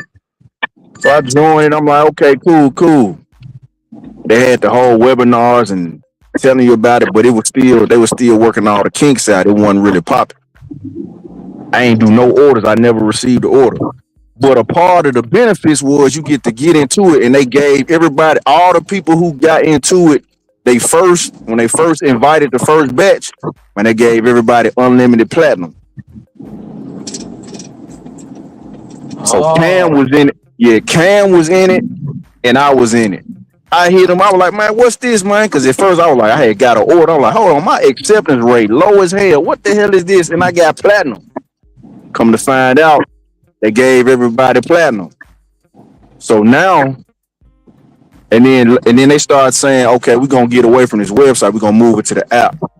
So they moved it to the app, and then once they moved it to the app, they made it mainstream. They started inviting more people, more dashers to the program. So I guess as they figured it went more mainstream and they got more people in it, they took away that perk. So, but yeah, man, everybody who first got the first wave as far as the invites, yeah, they gave everybody platinum. So that's how that shit went. Hey, you say you've been in that since November 2024? Yeah, it's been like a year since I've been into it. But here's the thing, though. I never did one single order on it till recently. Like about 2 weeks ago, I did like 3 catering orders that showed up. Like you show into your offers, and it'll show like the catering orders there, and you can see what you're gonna get paid and how long it's gonna take and the distance. I'm like, oh, this was up right here. Man, you see the order, $58. or whatever. Mm-hmm. You ain't I lying. done seen some dudes. There's some dudes in the Discord, man. They getting $200 Fleming's caterings. I'm like, God damn. Damn. I'm like, shit. Man, they post $190 orders and shit. I'm like, God, digging it down. Hey, Sammy, man, I ain't you got received nothing that you big got yet. Rod itching right now, man. Don't be talking Yeah, that talk on here like that. yeah, man. I haven't gotten an order that big yet. The biggest order I got, it ended up paying like 50 something. It was from Torches Tacos, and I did a few little regular, catering. But I like that you can look at them ahead of time, and you like, okay, I'm gonna take this one, and shit, you can if depending on the timing of it, you can schedule multiple different caterings that depending on the time frames of them, That's what depending on Energy how the did. route is. That's what Energy did. He had Yeah, five. man. He had 5 catering orders in the queue. Hell yeah. He was snatching them joints up, bro. Yep. Look just like that, man. Yeah, when I got in, man, because they had sent an email to me and it was saying they was doing like the pilot, but it was for Apple users and stuff like that. I'm like, man, I ain't got no iPhone, but I'm still sign up. And like a week or two later, hey, we got you off the wait list. We got Android now too. All right, cool. I got in, and you see the I guess you see the offers schedule, and then the when you take I guess a catering order, it just goes over to the my area along with whatever you schedule. So I'm like, all right, I'm cool with this. But I ain't seen nothing for a couple weeks after I got in. I'm like, I ain't see shit. Then one morning I say, yo, let me look at this shit again. Cause I was in like gold or something like that. So I'm like, let me look at this shit. Next thing you know, bro, I seen hella orders on this thing. I'm like, yo, what the hell? You seen the freaking how much you getting paid, the miles, everything. So I'm like, all right. I became a kid in the candy store. I'm like, yeah, I'm grabbing about a good 4 of these, man. I'm good. Yep. Yep. Man, that's mine. But shit, they like Ron, you said back when you first got on, they had the drive catering. You could do that too, right? It sounds like it's the same thing as that. Yeah, it used to back be in the day. It used to be the drive program, and then they switched it over to the LOP. Yeah. Hey, Energy, you know what's crazy? What's crazy is man, you can do them and still get the regular locks. It was time. It was a time I had dropped off one of them scheduled jumps. I had a schedule, and then like I dropped it off, went live, and got a LOC had popped up right after that. I'm like, oh yeah, this was up right here. You got a double whammy of catering.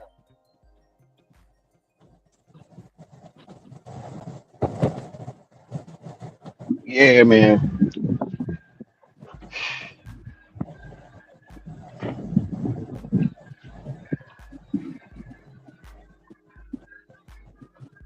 Hey, Dan.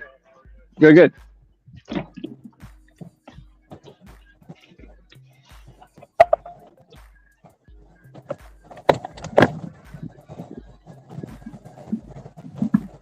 All the snow should melt by Wednesday. It's supposed to be about 48 degrees. And then we'll get more. It's been a lot this year. Yeah. Thank you, brother. Take it easy, man.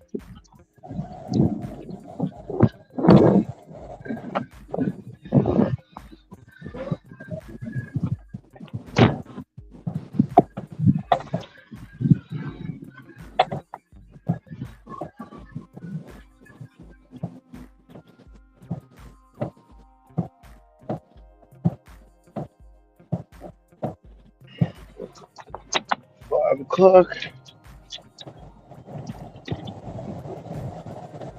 Yeah, man, it's nice.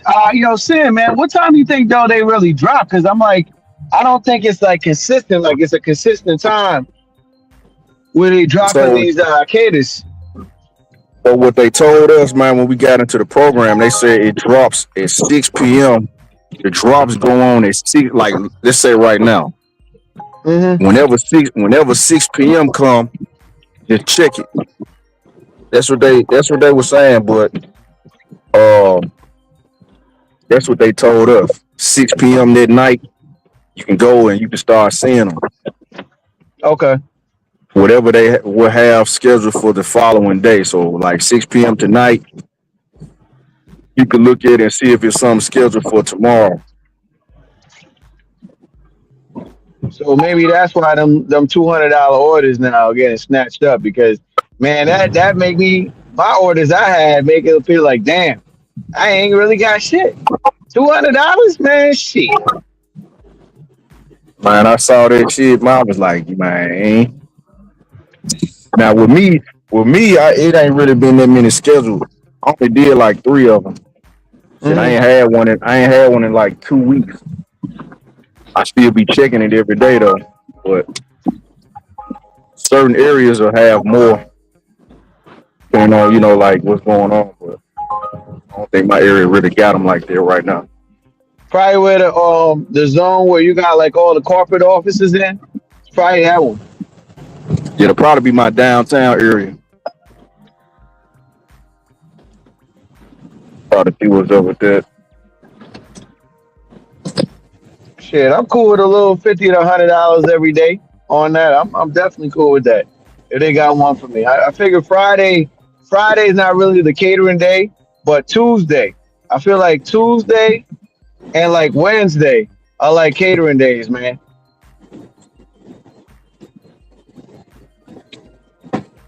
Oh yeah, I gotta get this. Oh fuck this. And this 2262. I gotta pause this.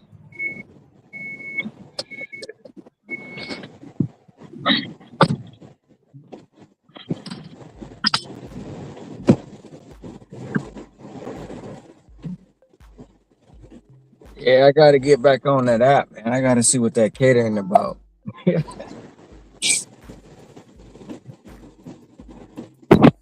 Yup.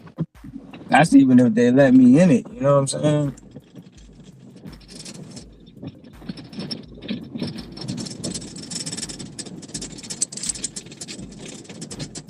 Yeah, once you get the flow back,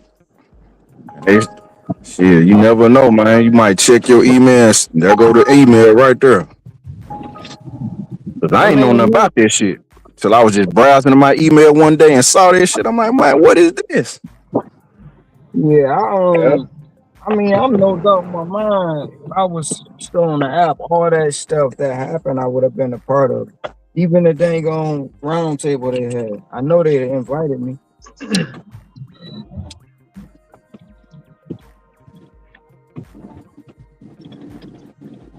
But it is what it is.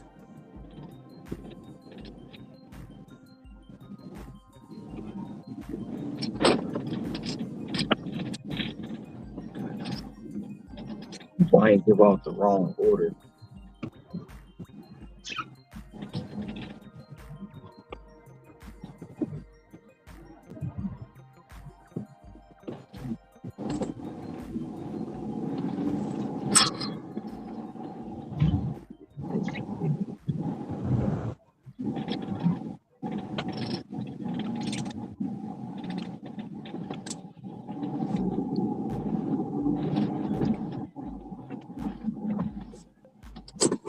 Damn, say what Discord are you in, man?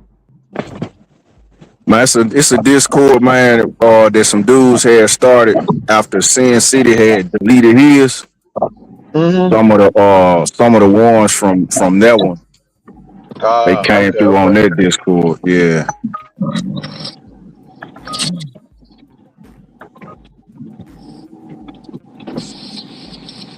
Yeah, because I know y'all had recommended, or not recommended. Y'all was saying before y'all was in there was one Zach Drive Fast, but I ended up deleting that shit, man.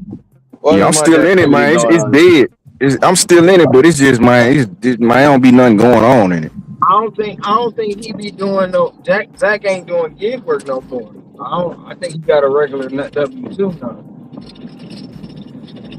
Yeah, some of them Discords be dying out and shit.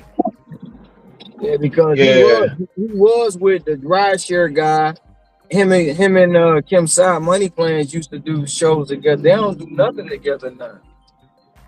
And then they left the rideshare guys. Something happened where they fell out or something. I don't know exactly, but yeah, they left him alone.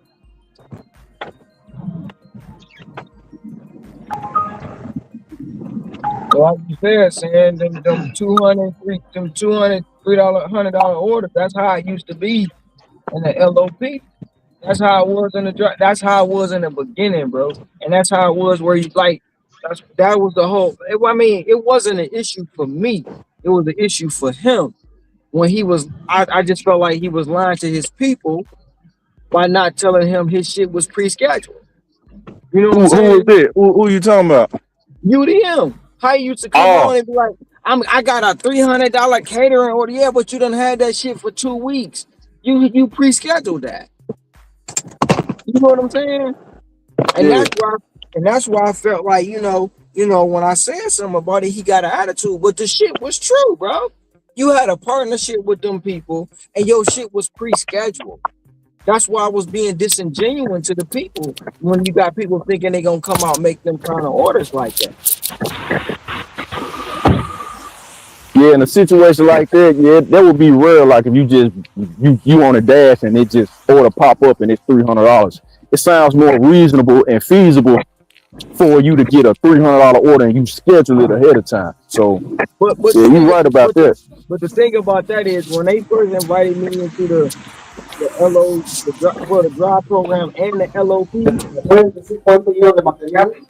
yeah, my very first I need to turn right here and I can't. Fuck. My very first order from that was $360, bro. It came on the screen at $60, and that was it. When it was all said and done, it was a $360 order. And all the orders used to look like that. And then all the orders, like when they come in, you would get orders like that. And they gave you a folder with the invoice in it, everything, the whole breakdown. They stopped doing that because they started stealing. They started stealing the money. They was taking off. You said, okay, I was gonna say they taking them orders. That's crazy.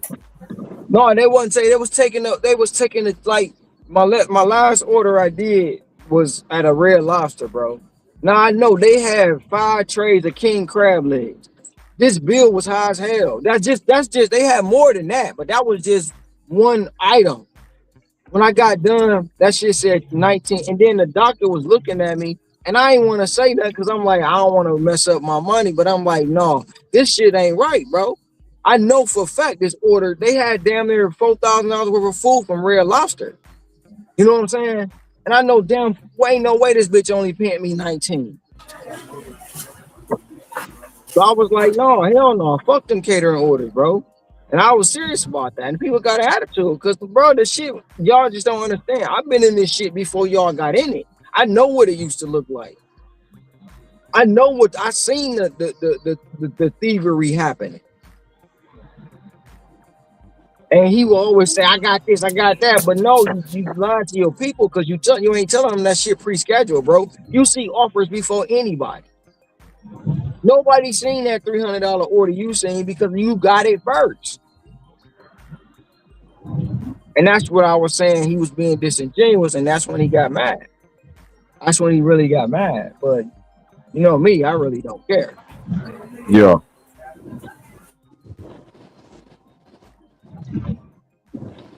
He got mad about that, and he got mad when he tried to come on Pedro's and try to little brother me, and I shut him down.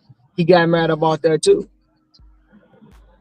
Cause he was acting like he was a gatekeeper, bro. I come to Miami and make money. And he got mad when I said that shit. But it's true. Anywhere I go, I make money, bro. Anywhere I go. Any app I'm on, I'm gonna produce numbers. And they just don't like that shit.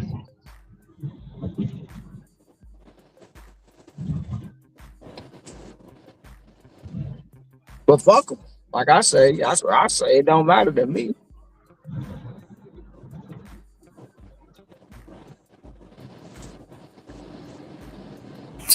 A lot of people don't understand that, man. They don't understand that shit.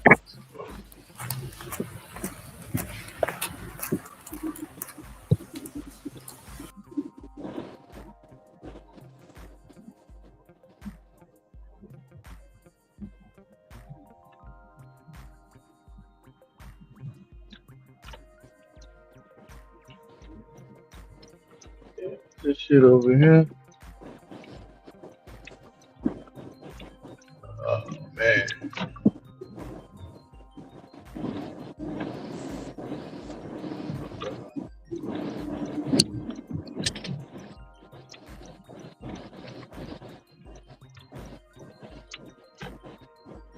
Man, this shit all handicap parking? God damn. All the way back around again. Oh,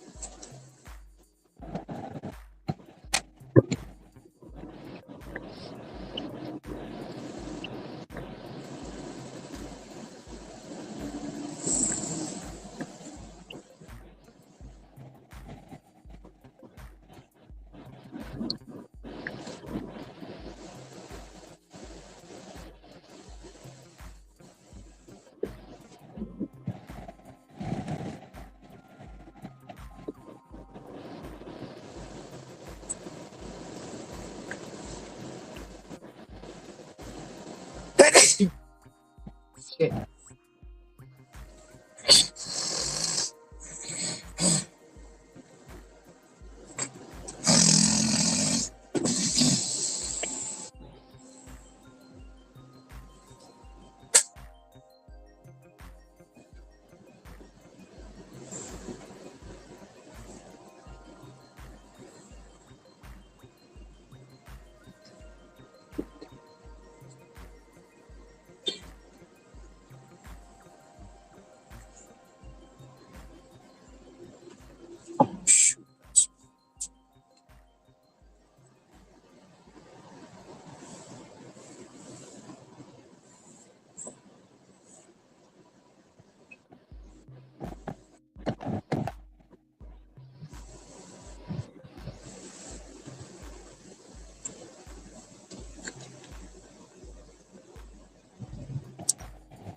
Have y'all seen what California did? They won't let you write off taxes, overtime, and tips for state taxes. Everyone should check out their state. Well, California gonna let you write off whatever they want. That's a government thing, bro. They can't stop that.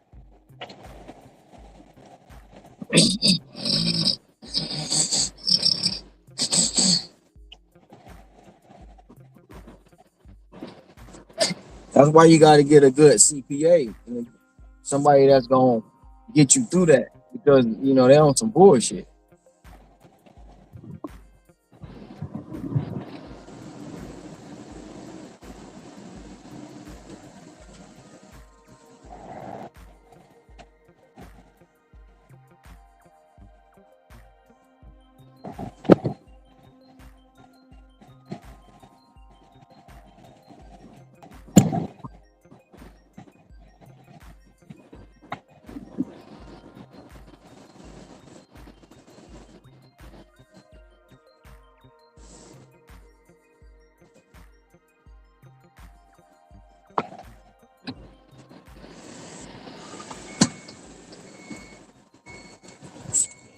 Coming out.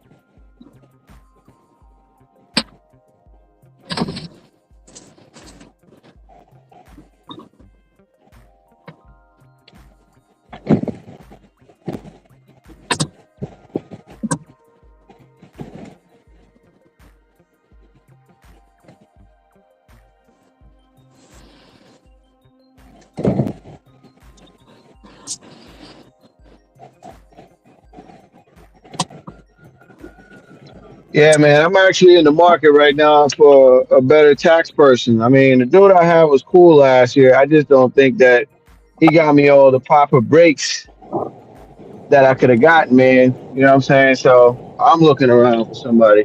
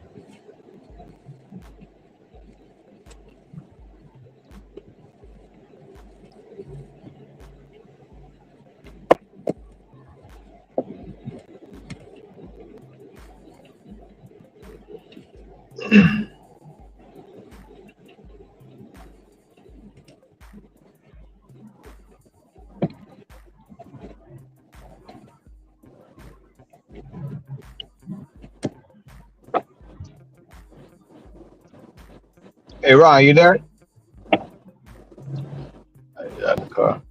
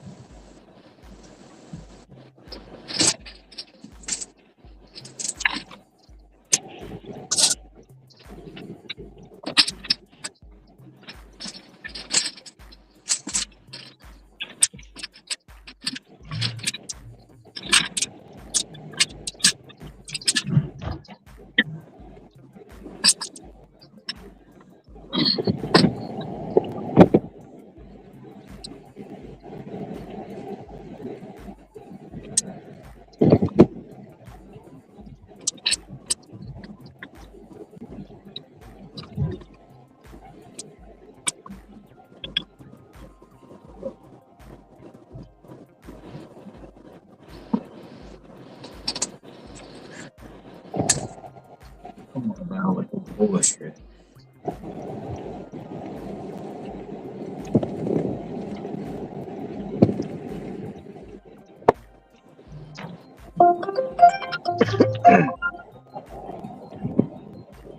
Shit.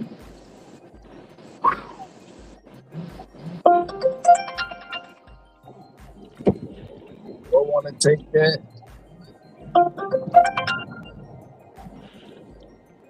Yeah, house numbers. House numbers. All right. 75,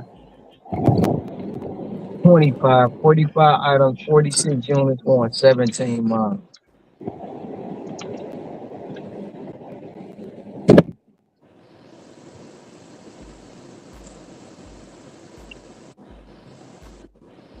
Where's that going? You know what?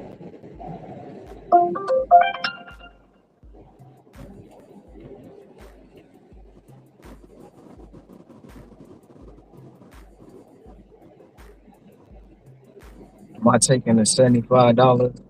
That'll put me at $2. Two of them things. Hell yeah. Looking at another $4 day. Yeah, $4 yesterday. Nah, hell no. Shit. But Monday and Tuesday I hit 4. Wednesday I hit 3. Okay, for sure. Yeah. I had 280 yesterday. It was, man. I kind of got defeated, man, because I had a $91 Target order, bro. 91. And I'm shopping. I get 20 items in. The screen go off, come back. And I know when that shit happened, one of the customers done canceled. Of course, it was the customer with the biggest part of the order that canceled them. So, yeah. It took a lot of the wind on my sail with that. Bitch, I didn't take the 75. Now it's gone. Ah!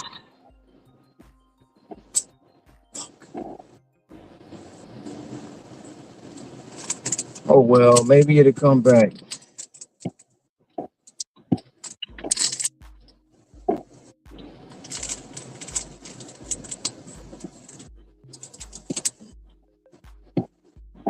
Well, sure, for the last 2 weeks, bro, this shit been banging.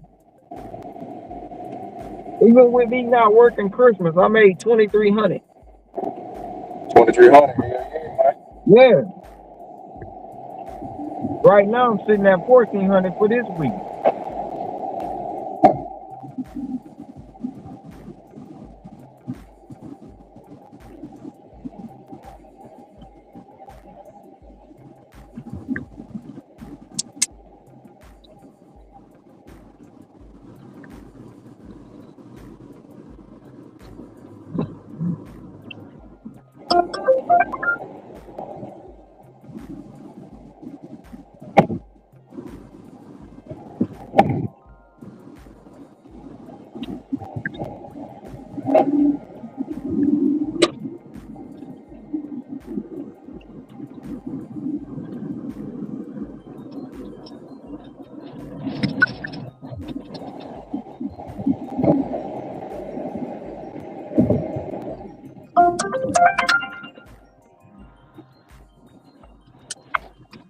Hey Ron, I was gonna say before too, man. Another dead Discord, and that's my guy, man. Is Flex. His Discord, man. That thing is gone. It used to be decent. Oh, yeah. Let's start.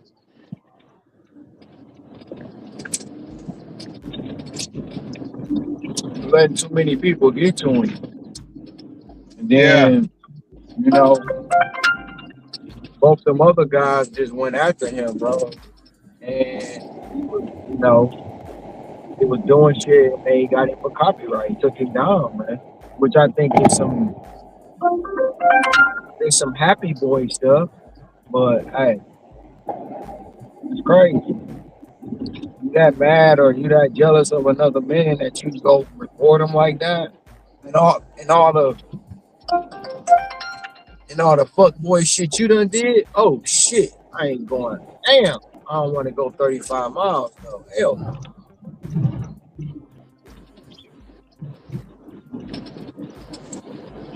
All the fuck boy shit you do, and you want to go try to report somebody, that right there, man, like that's some foul shit.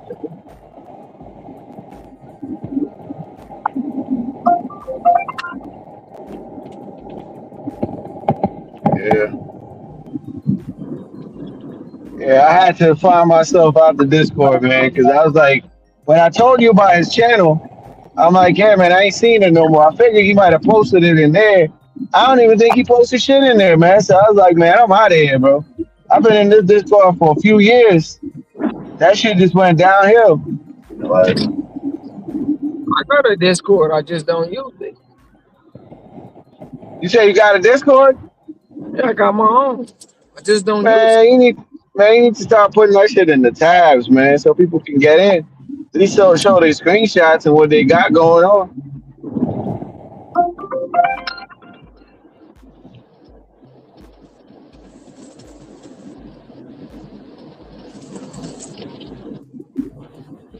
I got Discord, I got TikTok, I got Instagram, I got all that shit.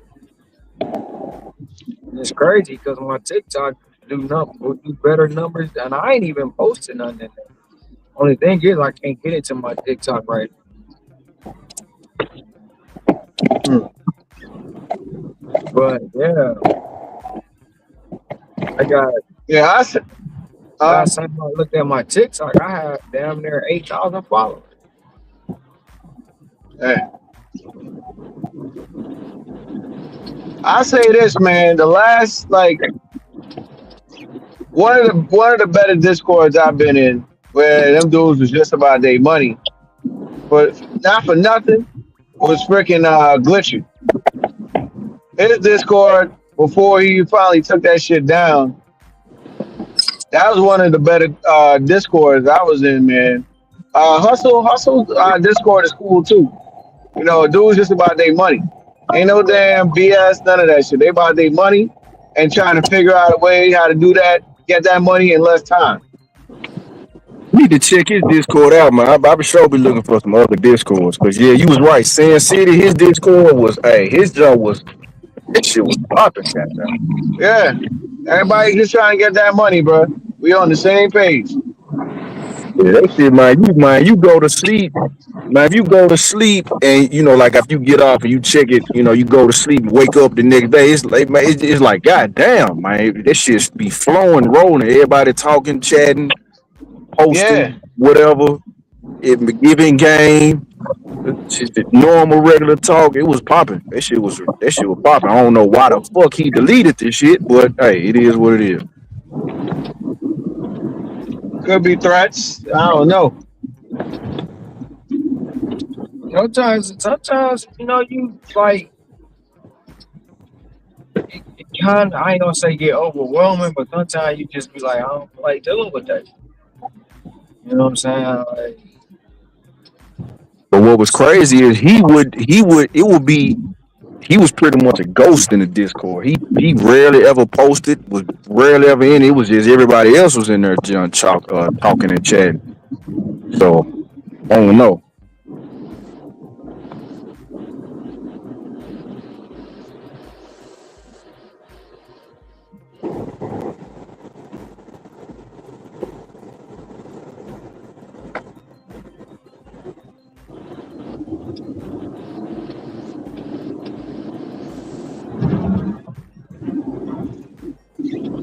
And then when your Discord become popping, yeah, you'll know when your Discord become popping. You always got these scammers in the chat pretending to be whoever the main person is in there. Oh, send me this money or send me that money. I got my shit set where you can't send no damn friend request to me. None of that shit.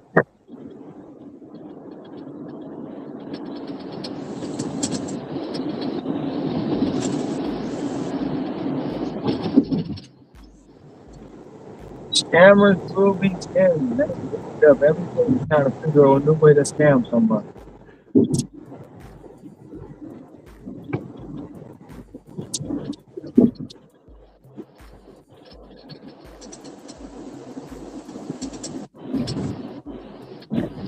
Yeah, that was like one of the better discords, man. I was in, and I think saying, man, the reason why that shit was popping like that because they 3 hours behind. At least for my time, they 3 hours behind. They on the West Coast, so of Yeah. course, you know what I'm saying.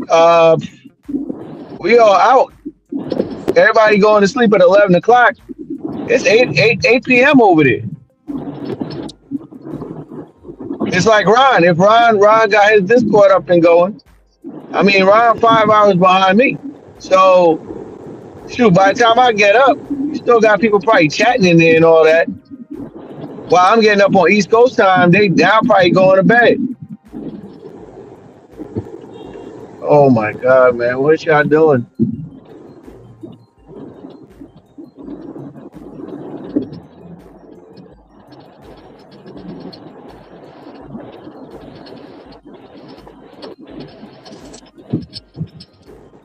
Figure if I'm gonna take one more order after this, man. Shit.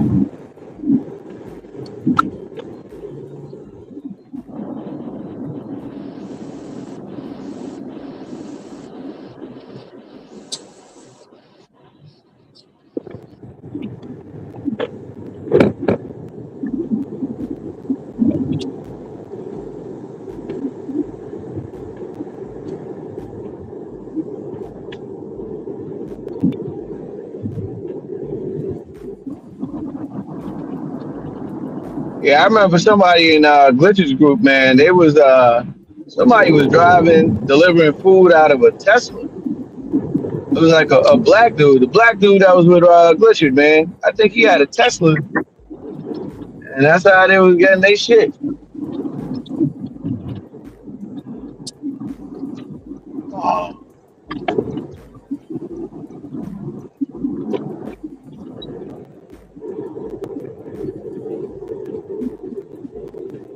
What's his name used to deliver? I want to say the Driven Dad, but Is he still doing stuff or nah? I don't know. I say, bro, I Stop paying attention. I've been over here, bro. I ain't been nowhere. But it's like, you know, it's too many negative people, man. Too many. It's most definitely a lot of negative mother lovers out here, man. Mm-hmm. Whole lot of. There's way too many negative people, man. No matter you post a number up, or you really didn't, man. I don't want to hear all that shit. I seen that. Yeah. Your expenses. How many hours you did? How many hours you did? Yeah, all the hours you worked. How many miles did you put on your car? Yeah. Did you put something aside for Uncle Sam? Cause you got to pay half of it in taxes. I'm like, man, shut the fuck up, bro. Hey, I seen that on Reddit. I seen it on Reddit, man. Buddy put up he made 64,000. He was gonna take off the last 2 weeks of the year or whatnot. And some people was like, "Oh, yo, congratulations!" Blah blah blah blah. Here comes these negative Nancy's coming up in the chat on them, asking them, "Oh, what's the wear and tear look like? Well, how many hours do you have to do a day to get that?" Like, man, the man made the money, bro. Like, so the guy said, "Oh, all I did was oil changes this year, and I got an old beater car. That's all I did," and they couldn't believe it. Well, then, because those people, you know, the people, the really ironic part about that, the people screaming wear and tear, the people screaming this and that, they don't even do gig work, bro. They don't. Yeah, what they be doing is a lot of them people that be in there Reddit, man. They might do gig work part time. Like they'll have a normal regular job and they might come out for an hour or two and do some gig work. It'd be a whole lot of them type of people running their mouth. Yeah. Either they don't do it or they do it so rarely, like an hour a week, or they might do 2 or 3 orders a week type shit, and they be having the most to say. The most. That's like a barber. Man, I bought these clippers. That's 200. Or wear and tear on the clippers because you got them on all day. You cutting people hair on all day. Don't nobody give a damn about that. We gonna use these clippers to cut this hair, and if they break, we can see if we can't fix it, and if we can't, fuck it, we gonna buy some new ones. But the thing Nobody about be talking about no wear and tear on none of this other shit, but for some reason, when it comes to this shit, oh man, we got to worry and go crazy about it. It's insane. and then one thing too, they can't even measure wear and tear, bro. They can't measure it. So how can you say wear and tear when you have no actual factual numbers to produce on what you wearing and tearing? You can't. Yeah, I you're mean, right. You can't. I know how to measure wear and tear. I do, because of my background. But the fact of the matter is, I don't worry about the wear and tear. The wear and tear is gonna happen. It's a car. It's meant to drive. If you do the basics, you ain't gotta worry about the major shit for a long time. Yeah, because when you think about it, let's take the engine or the transmission. Okay, you driving it, but how can you effectively measure wear and tear? Okay, we done drove 100,000 miles, so the engine gonna blow up as soon as you hit 101. Man, it don't work like that. We need to replace the engine now that it said 100,000. Man, you don't do that. Oh no, nobody do that. If this engine running, what the fuck? How we gonna know when it's gonna actually die on you? If you've been taking care of it. So what the thing about that is, most people who come into this business, right? They car already damn near at 100. I'm gonna put it on the low end and say 150, right? That's what I'm gonna say. The car already got 150,000 miles, and that's being generous, right? So you already at 150,000 miles. You ain't had an oil change since you bought the damn car, and it wasn't a brand new car. You financed the car from 1995 with 150,000 miles on it. That's what you did. That's what you did. You know what I'm saying? So now the element of that already is you fucked up. Then you want to come in the tires. You don't never buy new tires. You don't never buy new tires. You always buy the old shit, the used shit, and then gonna say, "Oh, my tires cost me X, Y, and Z." Motherfucker, you spending $90 on a used fucking tire. That's what you do. Them $400 for $100. Them $400 for $100 tires in the hood, man. Yeah, from the Go Migo, back there yeah, next month. from Migo's tire shop that around the corner. You can't get no $400 tires no more, man. But these mother lovers, bro. You see a mother lover, bro. You see a mother lover driving down the street, and you wondering why the side of his car looked like he just went through a gold mine. And looking brown and shit, like he worked in the rock quarry. Cause your motherfucking brake pads is grinding and it's metal to metal, and that's rust. But all you doing is turning up the air, turning up the music. You know what I'm saying? And you wondering why you can't stop.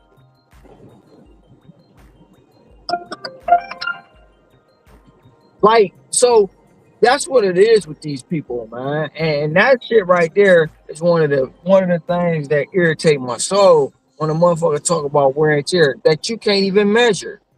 You don't know what wear and tear is.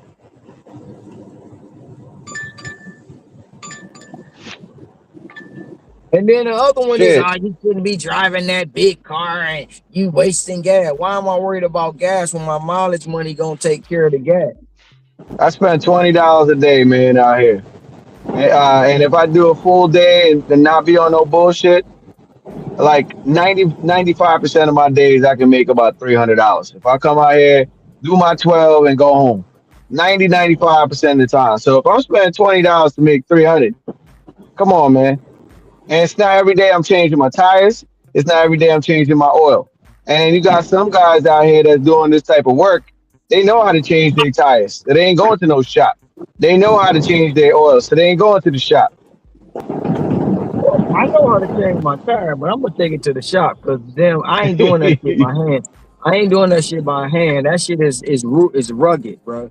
Breaking that bead and putting hell no. I'm gonna take the shit to the shop for my tire. Now, depending on how lazy I am, I might pull into the oil change place. I ain't even gonna hold you up. I'll pull into the oil change place, change this shit.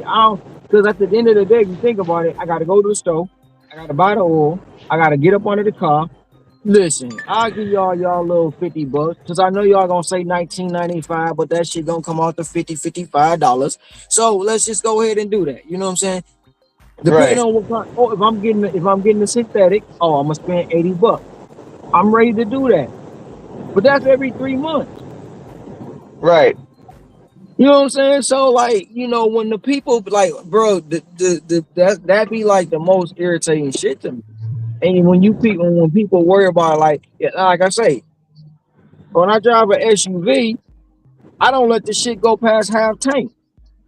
You motherfuckers let your shit get down to zero and gotta put $100 in there. That's your fault, not mine. I don't burn regular gas. I burn premium. For that reason, it saves your engine. But you tell a motherfucker that you don't. If you ain't got a brand new car and your car over 60,000 miles on it, you need to. Well, I wouldn't suggest you change it, but you should have changed the damn trans fluid at 60,000 miles. And then at 120,000. You know what I'm saying? But that's what when you know. When you don't, you talk shit.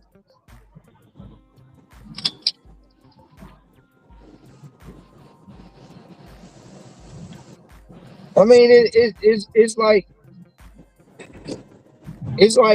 like this. Like this morning, Kim Side Money Plan. Is DoorDash dead in your market? Just last week, you was talking about being a platinum driver, how awesome you was doing. Why you got to come with some negative shit? First day of the damn year. Man, second day of the year. Second day of the year, shit. Already, bro. Like, damn, man, the year ain't even in a whole 30 days. Damn. We ain't even went through a first full week, man. God damn. Y'all had this bitch at 75, and now y'all put it back at 73. But I'm gonna go ahead and take it at the 73.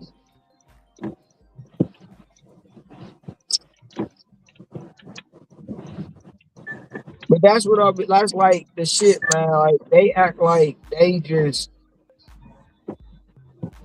know everything, and then wonder, you can't make no money because you lazy. You can't make no money because you just sit up. And then, like I say, majority of them people don't even do gig work.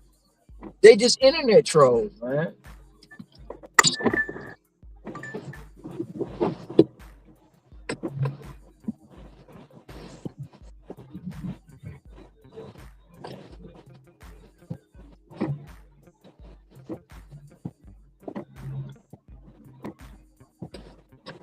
Yeah, to be trolls for sure.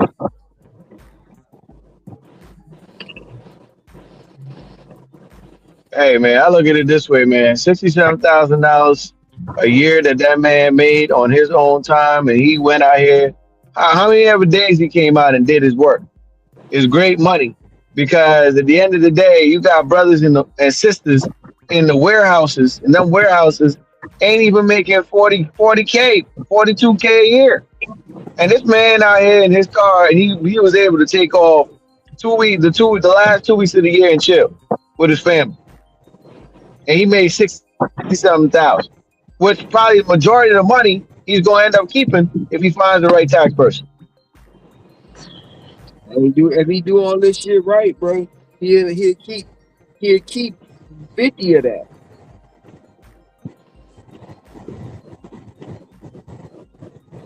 Shit, if he do it right, he'll keep it all, and it'll be a wash. But I'm just saying.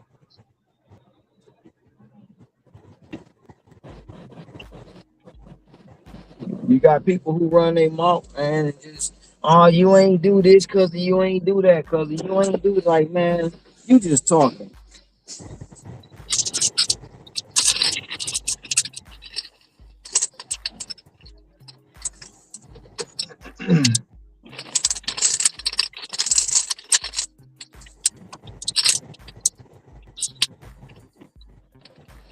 I'm gonna try to see if I can get one more, bro. One more.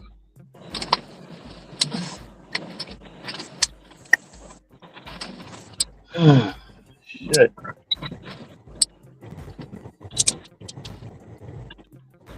I mean, this shit is a mindset, man. You got to be disciplined out here too. You got to be knowing that, I'm waking up at this time to leave my house at this time. Not all over the place, because you ain't never gonna see no consistency. You ain't gonna never see anything because your shit is all over the place. because you got people who saying you're not supposed to get up early for doing business. You're not supposed to, you working too hard.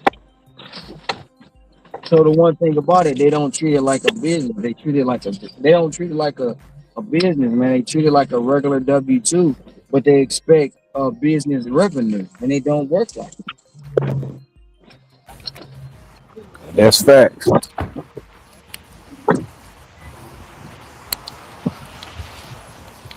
Yeah, I feel like if you consistent with the times that you come out, if you come out every day at 6 o'clock a.m. and you say I'm gonna work from 6 to 4 p.m., you should be able to see about the same money every day. You know what I mean? You should. There's a couple days that I can count on one hand or maybe two. Yeah, they'd be on some BS type days. Like, man, I'm going home, bro. And I ain't even feeling these vibes today. I'm gonna go home. But 95% of the times, you should be able to make the same money. Excuse me.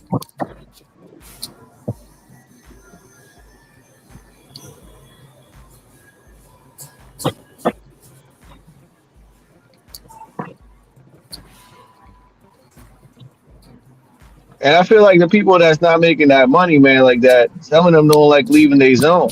That's something we discuss on this channel a lot of times. They don't like leaving their zone. They will stay in the gray zone for as long as possible in the dead zone. Hour went by, they gonna sit there.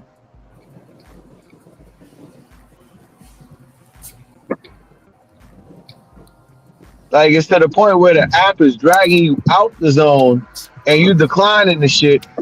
It's dragging you out the zone. It can tell you very busy in this shit, and you still, nah, I'm gonna stay here.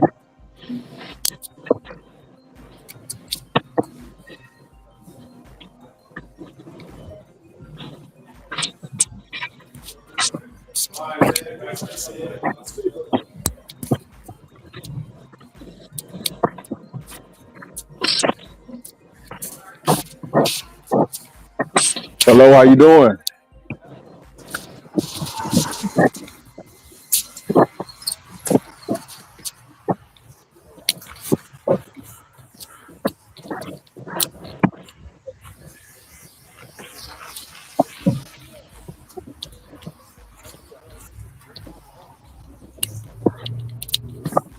All right.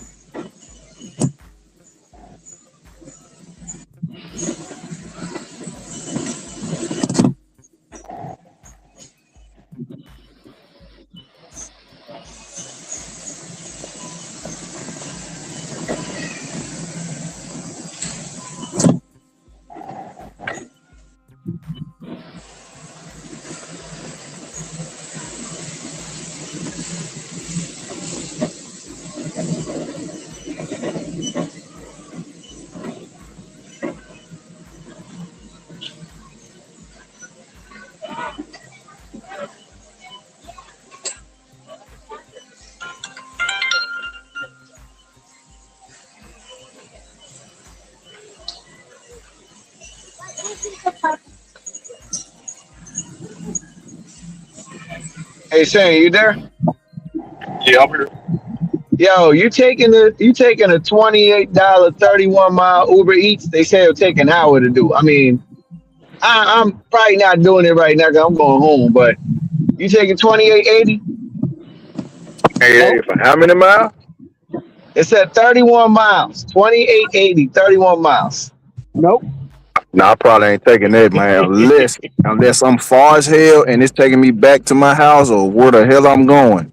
Only why I'm So taking it, but where it's dropping you off is in a busy zone, a busier area. man, to be honest with you, man, I'm There's probably even more declining restaurants. it all day. Yeah. I ain't gonna say I'm gonna decline it 100% of the time. It might be a little inkling of a percentage that I may take. It may be a good idea to take, but most of the time, hell no. I'm just gonna decline that. I thought you was trying to get one more, didn't you? What you say, Ron? I thought you was trying to get one more. Yeah, I'm trying to get one more, man, but it ain't that. It ain't that. I'm looking for something towards the direction to the house. Oh no, Shit, I'm I not passed. saying taking that because I wouldn't take that myself. Hell no. I thought you said you was going home, so I was figuring. Thought you was trying to get one more. Yeah.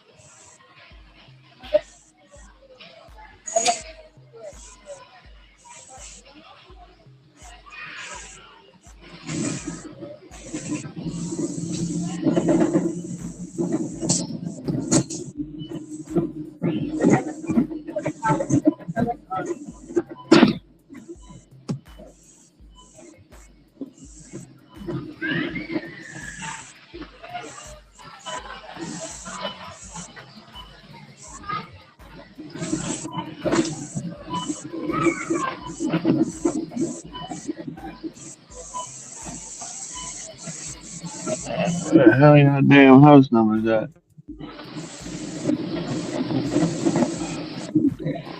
7.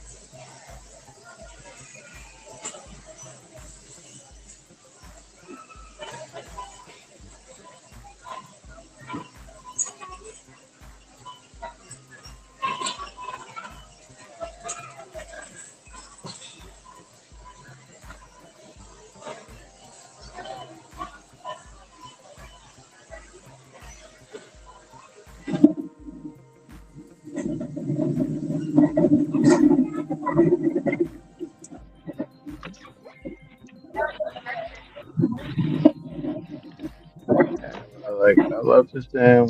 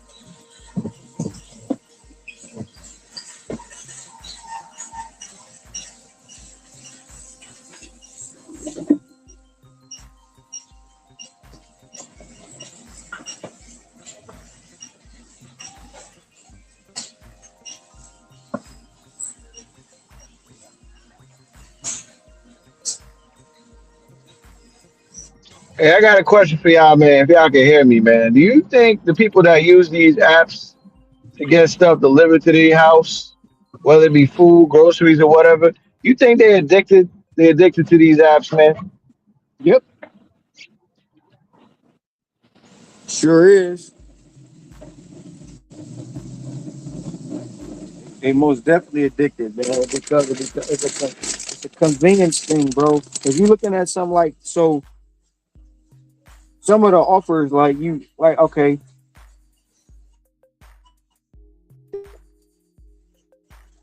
this person I'm doing an order for, right?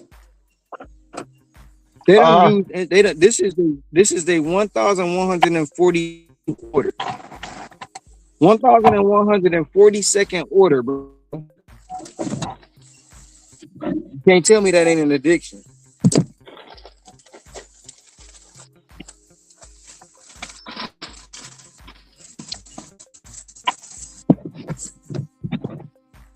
You said what's an addiction? Now I said the people that use the app. You know what I mean? Like the customers that use the app, whether it be groceries or food delivery or whatnot, to come to their house. Do you think that those people are addicted? Could be.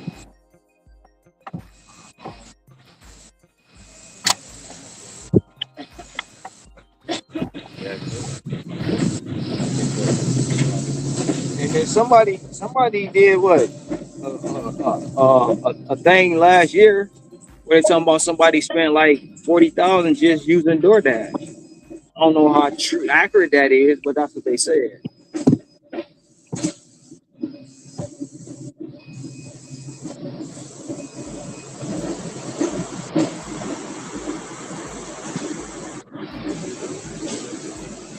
That's a lot of goddamn money, man. I do have a guy over here. His name is John, and that man ordered McDonald's damn near every day. Every day. Well, he uses the app every day. I'll say that because if it ain't McDonald's, it's Wendy's. It's to the point. It's to the point where I don't even need to type his address in the GPS no more. I know how to get there. And I feel like we all got customers like that. That yo, you know how to get there. They order so much.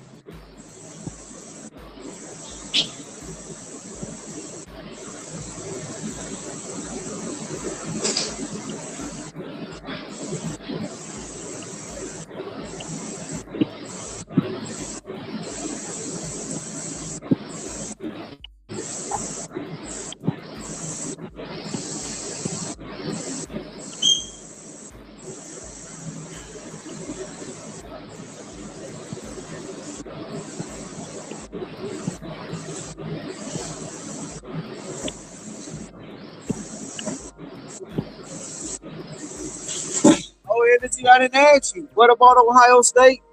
What about Alabama? And what about Georgia? Man, I didn't watch the stuff, man, but you see, bunch of frauds, man. All that y'all doing, and then y'all finally get to the playoffs, and look, y'all fold. 38-3, right? That was one of the scores. 38-3.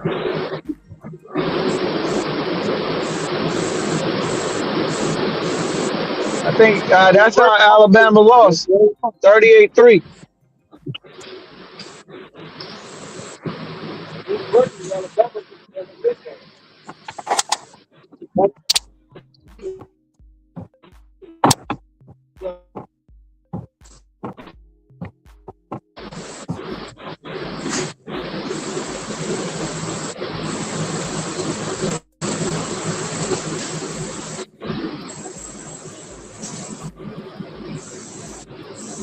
I know as a Michigan fan though, man, you loving this, huh?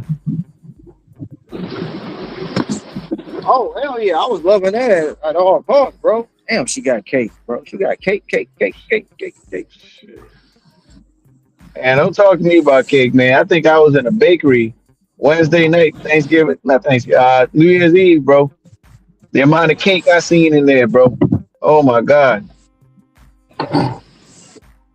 Yeah, sometimes, man, you know, saying all this cake, man, it be unbearable, man. You be ready to cry. You be like, man, God damn, what the Yep. fuck?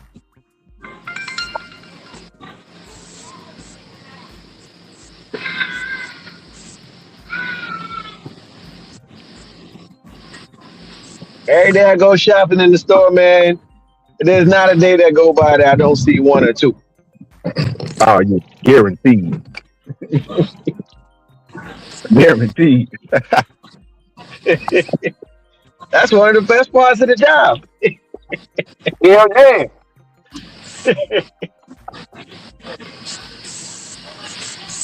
These dudes be out here crying, man. You know how much fine ass women, man, see on a daily basis?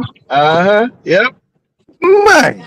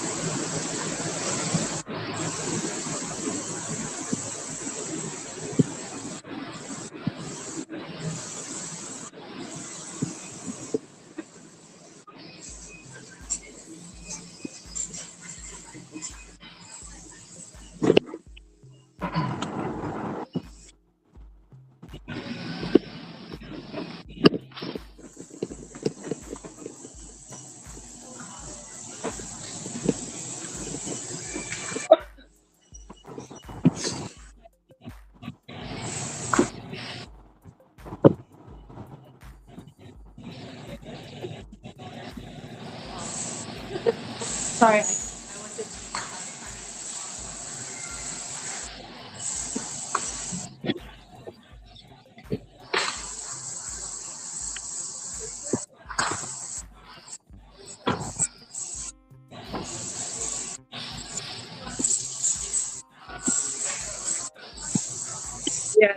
said, she said, for the price.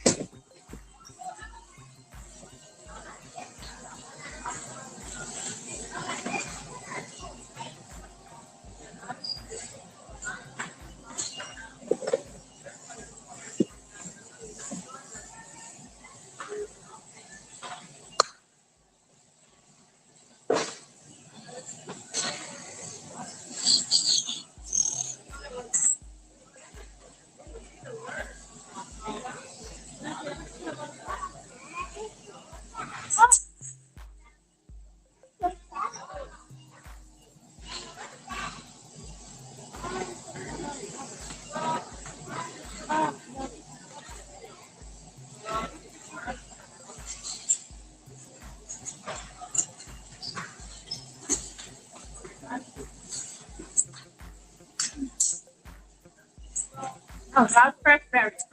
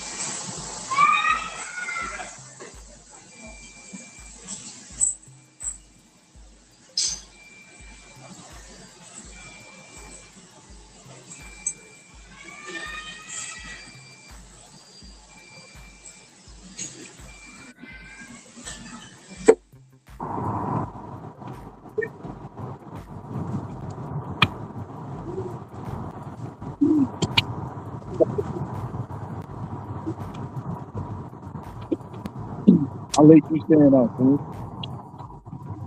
What? How late you staying up? Not sure, man. Not sure. It's kind of rolling. It's rolling right now.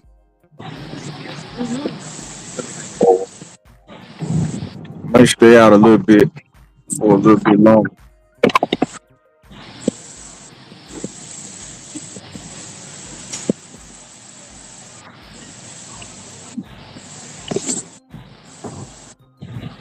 I'm trying to get close so I can do my double down tonight. Get $4.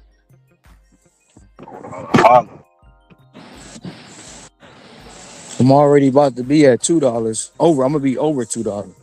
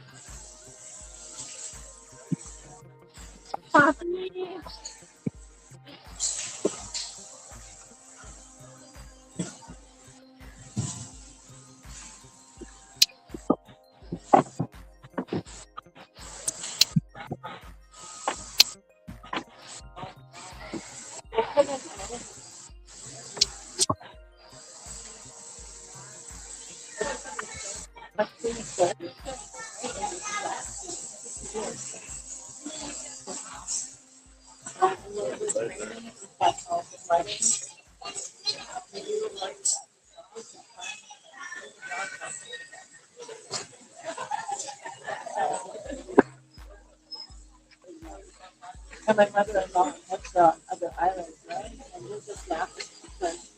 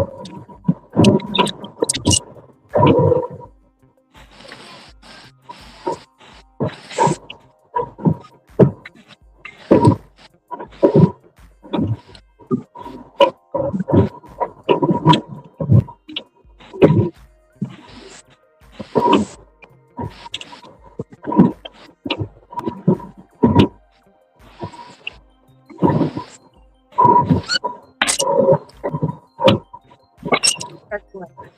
I think that's all.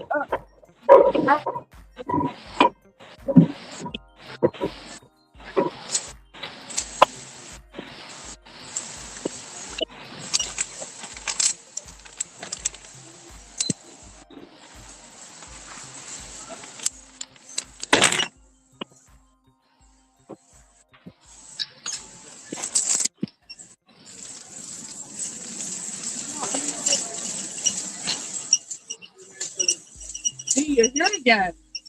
Again. Look at you. Every day. Good job. 7 days a week. That's crazy.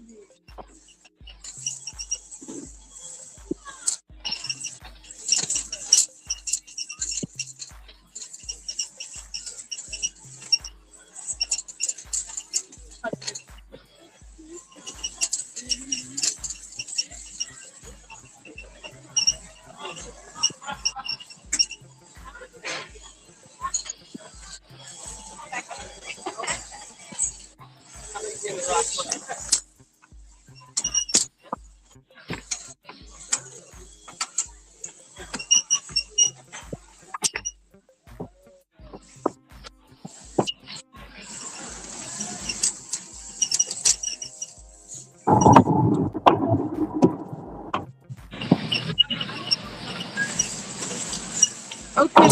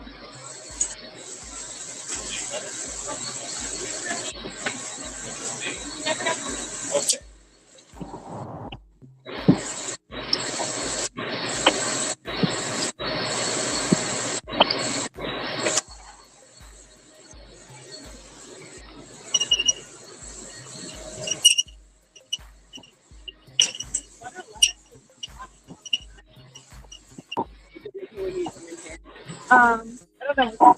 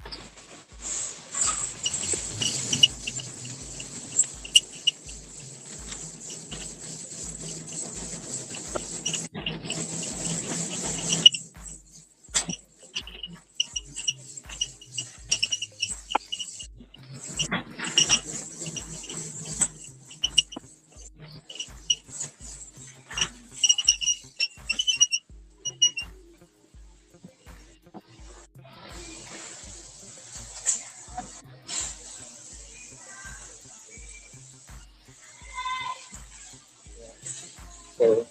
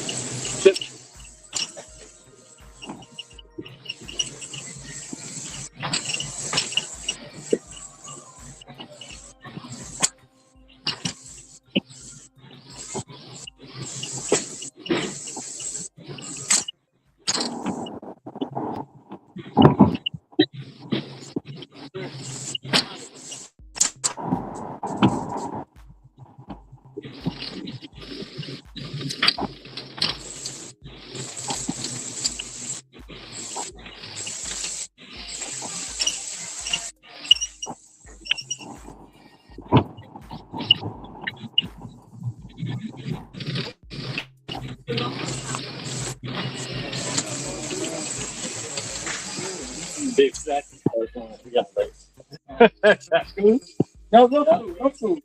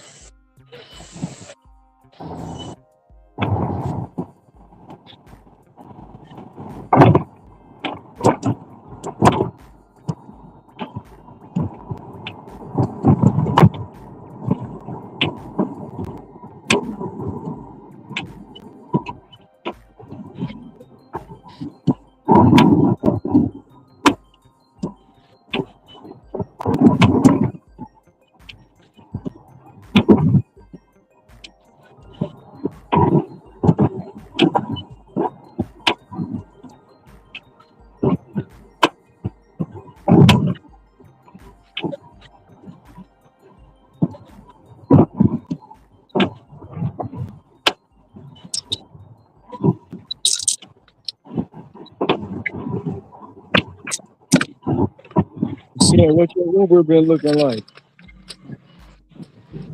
It's been straight. It's been straight. Did y'all get the zones yet? No, it's still the same as it was. It's got that tier stuff. Still ain't made it to the tiers on Uber yet, but it's been pretty decent. It's been pretty much filler for DoorDash. Little supplemental. Cover the tracks where DoorDash ain't got nothing going. On some Uber. You still good? You still getting good orders? Even are you in a tier on DoorDash?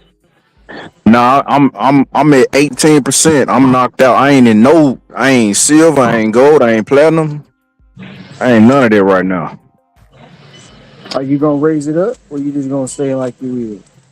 Well, I'm gonna see how it go, man. I'm probably gonna raise it up because I still want to get the catering, even though the caterers ain't really been paying out like that. I still want to get those, but I'm still getting the same type of orders I would take. I had cut my shopping off since I ain't got the platinum no more. I cut my shopping off today and just been running just deliveries, no shopping. So well, yeah, man, it's the same except aside from not getting no catering or nothing. Shit, I'm on a $24 right now on from Wingstop on DoorDash. Gonna go pick that junk up. There ain't no catering order. Nah, it's just a regular. It's a double order. $24 for 6 miles. Hell yeah. Hell yeah. I'll be right back.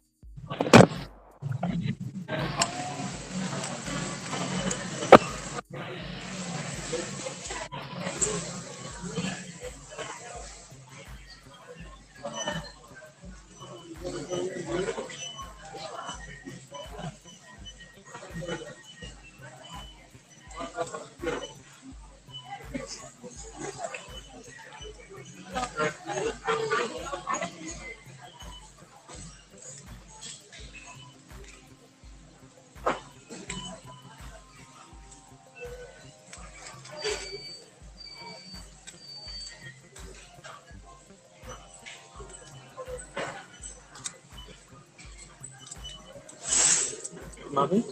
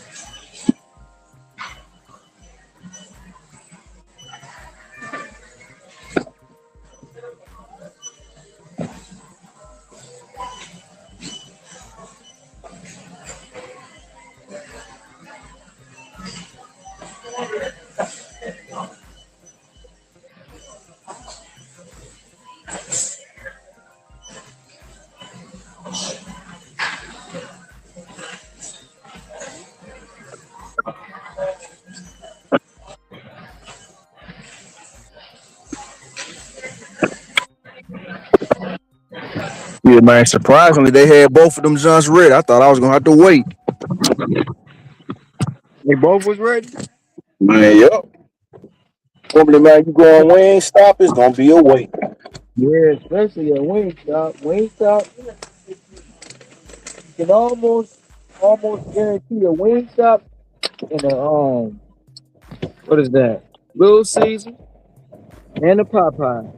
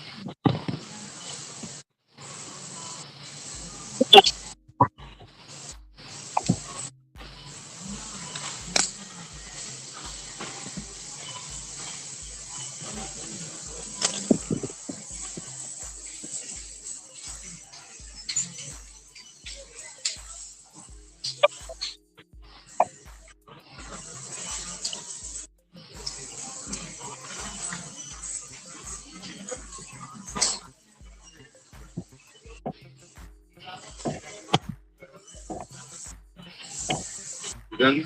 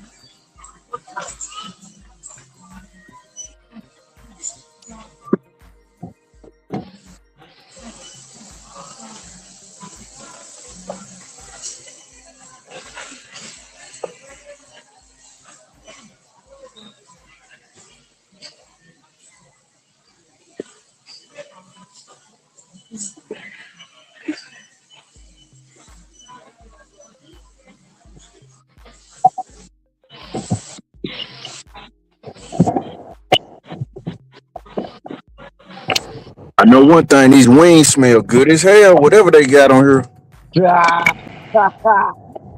Man, woo, man, that aroma, man, it's like, God dang.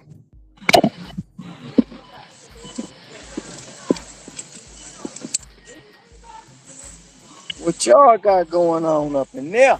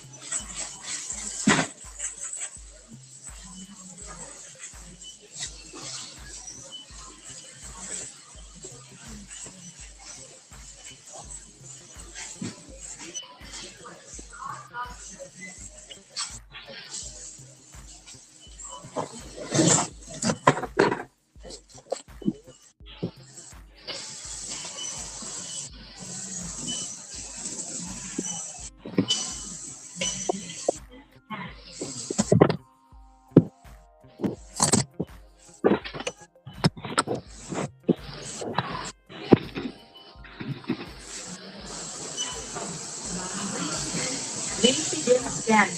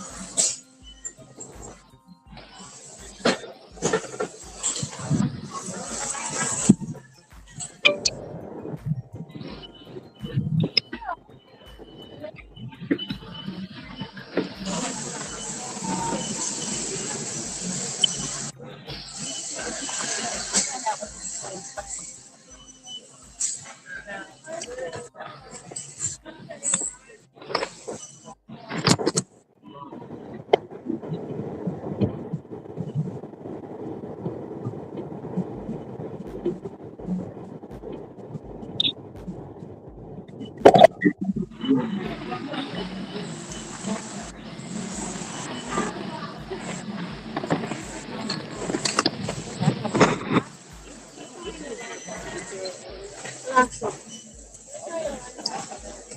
Where are you going, Timothy? Goodbye. On your I'll try you'll see you sneaking on in. 1, 2. 2. I know the dogs are hungry. The dog.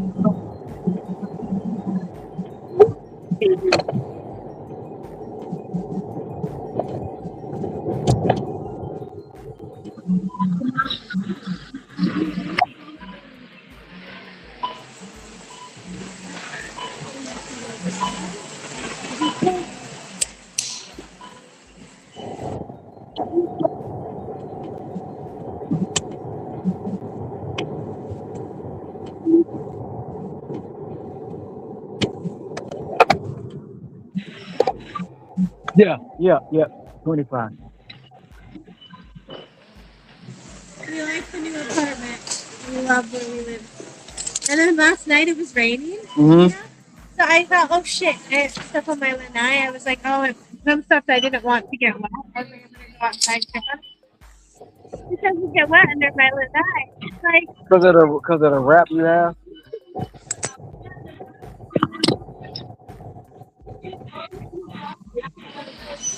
this is dope.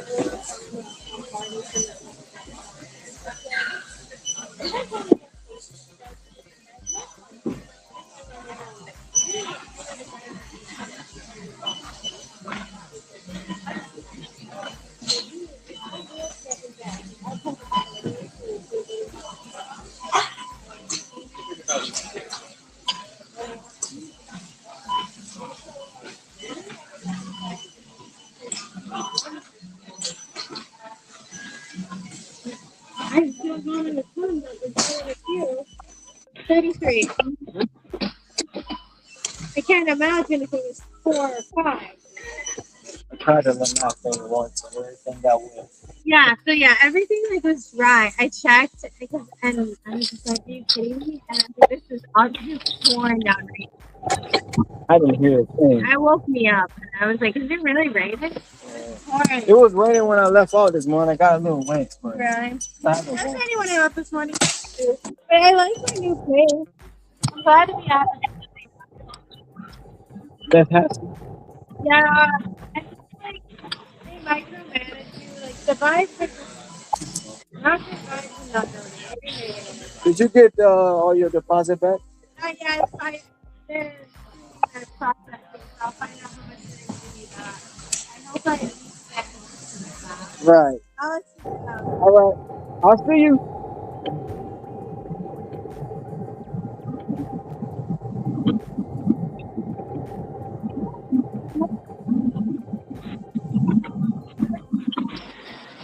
The products. You know. Oh, it's got to be one of them.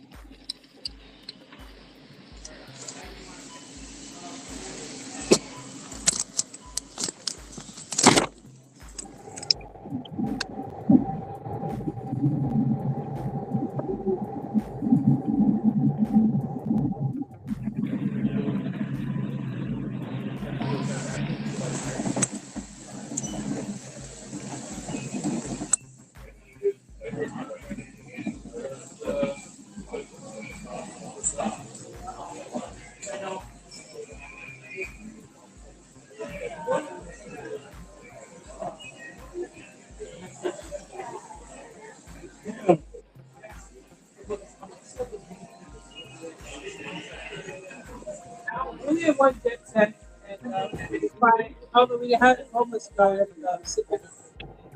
Yeah. Oh, yeah.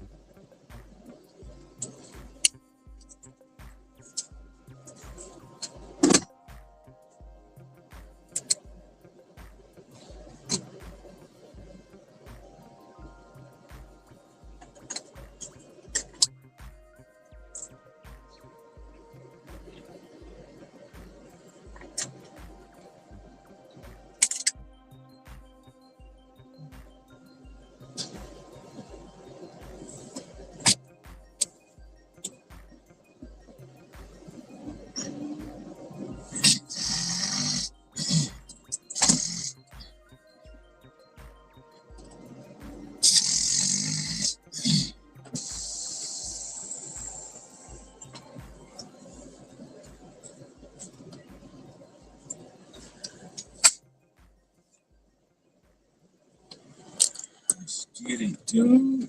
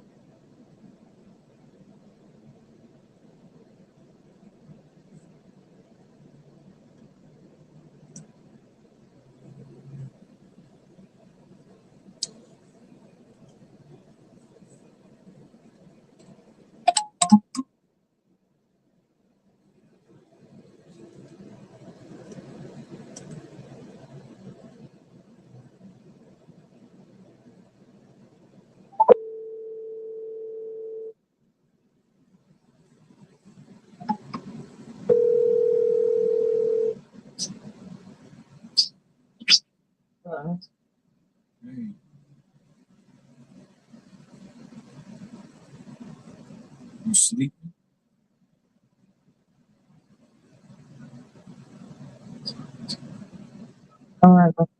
Huh?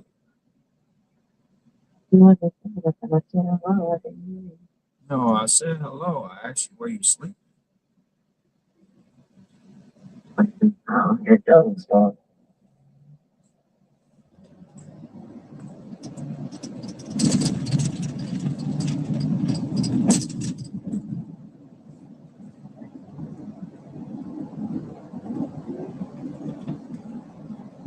You tired? Go back to sleep. I'll talk to you later.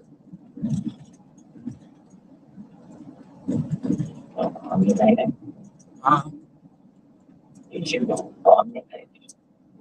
No, if you're sleepy, I don't want to keep you up. I know you're tired. I know you ran some errands today, but I'll call you later.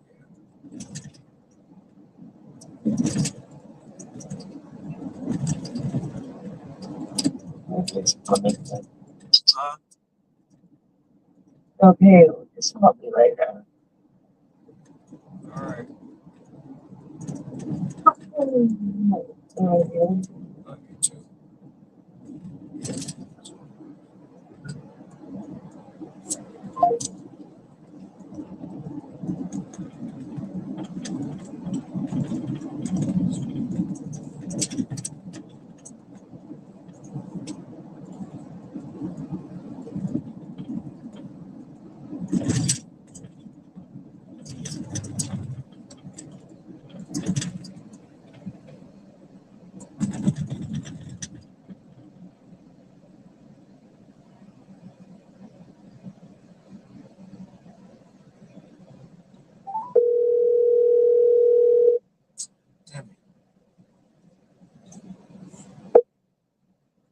Hey, my handsome king.